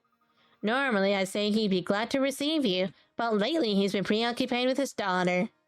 I don't mean to pry, but has there been some issue between Mr. Anderson and his daughter? Well, just between you and me, and the wall. His daughter has been secretly planning a trip alone. Secretly planning a trip alone? Isn't that your way of saying she's planning to run away? Yeah. And what's worse is that the master's starting to catch on and that something's going on. But after much talk, we servants have decided to cheerfully see the master's young daughter off. So you're in support of allowing the girl to wander off on her own. Why is that? Because the purpose of the trip is to fulfill the last request of the young lady's late grandmother. I see. May I inquire as to what that last request was? Well, I myself have only heard scraps of the story from other people, so I can't say much. But whatever the request, it's one that the young mistress seems to feel is extremely important. Oh, look at that. Here I am, gossiping away when there's supper to prepare. Please excuse me, Professor Layton. I need to get back to work. Also, get the fuck out of my house. Well, before you go, Ross, she's gone. Maybe it's me, but sounds like Mr. Anderson's daughter leaving home more than going on a trip. And yet for some reason the servants are cheering her on. How odd. Yes, very. And to think about the consequences should Mr. Anderson find out what's going on, the servants must have truly solid reason if they resolve to keep a secret like this. What could it possibly be? I'm getting a feeling Dropstone isn't as ordinary as it looks. You're not the only one, Luke. But enough speculation. Let's go explore more of the village. This lady knows what's up. Yeah, the nose is very prominent. Okay, Professor. See if there's any hint coins around. Got one.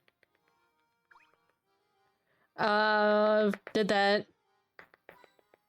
Hint coin. Cool.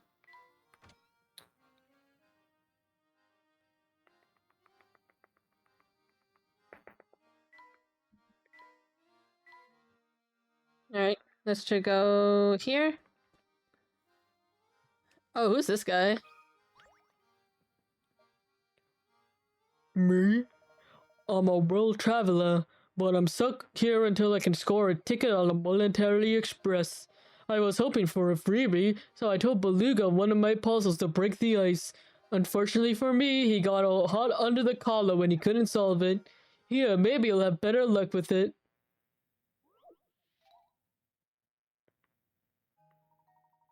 Oh, it's this. Fuck, I hate fucking slide puzzles like this. God damn it. Well, rotten luck. While trying to pick up your luggage, you find that your bag is at the very back of the pile. Baggage porter unloading the luggage claims the boxes and the hold have prevented him from unloading your bag. Okay, fucking hell, I hate these.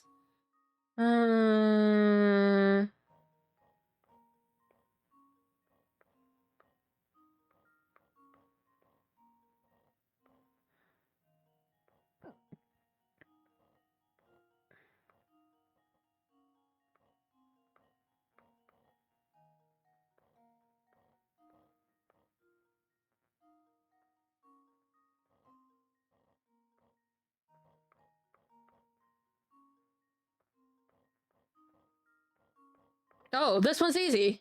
This is the only easy one I've had. I usually just spam these until I just cry and I get it on like 250 slides. Very nice. Be sure to show the baggage porter how you did so next time he can get his luggage for you. You're a pretty clever bunch, aren't you? With folks like you around, we might actually solve the mystery of the Military Express. People say the train occasionally makes a stop at a phantom town found on no map. Could just be a wild rumor though, who knows? An unplotted town? Wow, I wonder if that's true.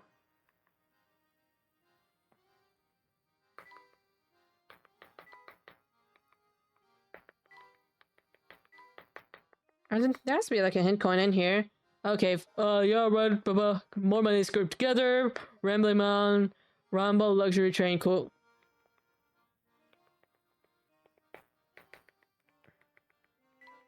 Alright, let's go here.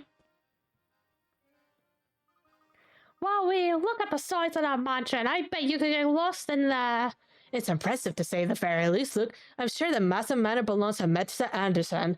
This is how the 1% lives, Luke. We'll never make it up there. So that's where Inspector Chumley and his assistant went, right? I like to see this place myself. Can we go take a look? No, for now I think our best course of action is to gather what information we can in the village. Besides, I imagine the Andersons have their hands full with the two guests they currently have.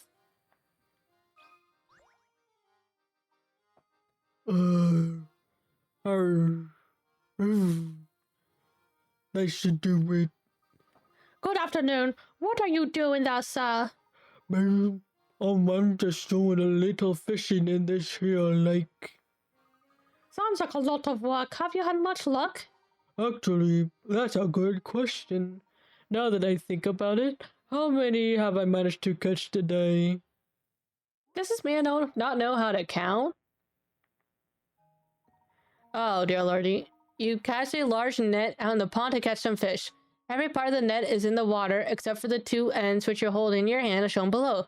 The pond surface is small, but it's actually wider underwater. So part of your sunken net aren't visible from the surface. Assuming that there are no tears in the net, and that its rim is constructed of a single length of rope that ends on the shore, how many of the fish visible will you pull the net back up?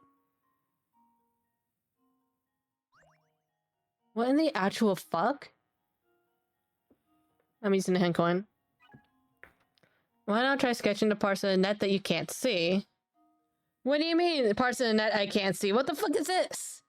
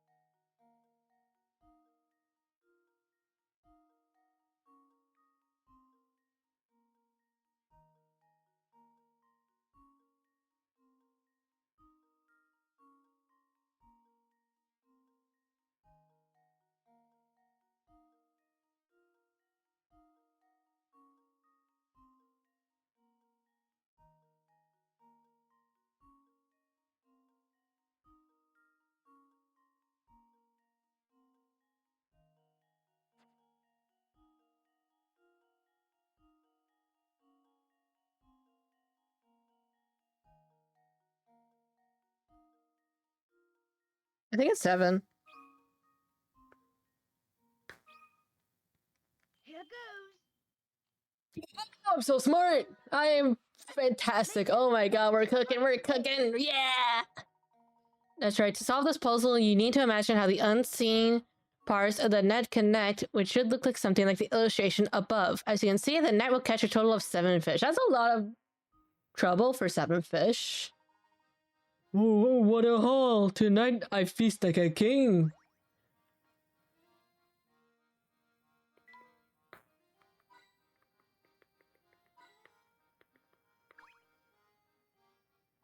Fish here are so tasty because the water is pure as can be. If I keep catching fish at this rate, I'm set for breakfast, lunch, and din. Alright, go back to the village. Oh, Inspector Tremley. Oh, it's Inspector Tremley. Well, look who it is. Hello, Inspector. Are you returning from the Anderson estate? I don't know where you get your information on Layton, but you're as light as a fox. As a matter of fact, I was just there, but the servant said Mr. Anderson himself wasn't home. They say the bloke is off presiding over some livestock competition. A likely story, I'm sure. I'm curious, what connection do you see between Mr. Anderson and the case you're investigating? Not that it's any of your business, perhaps he can be of help. I heard rumors that the bloke had tried to find his Elysia box in the past, so I went to go talk to him. But when I got to the house, his butler told me he wasn't home and that I should leave. Can you believe it? I bet you a tenner he was just pretending to be out. I went out of my way to see the man. The least he could do was offer me a proper cup of coffee. But why would Mr. Anderson be interested in the Elysian box in the first place? If it's anyone's guess, Luke, we won't know until we can ask him in person. I guess we better head over to the livestock competition that Mr. Anderson is judging. Fine, let the blasted bloke judge his precious livestock competition, then I won't be there. As far as I'm concerned, the whole thing's a frivolous distraction for the rich. Speaking of rich, I can only assume his obsession with the box stems from the excess of time and money on his hand. Actually, that could be true. If you see anything that might help this investigation, report it to me straight away, you hear? We are always have to cooperate, Inspector. Now, please excuse us. Sure, off you go. Come along, Barton. We've got work to do. Okie dokie, sir. Alright, we best hurry back to the competition grounds. Pressure looking for the side to return to the site of the livestock competition. Alrighty. Let's talk to this guy, though, because he's a new guy.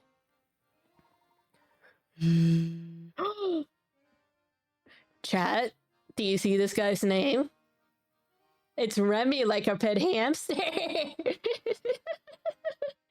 Hey guys, look, our hamster turned into a human.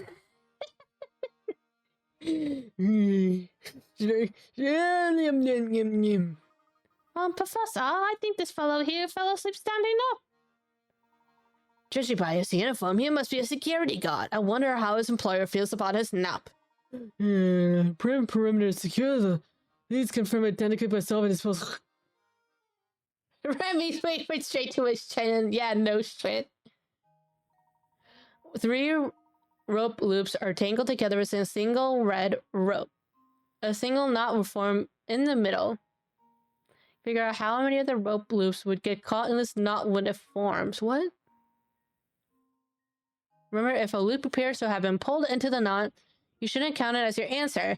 If you pull the loop free... What the fuck? Hold on. If you were to pull both ends of the red rope... Okay. So it would... You shouldn't count as an entry if you can pull the loop free out of the red rope with a tug. Okay.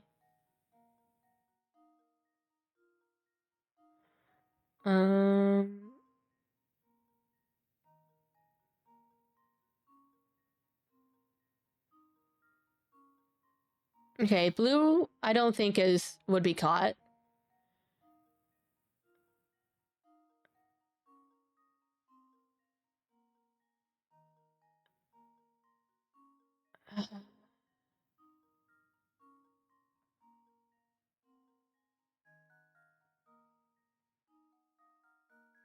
I think 2. Right? No, 1, because I think it would only be the yellow one. It's either 1 or 2. But I think it's 1. Consider this puzzle solved. No, it's 2. Fucking hell, it's 2. It's 2. I should have gone with my... This one is. I should have gone with my fucking... Okay, try again.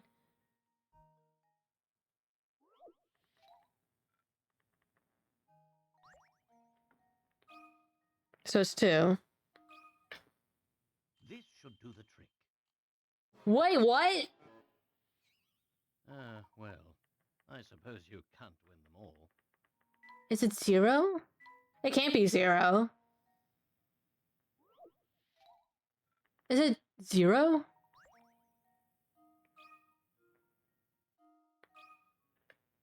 This should do the trick. It's 0? Jesus Christ. I don't understand any of this. Oh.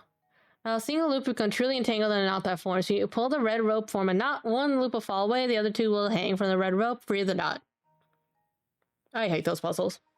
Correct answer confirmed. Well then, sure. He must be some kind of mad puzzle genius to be able to talk about them in his sleep. Alright. Let's go to... I think it's... Did we go over here? Yeah, no, we've been over here.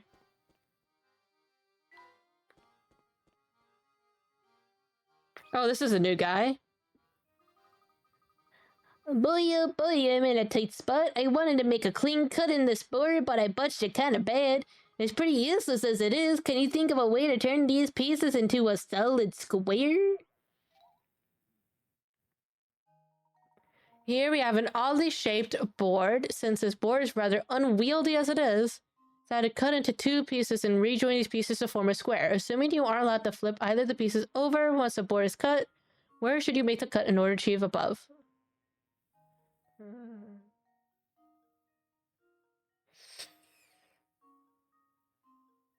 Hey, Apple stream timer says new 5 hours. Yeah, no, I'm doing fine right now.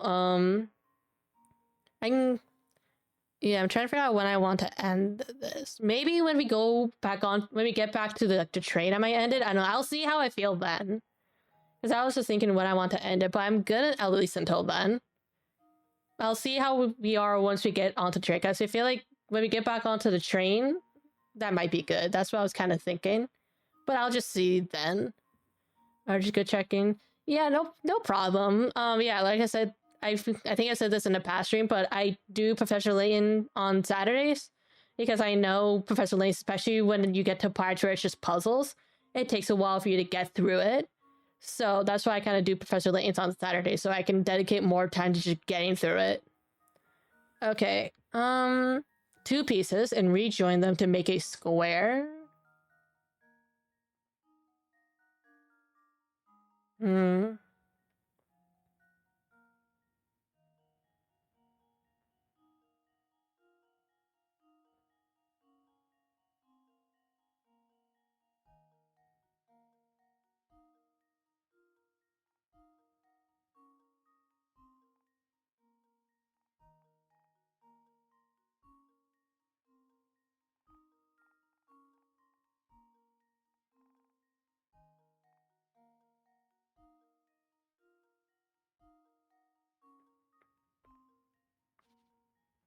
To a square.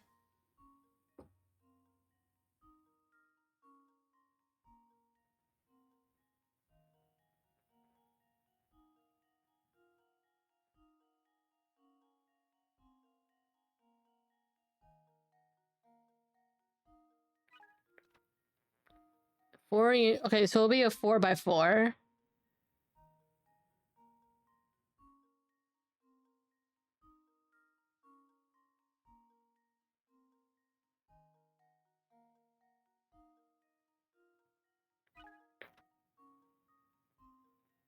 Yeah, 2 separate pieces, that's what it fucking says. So 4x4. We need to be like here, there.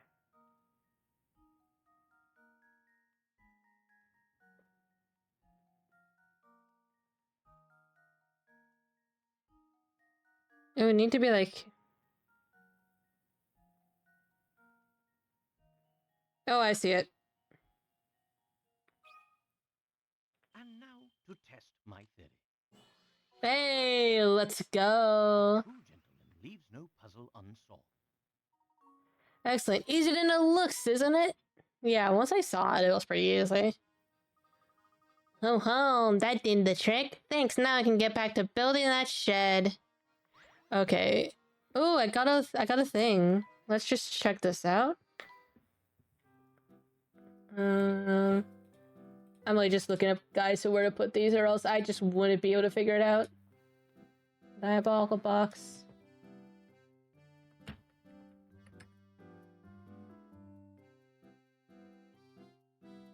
Let me see if I can guess it though.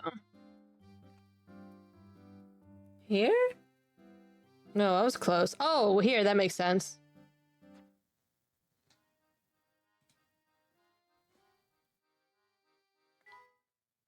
Did I get a new tea thing? Oh. Can you make me a tea with some oasis leaf and double the dose? Yeah, it's this.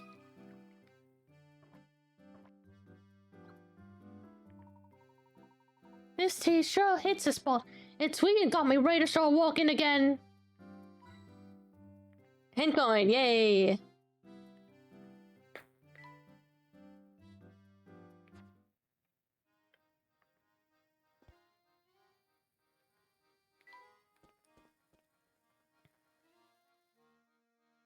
Let's just see. Okay, he doesn't have another puzzle. I just wanted to make sure he didn't have another puzzle for us. My goodness, look at this place. Oh, we made it back in time to catch the competition. If we've been informed correctly, Mr. Anderson is judging the entries. So he should be somewhere around here, right? Indeed, I wonder which of the gentlemen walking around is our man. Oh, it looks like the two men over here is getting pretty hot under the collar about something. I wonder what the matter is. Oh, they're tussling, we're bustling. Just look at the big Jacob. Anyone with two eyes to see that's no bovine of mine. I know what's gone down here. Someone swapped out my cow for this lemon. Well, what you want me to do about it, eh? Can you at least point out which cow is yours? Now, how do you expect me to do just that? Oh, brother, this is gonna get ugly. What seems to be the problem, sirs? This fellow here is convinced someone swapped out his prize cow for another. I'm down here with that ain't cow of mine. My girl was perfect from horn to tail. See what I mean? There's no reasoning with him. We can't start a contest with him carrying on, but I don't know how we can clear up the situation. I'll take care of it. I bet the cows know if any monkey business went on. Of course, why did I think of that myself? I'll leave this one to you, Luke. Excuse me, miss. Can you help us out here? No. I see. Did you find out anything of use? Oh, I sure did. If I had to sum up a conversation, it goes something like this. Wait, can Luke talk to animals? Does he just have like this power to talk to animals? 5 cows are grazing at the festival. 2 of them are true moo cows, a breed that only tells the truth. It's one of these. Oh my god. The other one are no-way cows. A different variety only tells lies. Using the following statements from each cow mark the no-way cows. All the no-way cows. Oh my god. It's like who's telling the truth, who's lying, but with cows. Okay. So it's saying D is lying, I promise. Oh no, C isn't a true moo cow, so C is lying. A ain't a no way cow, no way. He's a no way. If I've seen one, definitely not a true moo. Okay. So basically everyone's saying that someone's lying. Okay. So let's go. So if D, so let's say if A is telling the truth, and A is telling the truth, and then D is lying, so then it's saying that E is telling the truth. B is definitely not a true move, so B is definitely lying. I was saying, no, that's not it. So A is a no way. So A is lying.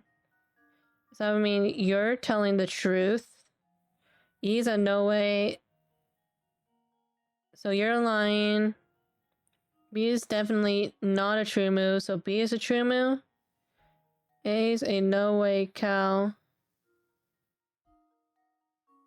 Yeah. That makes sense.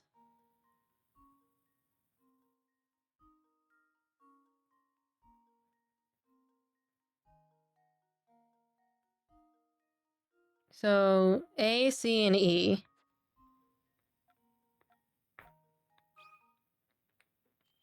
Let's see if this works. Oh, I'm so smart. I'm brilliant. I'm fantastic. I'm brilliant. I'm flawless. That's right, cows. A, C, and E are no ways. If you assume each cow to be a no way or true move and run through each of the cow's statements, you'll eventually realize that all the statements are true when cows are A, C, E are assumed to be no ways. It looks like these two ladies swapped places while waiting for the competition to start. Things should be all sorted now, though. Oh, you betcha. Look at that belt, that luxurious coat, that soulful gaze. That's my cow, no doubt. So everything's okay by you? Better okay, kid. With my darling back, I'll be a-shooing for the blue ribbon. Thank you. Wow, Luke, you sure have a way with animals. Oh, it's nothing really. Look over there, you two. They're about to announce the winner. Imagine that guy just doesn't win. And the winner of this year's Dropstone Dairy Crown is... it's the other guy! Oscar show-stopping milk maven Bootilda. Hold on now, you mean to tell me my sweet Marabou didn't take first place? Too bad you swapped your cow back, Clabba. If you kept quiet, you'd be the winner, eh? I was robbed. The competition must have been rigged. Rigged, I tell you. To think he went all through that trouble to get his cow back, then end up losing because of it. Yes, I suppose it goes to show that things in life don't always go as planned. Right you are, Professor. Say, shouldn't Mr. Anderson be around here now? It's going to take some effort to find him in a crowd of the stands. Let's look around a bit.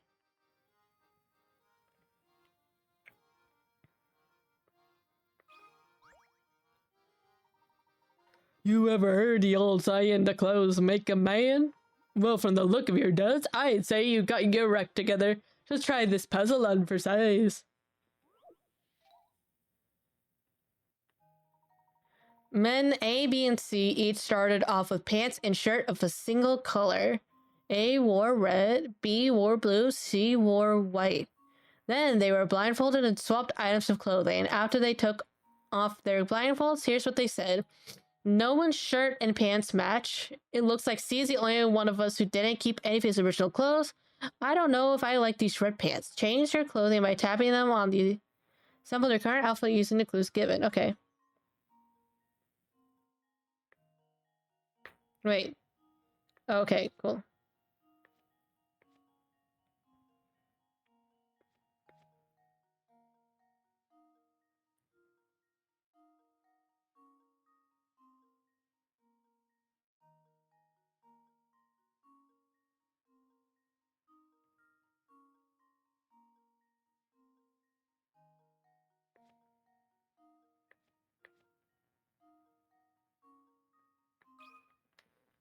This should do the trick.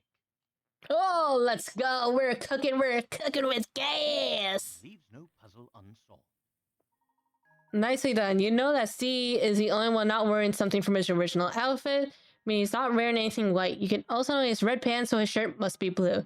Since A and B are wearing pants or a shirt of their own, you can deduce that A is dressed in a red shirt and B in blue pants. Well, that's settled. All you have to do is place your remaining white items in the right places, and the puzzle is solved. There's nothing tackier than when your shirts and pants don't match. That's fashion rule number 1. Rule number 2, no one can pull those sequins. But with that sweet suit of yours, you're golden. No swanky nightclub will turn you away, I guarantee it.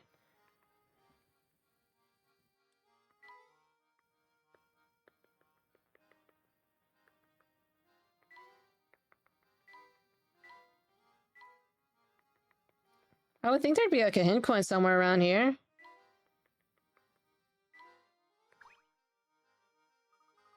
I guess we never did manage to meet Mr. Anderson, did we?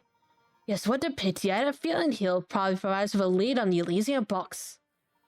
Why there, fellows? We've never met before, have we? I heard you chatting about Mr. Anderson. I thought to myself, hey, I can help. Here, I'll point him out. Who's Mr. Anderson? I just saw Mr. Anderson. I just saw Mr. Anderson around here a minute ago. He shouldn't be too hard to spot. With that beard and that, he feels a real gentleman. And he always looks so spiffy with his cane and the dapper little bow tie. Oh, and he doesn't wear glasses in case you're wondering.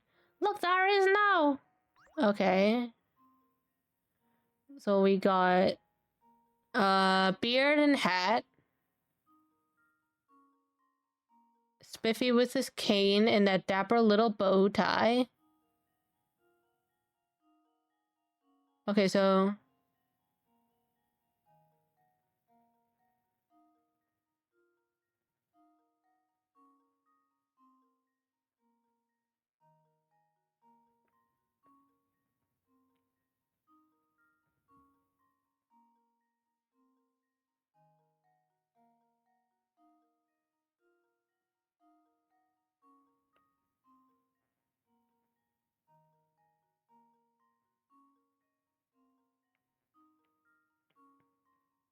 I think it's this.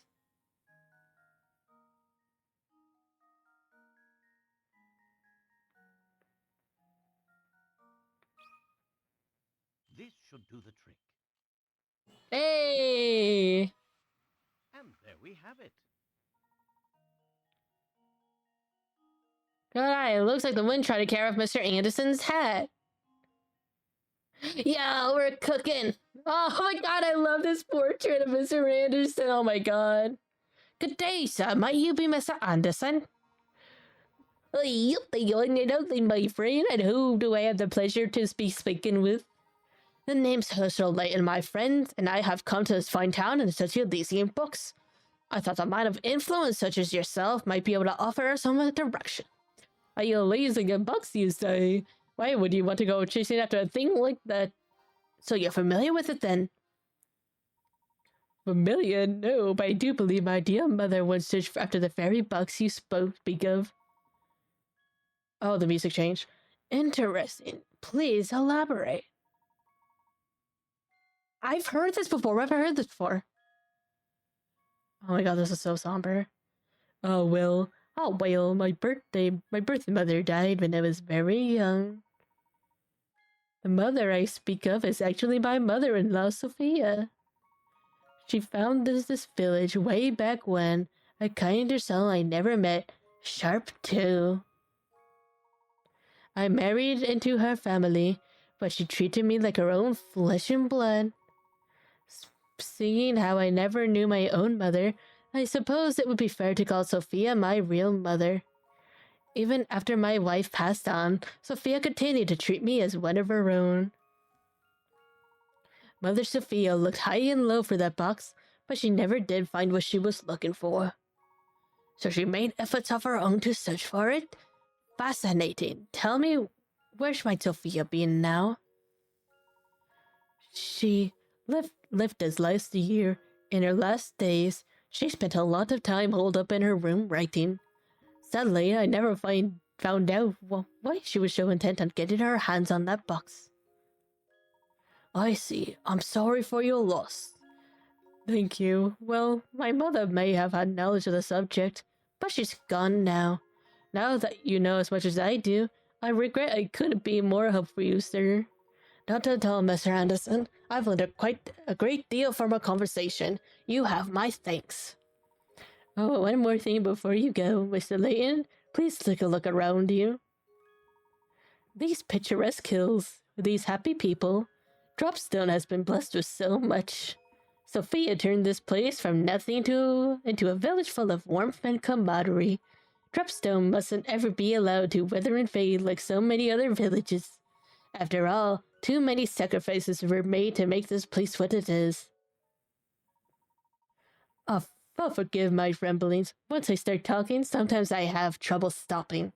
Enjoy your time at Dropstone and be well. Good day. Well, I guess that's another dead-end lead. Oh, I wouldn't say that, Luke. It appears that this village is inextricably linked with the Elysium box. I will also find Mr. Anderson's choice of words interesting. What do you suppose he meant by sacrifices? It looks like our mystery only leads to more mysteries. Professor, Luke, and Flora decide to head back to the train station. Ooh. This boy probably has a... Does he have a puzzle? Mr. Anderson's a real upsetting fella. He made this village into a place I'd like to call home. Go back to the station. Once we get back to the station, I might stream for another hour. I don't know. Oh dear, the train's scheduled to leave any minute now, and she's still not here.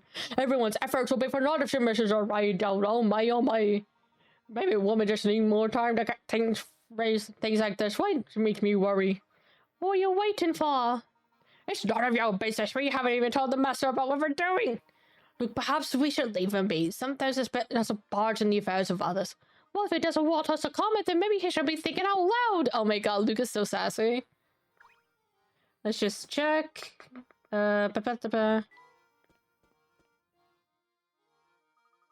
This place is positively crawling with people, isn't it? Careful, Flora. If you don't watch where you're going, you're likely to run into someone. Oops, sorry, this is also new to me. I forget to pay attention where I'm walking. Understandable. After all, it's quite a change of pace from London. Well, Flora, you sure are excited. Just don't go stand around gawking for too much longer. We might suddenly leave you behind. Oh, wait. Oh, it's yeah, I'll probably stop once we get back on the train. Oh, wow, what's that? Oh, look, there's another one over there. Huh? Professor, Luke, where did you go?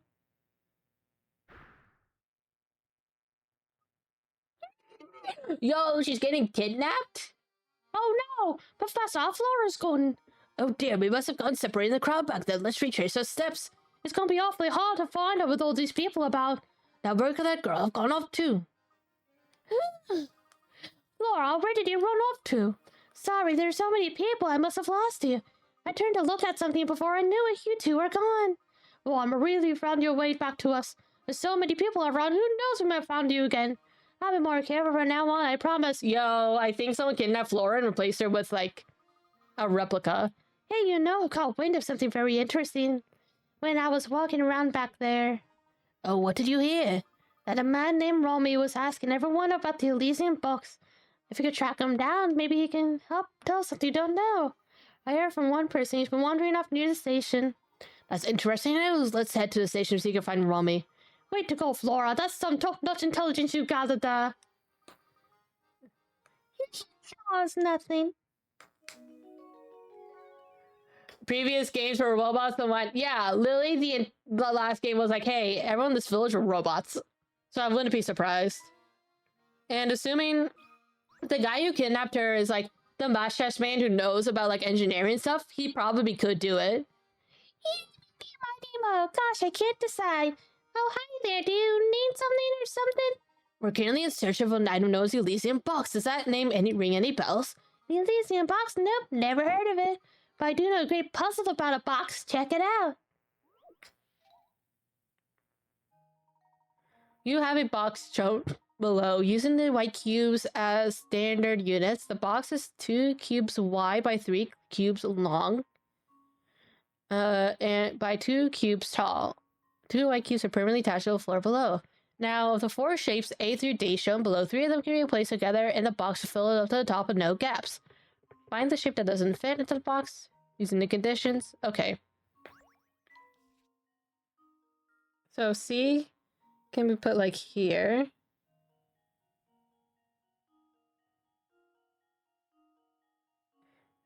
So then it's just a matter of... It's D.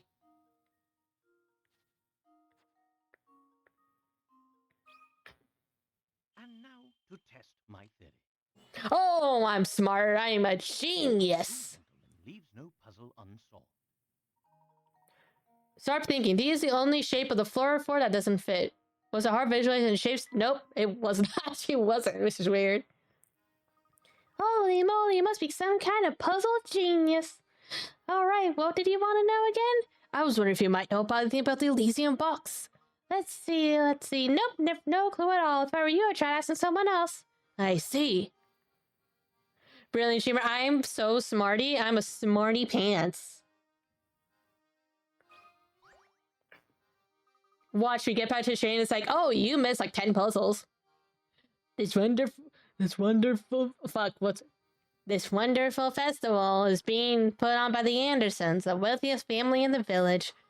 As you're new here, let me dish for a moment. Have you seen their place at the north end of town? It just turns your eyes green with envy, Oh, Mr. Anderson has a young daughter who's grown up to become quite a beautiful young lady. Yes, her name is Katya, and she's the unusual combination of beautiful and sweet. Plus, I heard she's very respectful towards her father, unlike most youngsters. Oh, kids these days, their only thing they love more is asking their parents are those oversized pants. Oh, sorry, I do believe I've gone on a rant. Did you need something from me? Actually, yes, tell me about him. Have you ever heard of a rare antique known as the Elysium box? It's a new name to me. So I can't help you at all, so will you leave me alone now? Oh, but you did remind me of a gem of a puzzle I know that concerns a box. The two boxes shown below are actually the same box shown from two different angles. Using the visible faces, reassemble the pattern of the box by placing the tile to the folded view of the box. Don't forget, each tile needs to go in the correct square facing the correct direction. Okay, so...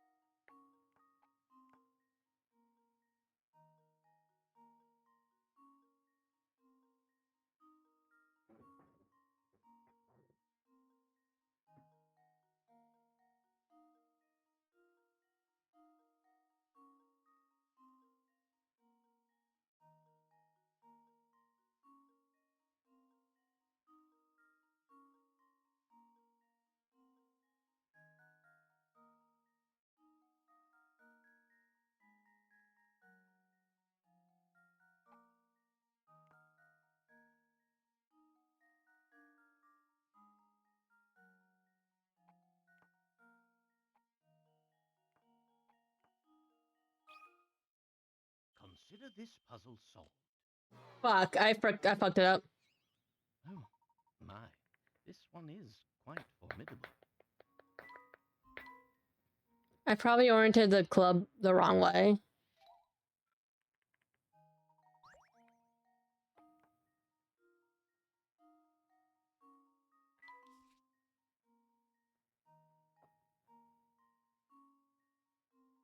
Oh wait, hold up.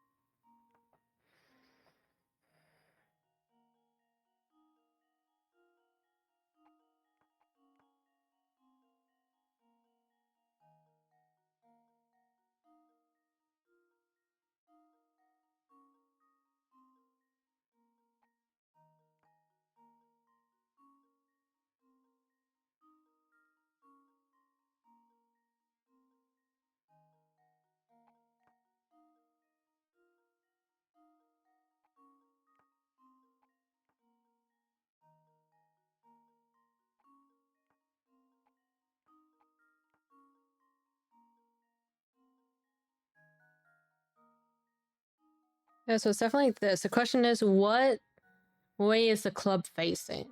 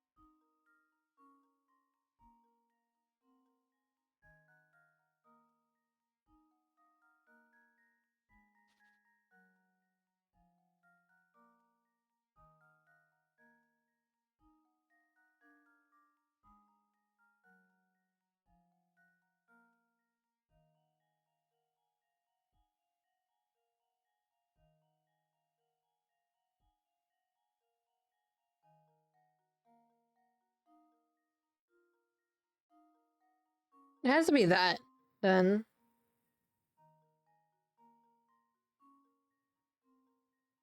Right now. Oh my god, this is fucking nightmare. Okay.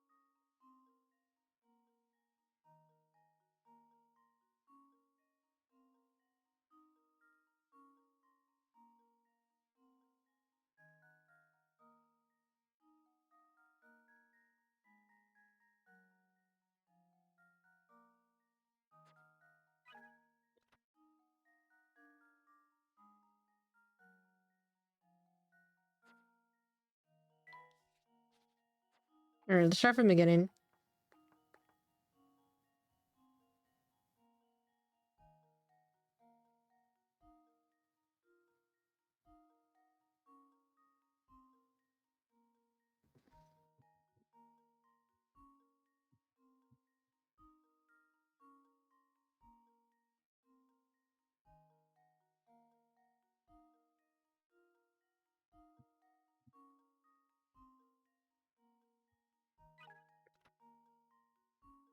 The circle tile goes directly above the spade? Well, fucking hell.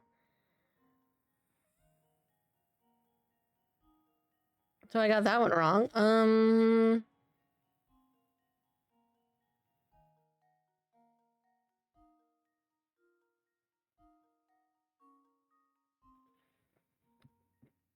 I do think triangle goes here. Like that.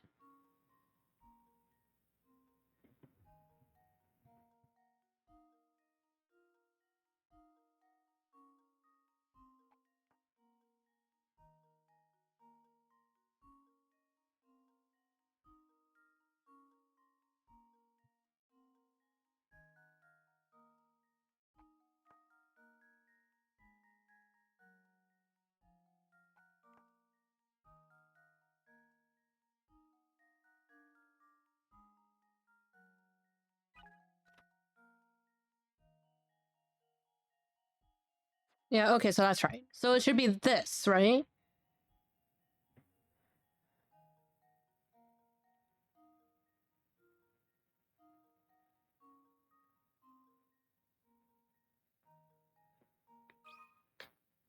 This should do the trick. Fucking hell. Well, I suppose that's... It's probably something stupid.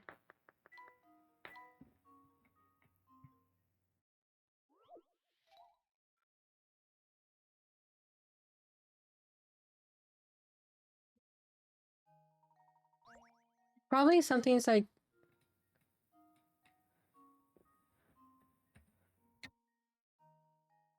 I'm probably missing something.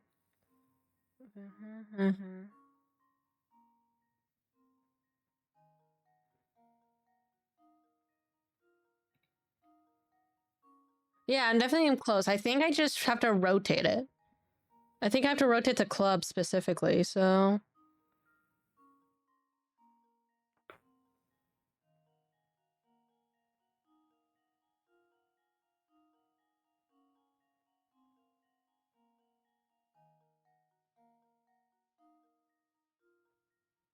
Maybe this. And now to test my theory. Yes, I'm so good! God, I hate that. I hated that so much. Good job. Was it art? Yeah, it fucking was. Well, hang me on the laundry line and call me a bathman. I never thought you'd solve that one. You seem like a nice man, so I'll be straight with you. I would have talked about the box in these parts. But why? Well, it's complicated. I've given you my advice, so smarten up and follow it. Alright.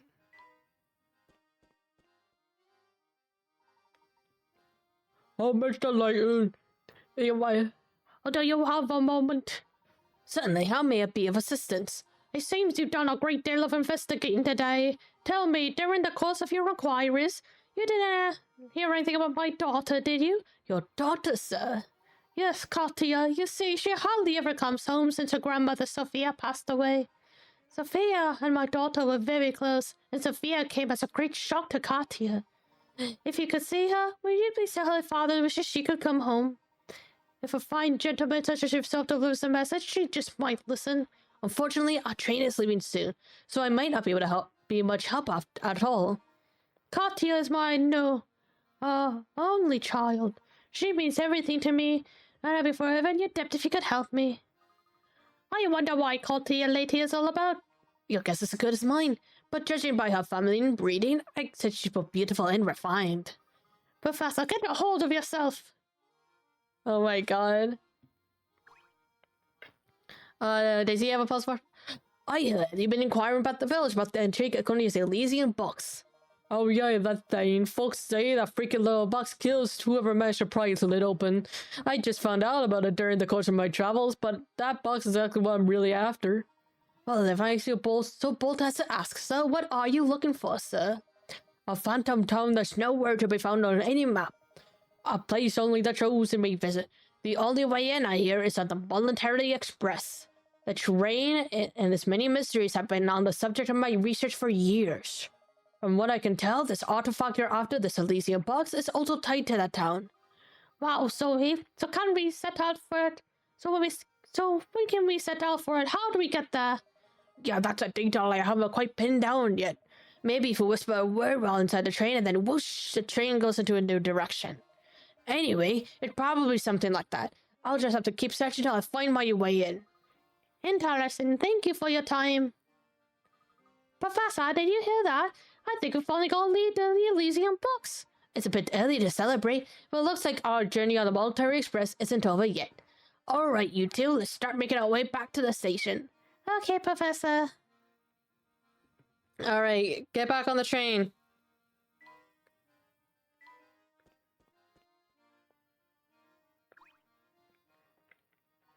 Wow, you got at least 30 puzzles under your belt. Nice going, bro. But if you want a challenge worthy of a real rock star, give me a holler. How's that festival treating you, dudes? Pretty righteous, huh? The train isn't ready to move quite yet, so while you're waiting, I'll leave a sweet puzzle out for you. Sammy has 8 chains with 7 links each. Okay, wait, 7? He wants to connect all these chains to make a totally awesome necklace. That's a single loop. The jeweler says he can open and close a single link for $2. As shown below, Sammy could open an end of each of the 8 chains to make one long necklace as a single loop. However, that would cost nearly $16.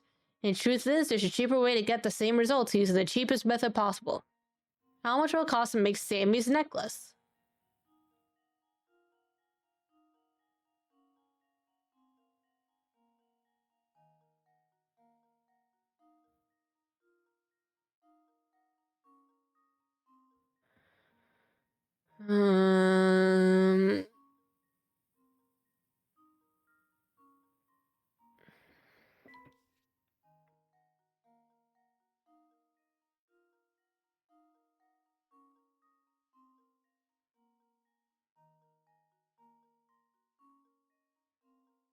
No, I get the same thing.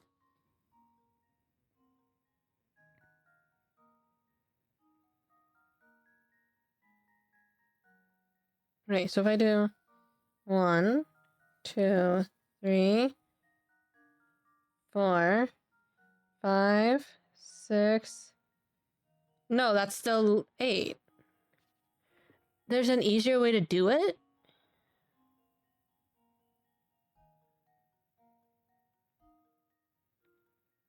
All those chains.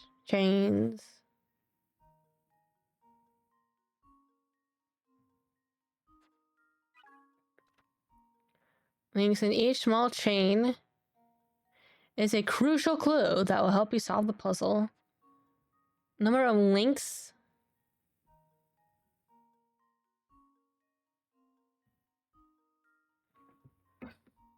What the hell?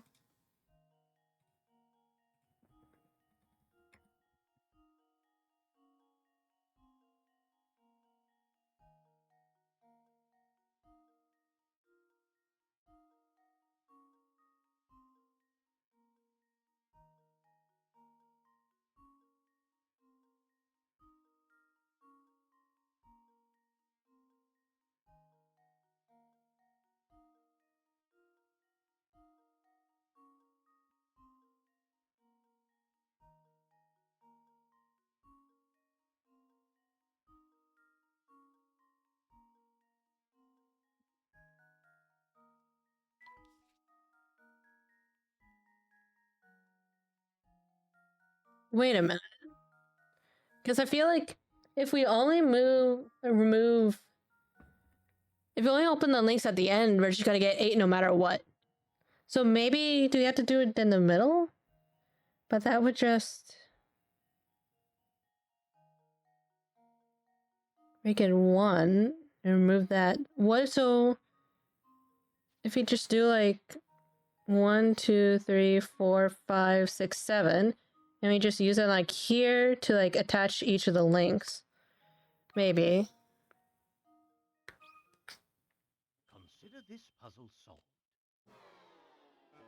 Well, I thought I was onto something here. I suppose that's one possibility. I thought it was 7.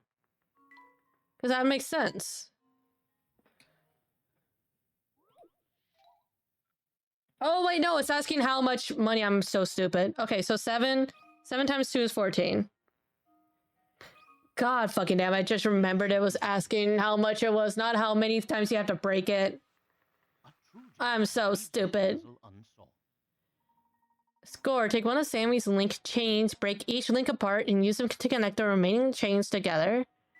14. I'm so stupid. Okay. The Monetary Express is back in business, BP. Get ready to ride, folks. Hey, you guys better hurry to your seats because the train's ready to rock. Oh, we got so many. Okay, so here's what we're gonna do. Get back on the train, catch up on the puzzles, and then I'll end the stream.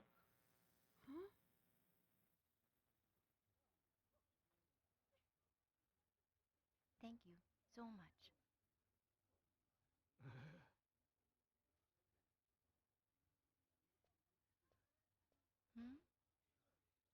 Oh, she looks like a rebellious daughter.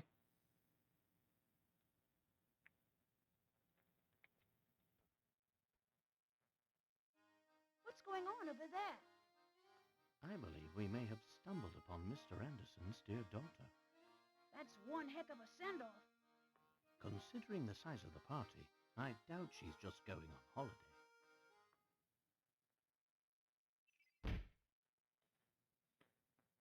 No, new mystery. Katya is the daughter of Dropstone's most influential man, Mr. Anderson, had boarded the Monetary Express. Several villagers came to see her off, yet she travels alone. Where is Katya heading, and why is she making the journey there by herself? Save progress.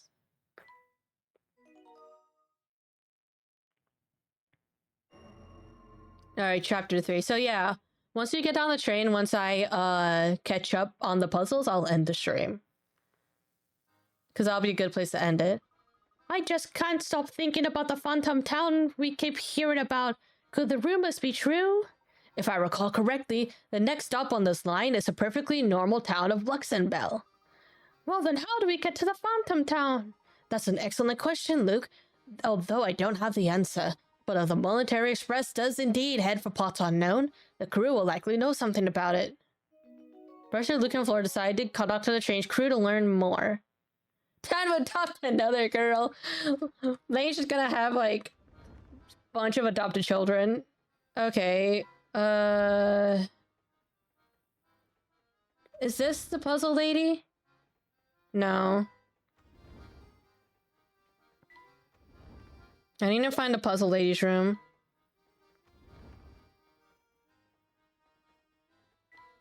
I think she's in... here. There we go. Alright, let's get these done, guys. Crank these out. I didn't know we missed so many puzzles because I was like, oh, there's so many puzzles in this town. We definitely are missing a lot, and it's just a complete list. Train stations are especially good places for dramatic farewells, aren't they? Below a picture of a man and a woman bidding each other a tearful goodbye. Somewhere there's pictures of single unrealistic detail. Find and circle that unrealistic detail.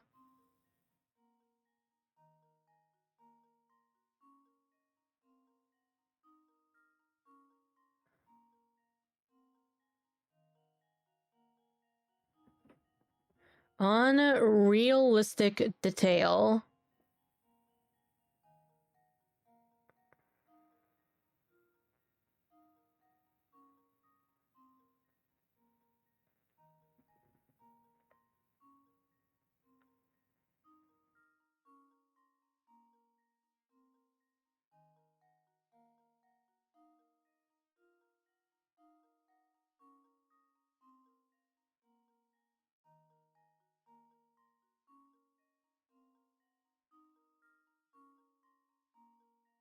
I mean, I can't even tell what this thing is.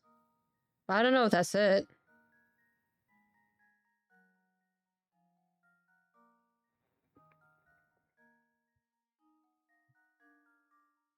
Yeah.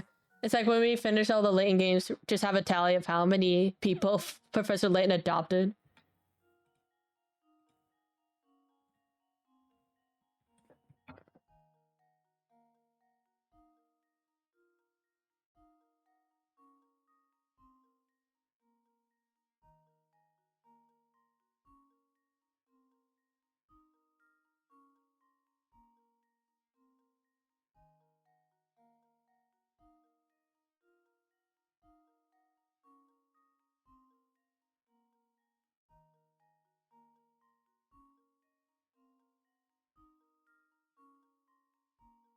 It has something to do with like the guy?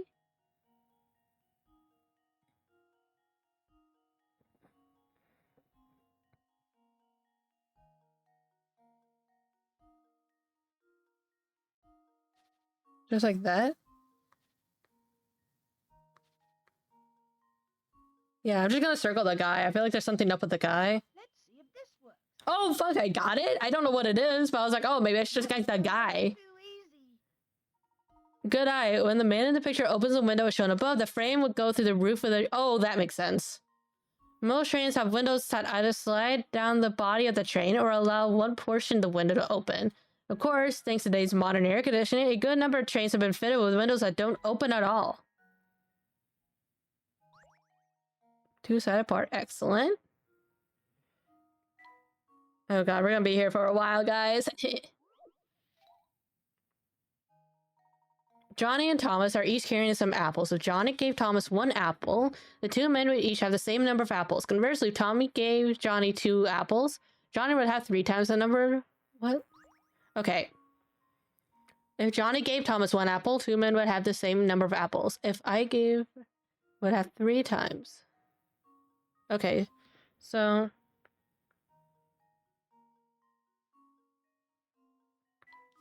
So let's say, like, say this is Thomas and this is Johnny, right?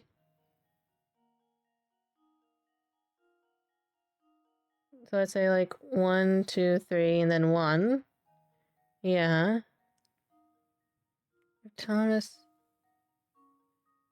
No.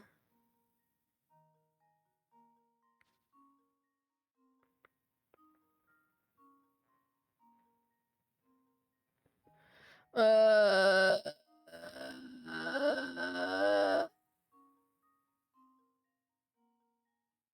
So 3? If you have 3, right?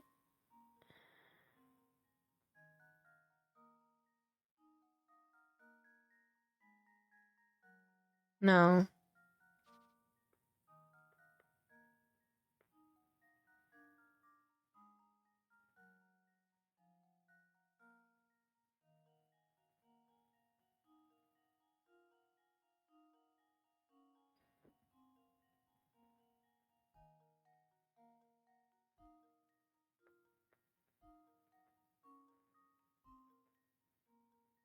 No. Okay. Johnny gave Thomas 1 apple. Same number of apples. 2 apples. Johnny would have 3 times the number of apples that Thomas would have. Okay, so... Okay,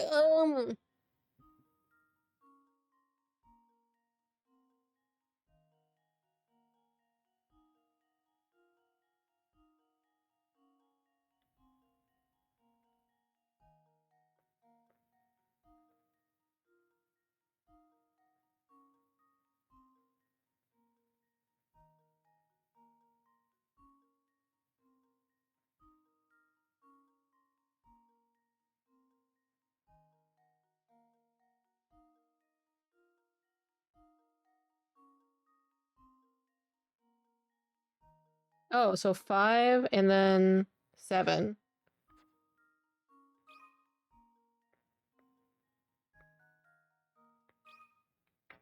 And now to test my theory. Oh, yeah, let's go. Huh. Wonderful. If Johnny has 7 apples and Tommy's have 5, as you can tell, Johnny gave Thomas 1 apple. Both would have 6. Give 2, 3. Okay, cool.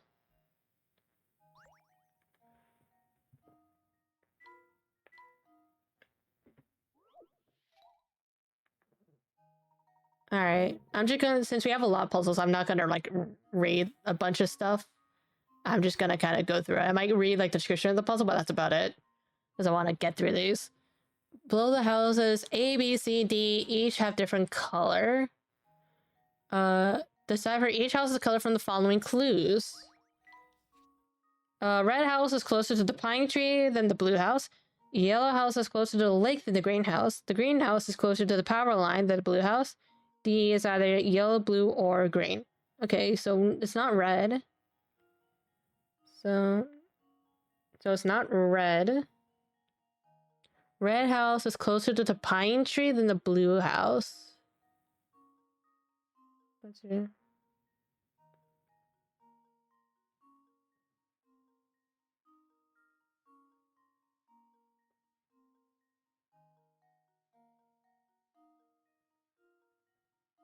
No.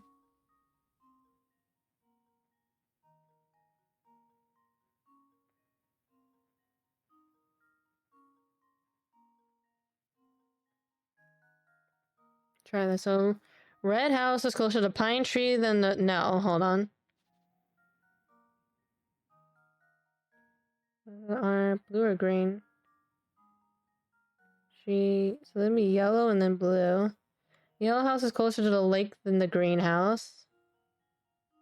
Green house is closer to the power line than the blue house.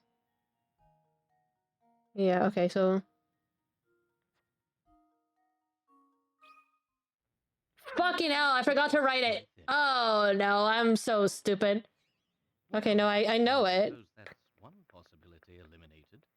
I forgot to write them down, I'm so stupid. Okay. Oh my god. Okay, memo. Fucking hell. Okay, I think it's yellow, red, green, blue. That's what we're saying.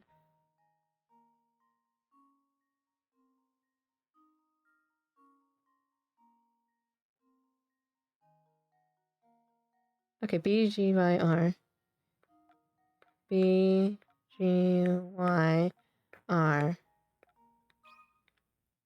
Consider this puzzle solved. Oh god. Yeah, I was right. We're going on the first try if I remember to put the answer in. Cool. Alright. Will I get to... Okay, we're doing that.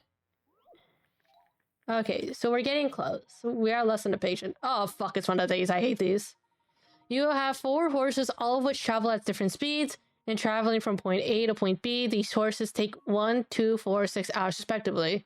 One day you decide to move all your horses from point A to point B. However, you can only move a maximum of 2 horses at a time, and you need to ride a horse back to point A each time you return to move your other horses. Knowing you can only move as fast as the slowest horse, traveling with what's the fewest numbers of hours it'll take you to complete your move. God damn it. I'm drinking water.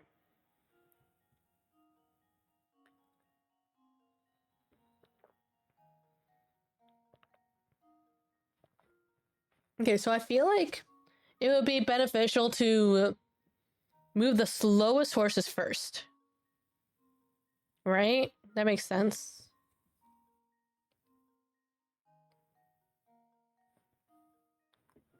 So if you do...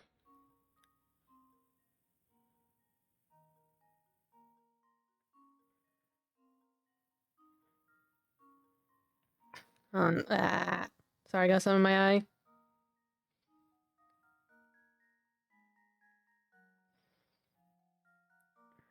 Okay.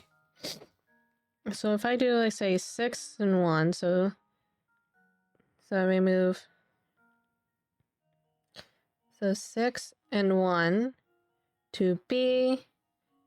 That would be 6. So that would be 7.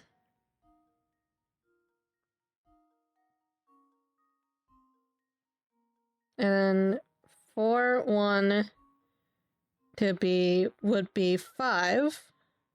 3 is 2 and 1 to B would be 3. So then that would be 15. I'm just gonna guess 15. I might be wrong. There might be some trick that I'm missing. But I'm guessing 15. Just leave it to me. Nope, fucking hell. Oops, that wasn't right. Okay, so...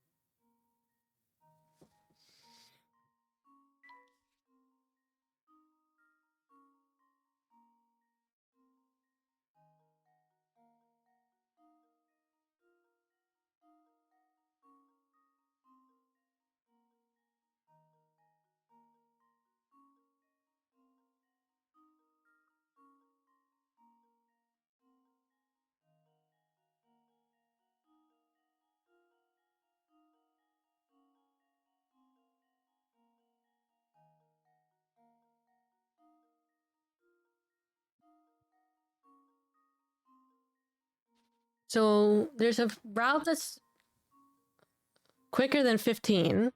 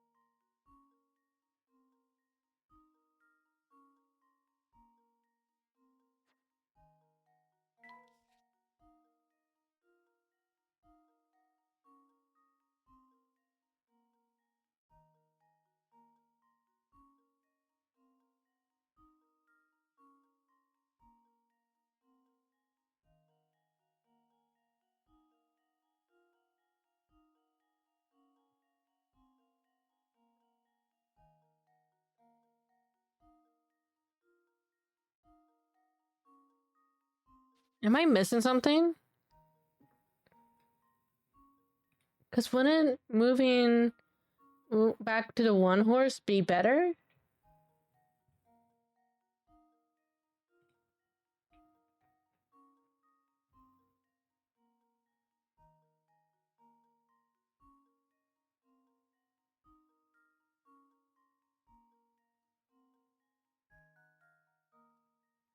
What if I do 1 and 2 would be 3. I use a 3-hour horse.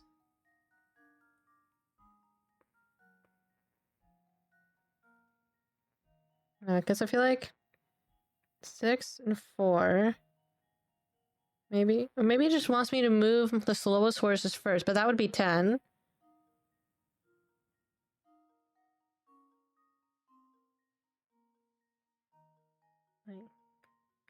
Oh, wait, hold up. We do 1 and 2, move back on the thing, and then do the slowest horses.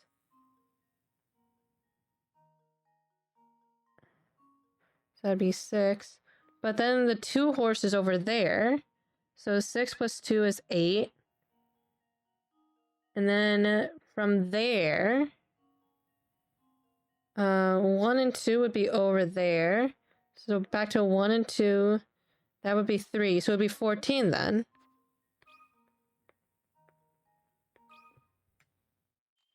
Let's see if this works. Wait, is that not it? Did I add them up correctly? Right? I probably didn't write it up right. Okay, so we got 1, 2, and so we're doing 2. So 2 plus 1, 3. Okay. Alright, so and then 4 and 6.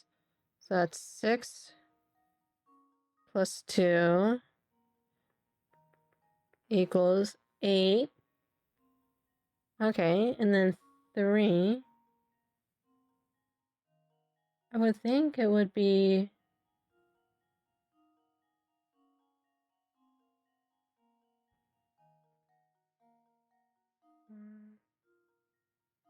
Then 1 and 2. Oh, you're not going back, so it would be 13. I'm stupid. Just leave it to me. Hey, let's go. Piece of cake. God, I'm not fucking reading that explanation. Alright. Come on, let's go. Board splitter. Oh, it's another one of these. Well, here we have yet another infinitely shaped board. This one's even more unwieldy than the last, so you need to cut it into 2 pieces that you can reassemble to form a rectangle. Some of you are allowed to flip them. Okay, cool. God, I hate this.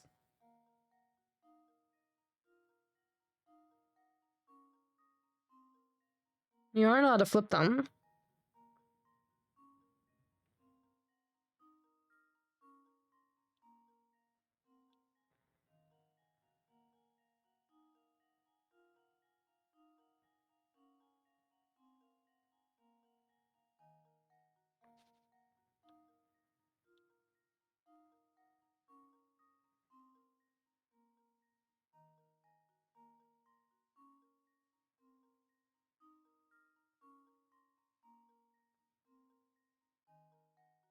Okay, I'm just gonna submit this.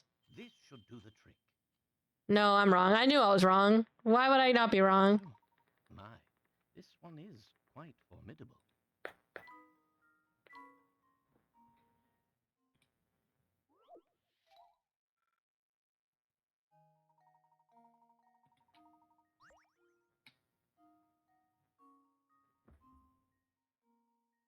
Oh, 2... What if I do... Oh, 2 pieces.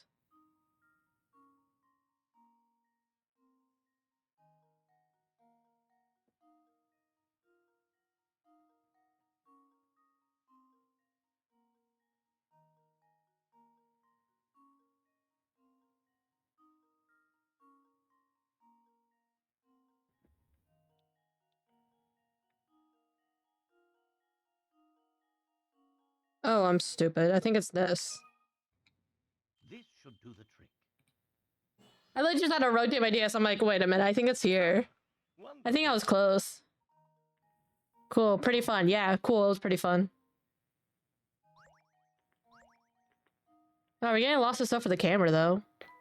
Might have to complete it, who knows. Far off country, there's a king whose favorite pastime is showing off the latest possessions he's collected. The subjects of your kingdom are forbidden to purchase items the king has acquired for about a month or so. Once he is tired of his new purchase, can the common folk finally buy that item for themselves. However, the other day the king bought a new item that had him all but commanding the subject to buy one of the same item as soon as possible. Circle that item.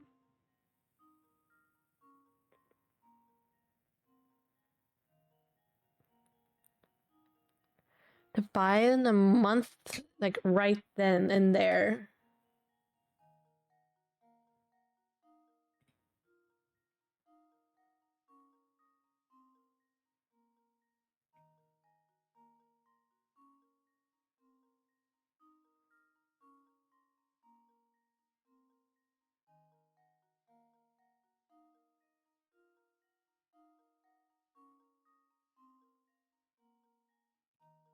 Maybe the telephone so he can like call people. I don't know. Consider this Yeah, that's what I'm thinking. Phone. Yeah, because I was thinking, I'm like, everything else you can use yourself except for like a phone. That's correct. A telephone is the answer. After all, a phone isn't much if there's no one on the other end. True, true, true. Thinking the same thing, Dachi. Thinking the same thing.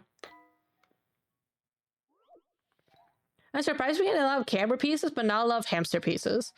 Okay, there's a fellow with a particular rule about when he wears his best hat. When it's sunny, he always wears his hat. When it's raining, he doesn't wear his hat. When it's cloudy, he doesn't wear his hat unless it's been cloudy for 2 days in a row, in which case he wears his hat on the second of these days. Below is a chart of when the man wore his hat all over the course of the 1 week. Use the panels. It doesn't rain on cloudy days. Okay.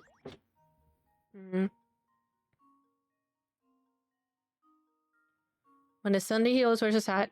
Okay. So, if you like rain.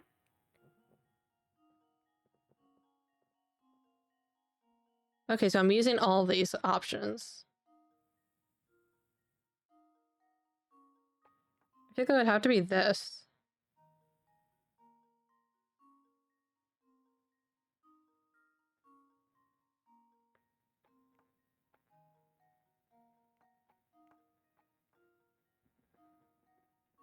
When it's cloudy, he doesn't wear his hat unless it's been cloudy for 2 days in a row. He wears his hat on the second of these days.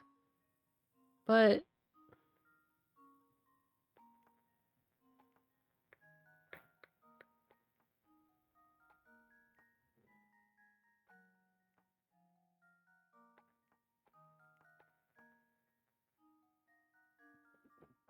when it's raining, he doesn't wear his hat.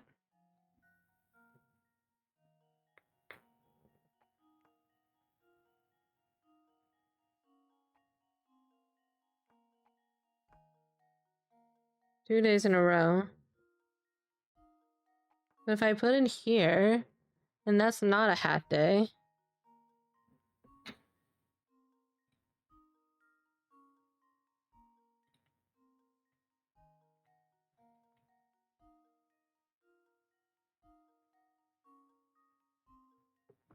So it can't be cloudy, so it has to be rainy.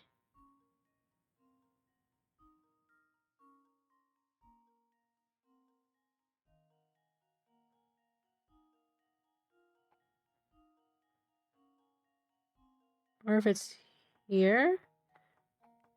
Because if it's rain, because even though it doesn't rain on cloudy days, but it's cloudy when it's rainy. Right? No, I feel like this doesn't make sense. But then these would have to be rainy. Right?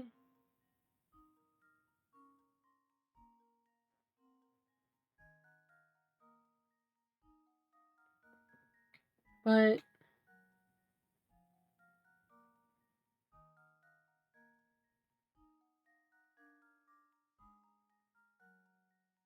oh, wait, maybe here, because maybe the previous Saturday was cloudy. Consider this puzzle solved. Hey, let's go. A true gentleman leaves no puzzle unsolved. Okay, yeah, because then the previous Saturday would have to be cloudy then. If you assume that the Sunday was the second cloudy day in the row and figure out the... Yeah, because it doesn't make sense for the other X's that we see to be cloudy. Because that's the only one that would make sense. Okay, one more, and then I'll attach the camera stuff because we got a lot of camera stuff, and then I'll end the stream because it's almost been 6 hours. Holy shit. Can't believe we've been doing puzzles for like half an hour. You have a pristine white flag that you want to color into 3 sections shown below. You have 3 paints. No 2 adjacent sections of the flag can be the same color. Each section can only be 1 color, and you can't change the number or size of these sections. If you aren't allowed to mix paint, same flag designs are possible. What the fuck?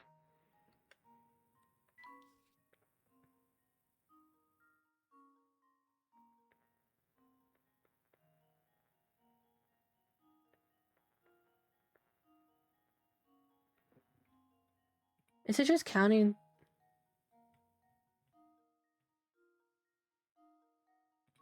Or is it like a quick question where it's just 1?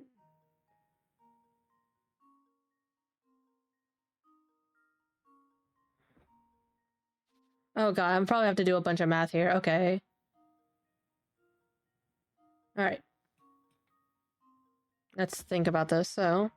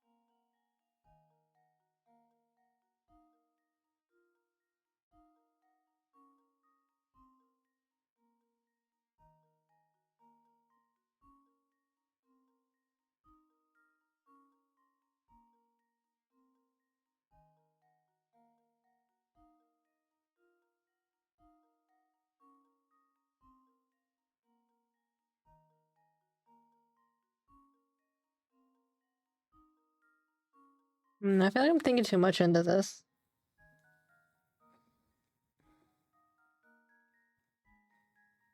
Oh wait, I could probably use white.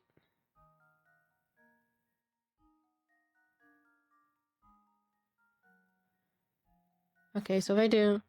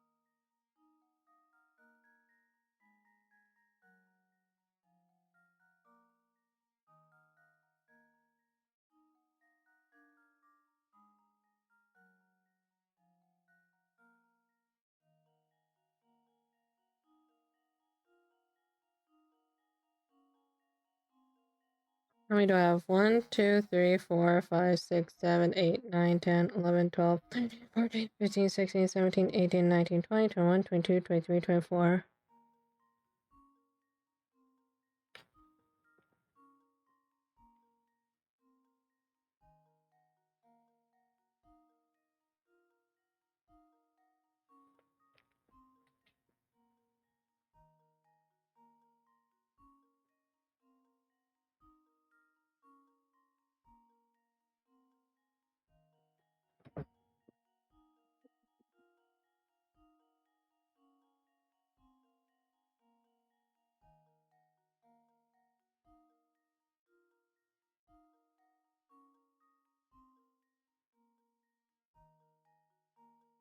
Because that's a B, I remember.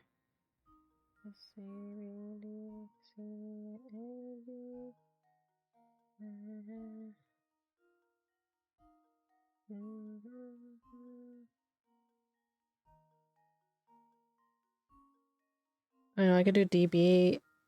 So D, B, A, D, B, C,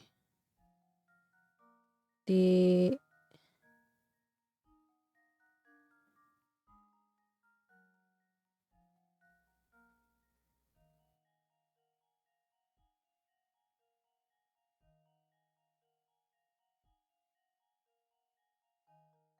One, 2, 3, 4, 5, 6, 7, 8, 9, 10, 11, 12, 13, 14, 15, 16, 17, 18, 19, 20, 21, 22, 25, 26, 27, 28.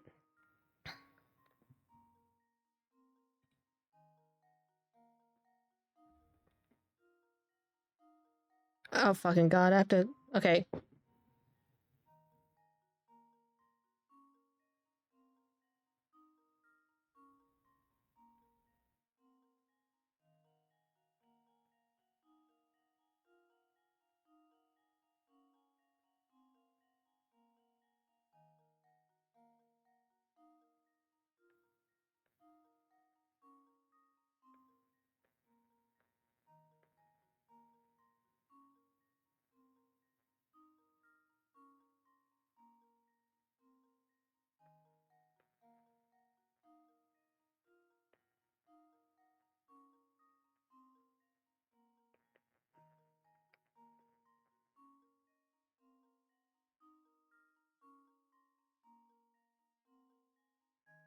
Wait, hold on.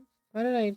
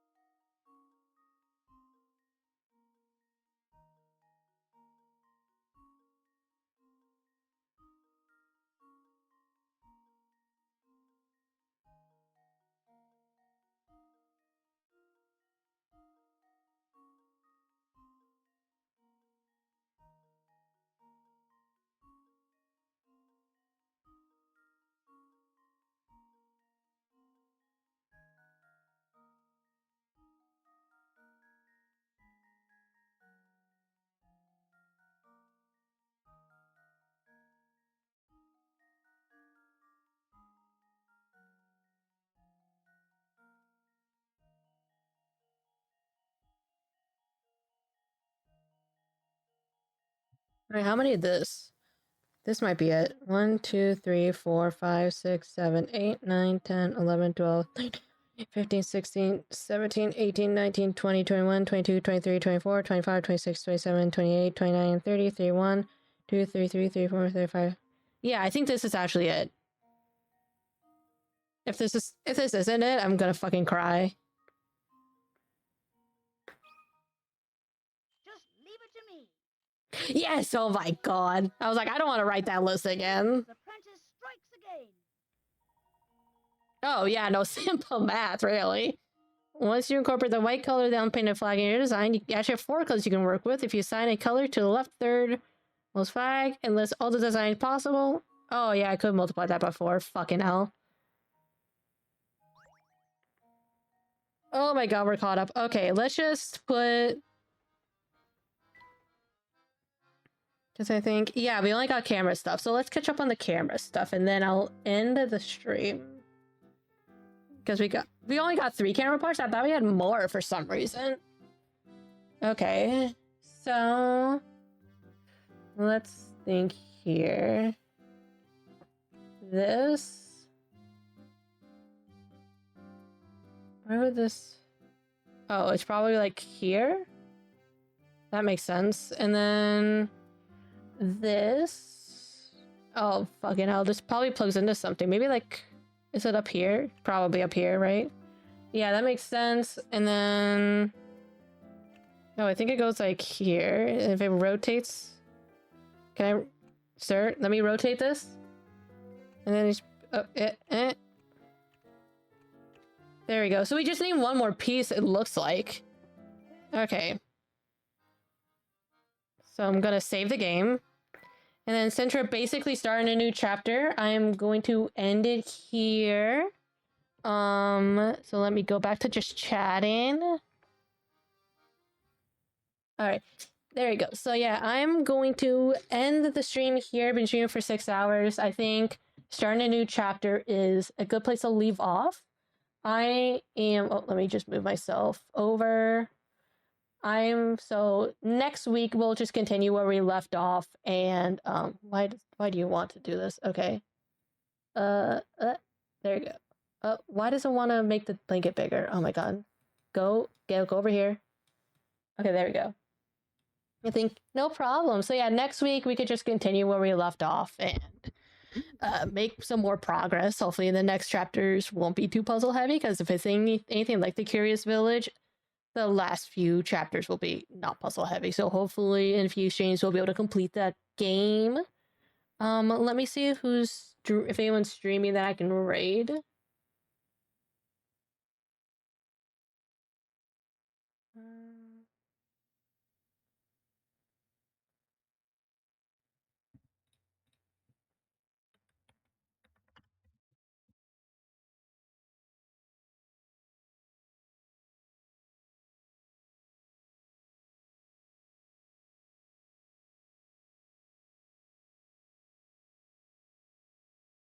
What?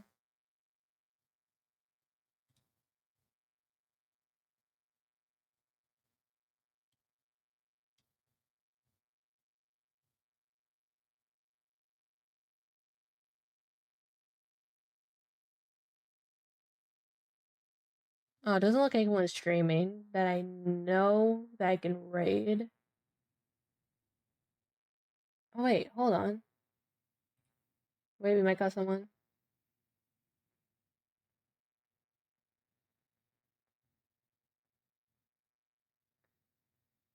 Are you? Oh, Kai's streaming. Okay, so I will raid Kai then. So just gonna raid Kai. Go on and say hi. Let me just type in their name. All right. Good night. No, that's not how you spell it. Karagai. Oh, it is. That's. Yeah, I'm gonna name Ray Kai. They are also someone from Nekotama.